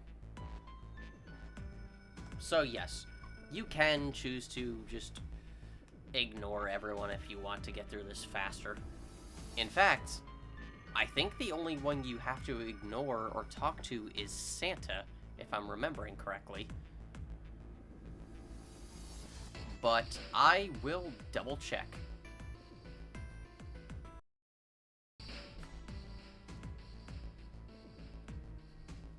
So, who do we think fixed this thing for us? We answered 0 last time, but we have 3 other options. Let's say Snake. Well, it seems like it would have to be Snake, wouldn't it? Maybe he got back here before any of us. He found the parts somewhere, put them back, and then went through one of the numbered doors. No, that's not possible. You have to authenticate with at least 3 people, or the red won't open the door. There's no way a single person could get through there by themselves. I mean, I wouldn't say that. Yeah, I guess you're right. It was a stupid mistake, and Junpei knew it. How had he made such a foolish miscalculation? And how had Santa noticed it so quickly? Perhaps he just wasn't as clever as he used to be. Junpei shook his head sadly. So, in other words, one of us is the person who fixed the red. Santa grinned. Bingo! We have a winner.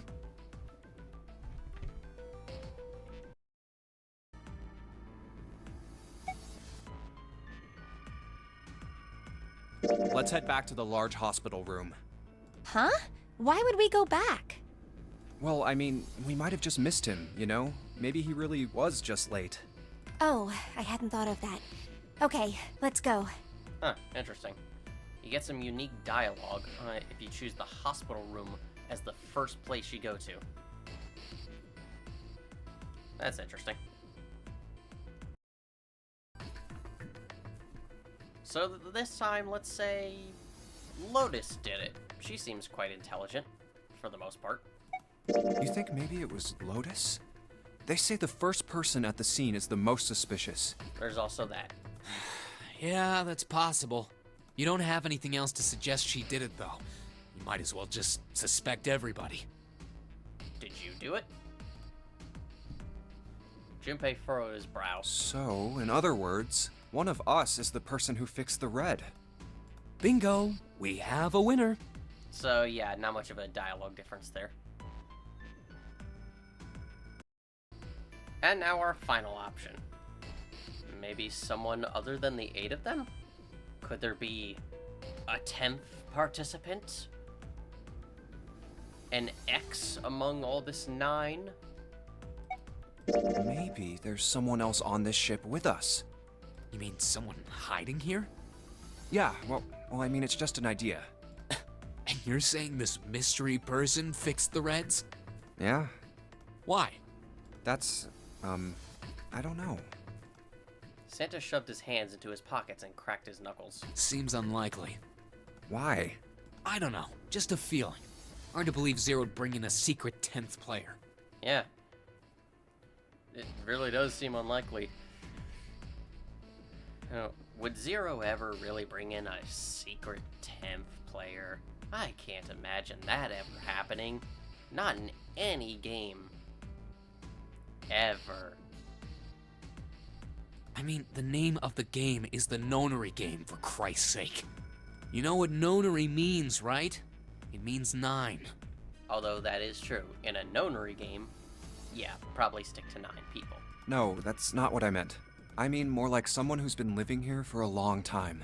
Or someone who, like, stayed here.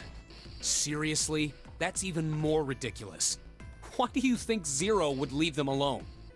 Cause trouble. Junpei furrowed his brow. So, in other words, one of us is the person who fixed the red. Bingo! We have a winner. So yes, ultimately Santa will still mock you for whatever your choice will be. If we can just get through this door, we should come out on the other side of that grate we saw earlier.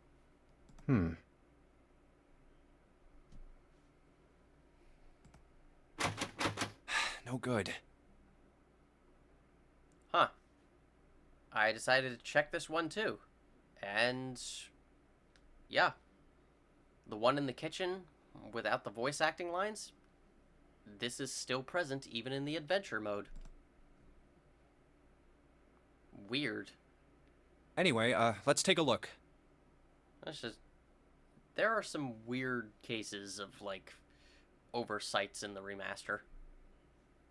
But, oh well, it's nothing substantial.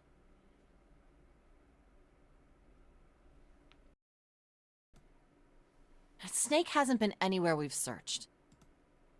Lotus looked around at 6 frustrated faces and spoke. And we can't keep looking for him. Wherever he is, it's not here. We need to get moving. Junpei couldn't disagree with what she was saying. Snake seemed to have completely disappeared. There was no point to wasting any more time. The others seemed to be having similar thoughts, but they stayed silent. Finally, 7 spoke. We don't got a choice. Lotus is right. We're not gonna find Snake. There's a problem, though. We've got to figure out who's gonna go through which door. Yes, I have a proposal. She walked back and forth across the floor, her heels clicking against the wood. Finally, she stopped. Why don't we decide on one person to sacrifice? Sacrifice?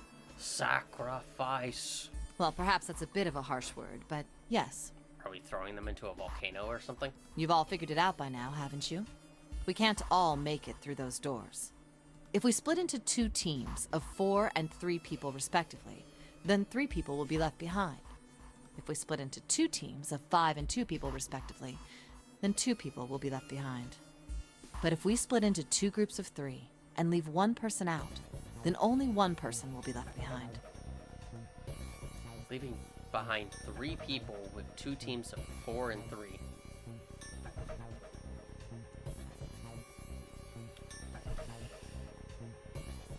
She was right, unfortunately. Her logic is sound. It wasn't pleasant, but she was right. There wasn't any way that the numbers worked out. If one group was 4, the other group would always have a digital route that didn't match a door. When 7 spoke, his voice was strained. Then... you're saying we gotta decide who's gonna stay behind? Yes, we do. Given our circumstances, it's logically and morally the best solution. If the other 6 are to survive, then 1 person has to sacrifice themselves.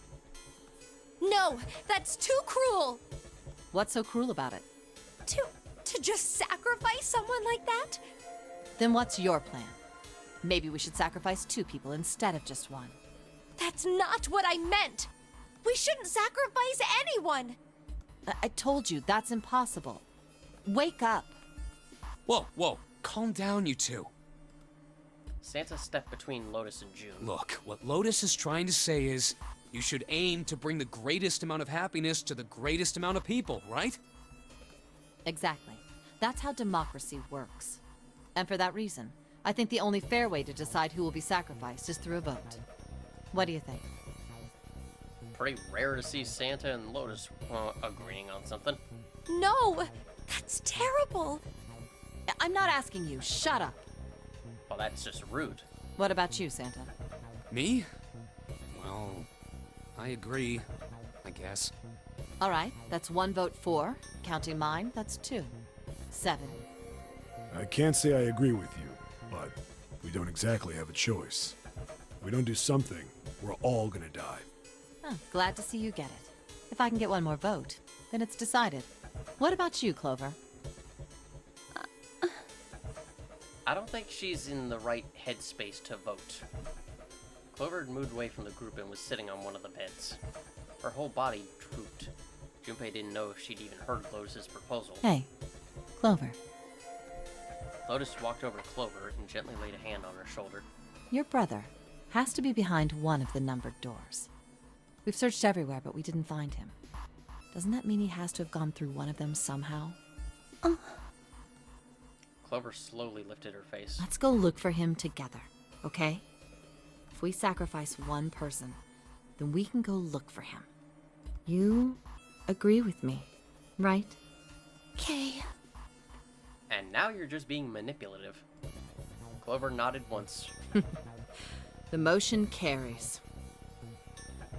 Lotus spun around and walked toward Junpei. Now, let's start a vote to... That won't be necessary. Ace had barely spoken for Lotus's entire speech, and everyone jumped a little.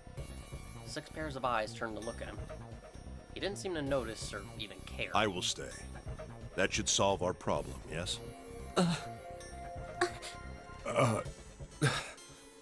Ace, what are you saying? No, you can't do that. That won't solve anything. June's voice shook, and she looked around desperately for someone to agree with her. Ace simply looked at her. June, I'm afraid you may have misunderstood me. I said I would stay, but I never said I would sacrifice myself. He's not jumping into the volcano. Huh? I trust you. Each and every one of you. I believe you'll come back for me. Whoa. There's optimistic, and then there's just nuts. Those doors only go one way. You go in, you don't come out. If we go through them... You won't be able to return, correct? Yeah. True, but that will not be the case once you've escaped from the ship. What? Please, I beg you. Once you've escaped, come back and rescue me. Ideally, within the time limit Zero has given us. No, that's ridiculous. There's no way we could get back in time. Finally, Junpei could hold his tongue no longer. We've only got 5 hours left. We don't even know where the hell we are. How on earth are we gonna find someone to come and rescue you? Then, perhaps you would prefer to stay instead of me? I don't think that would work out all that well mathematically. Or perhaps you would be willing to leave June behind? Ace's voice was dignified and without a hint of cruelty or malice. Junpei had no rebuttal. You see, there's no other choice. Then I see we've come to our conclusion. Go on. Don't worry yourselves about me. Go, quickly. Junpei stood frozen by indecision, unable to move.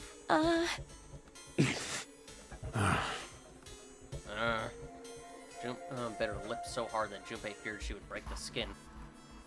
Santa stood against a wall, calm and aloof. Seven tore his beanie from his head and turned it over anxiously in his hands. Only Clover stared at Ace with an expression Junpei was unable to decipher. Lotus's attitude, however, was different from the others. Good. Let's accept his kind offer, then. She smiled, her eyes bright. Ace answered with a smile of his own. Good. I think this is the best for me. Perhaps I'll be able to take a nap. It may be my age, but I get tired so easily these days. As he spoke, Ace lowered himself down to the floor next to one of the beds.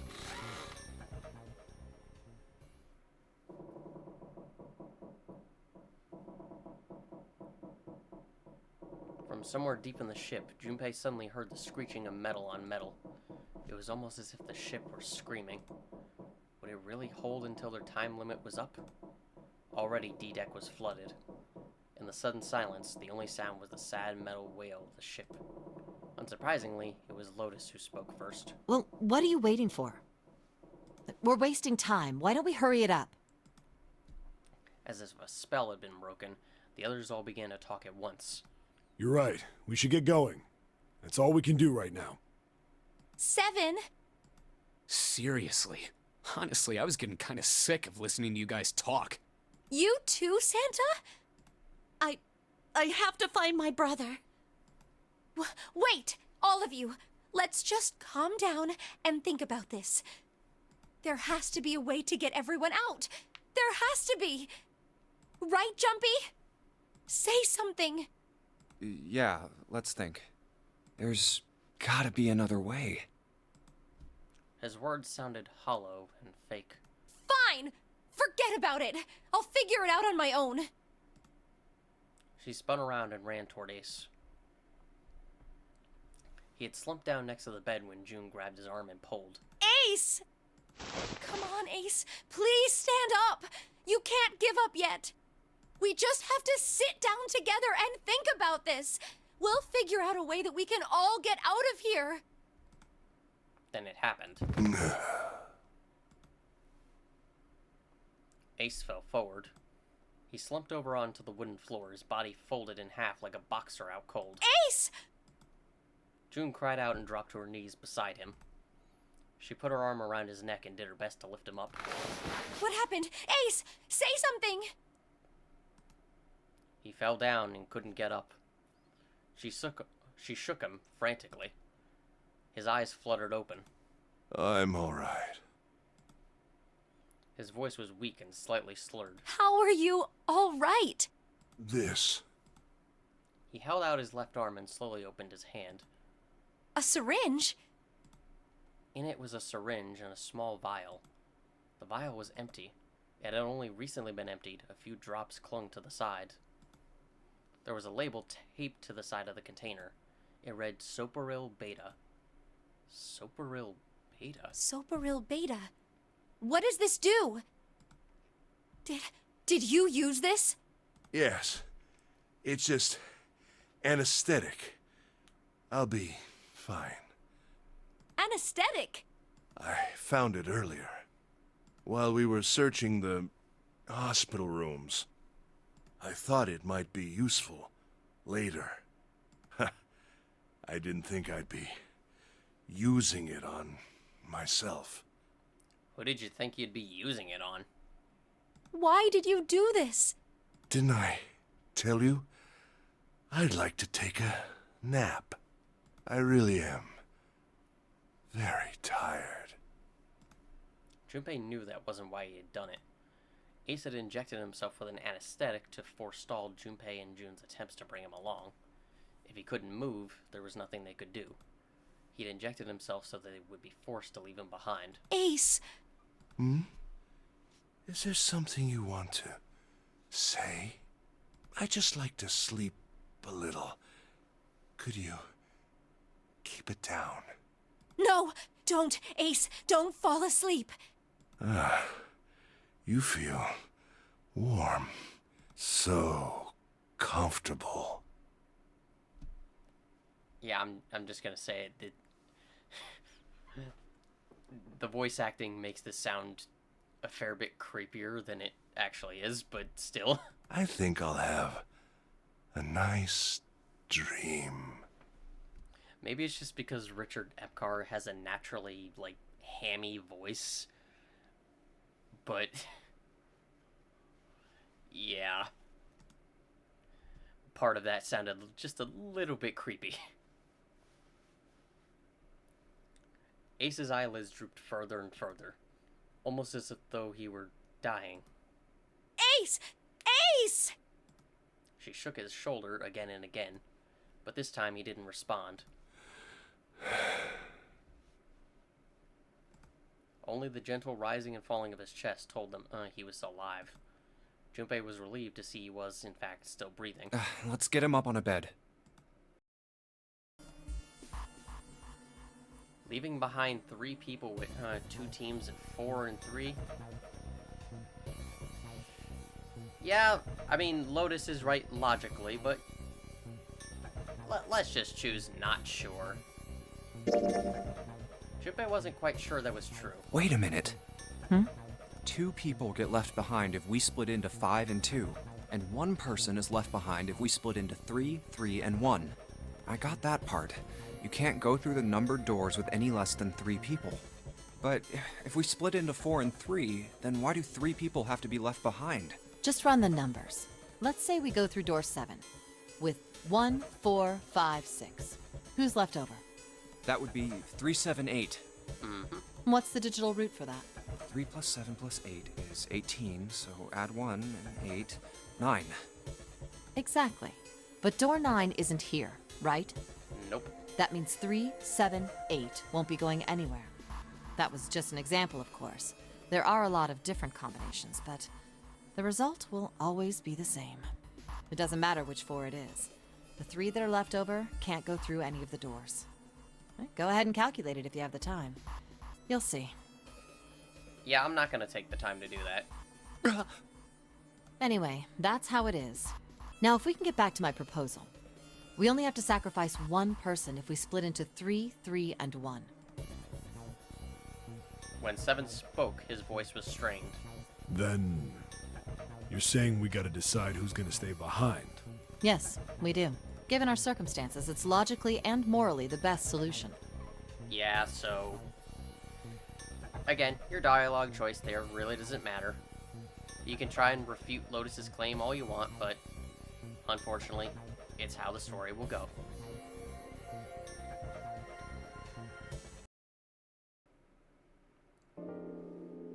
He lifted Ace up off the floor and laid him on the bed he'd been leaning against.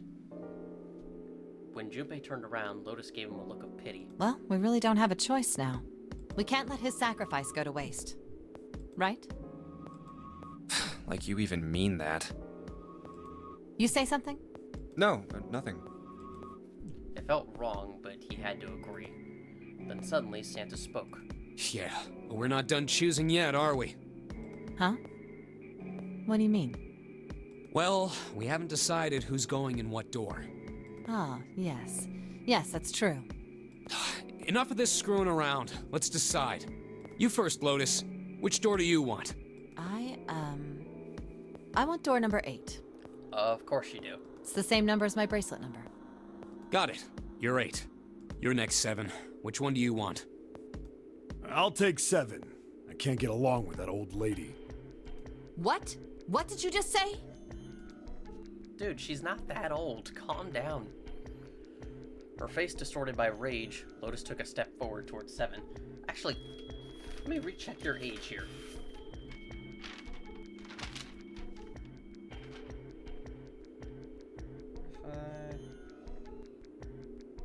Yeah, dude, 7. You were 45. She's 40. You're older than her. Calm down. Her face distorted by rage, Lotus took a step forward towards 7. He threw up his hands and made a face like a child caught with his hand in a cookie jar. Who, me? I didn't say nothing. You absolutely did. Oh, you're gonna get it next time. She shot him a glare that would have melted steel, then turned and stalked off. All right, who's next? Santa's gaze moved across the 3 people left. Finally, they stopped on Junpei. Junpei, which door do you want? At last, Junpei's mind was already made up. And so is mine, but we're gonna save that for next time. Because I have been going for hours through 2 escape rooms, a lot of talking, my throat hurts. Yeah. And it's already... And I'm gonna have to edit this. So, yeah. For now...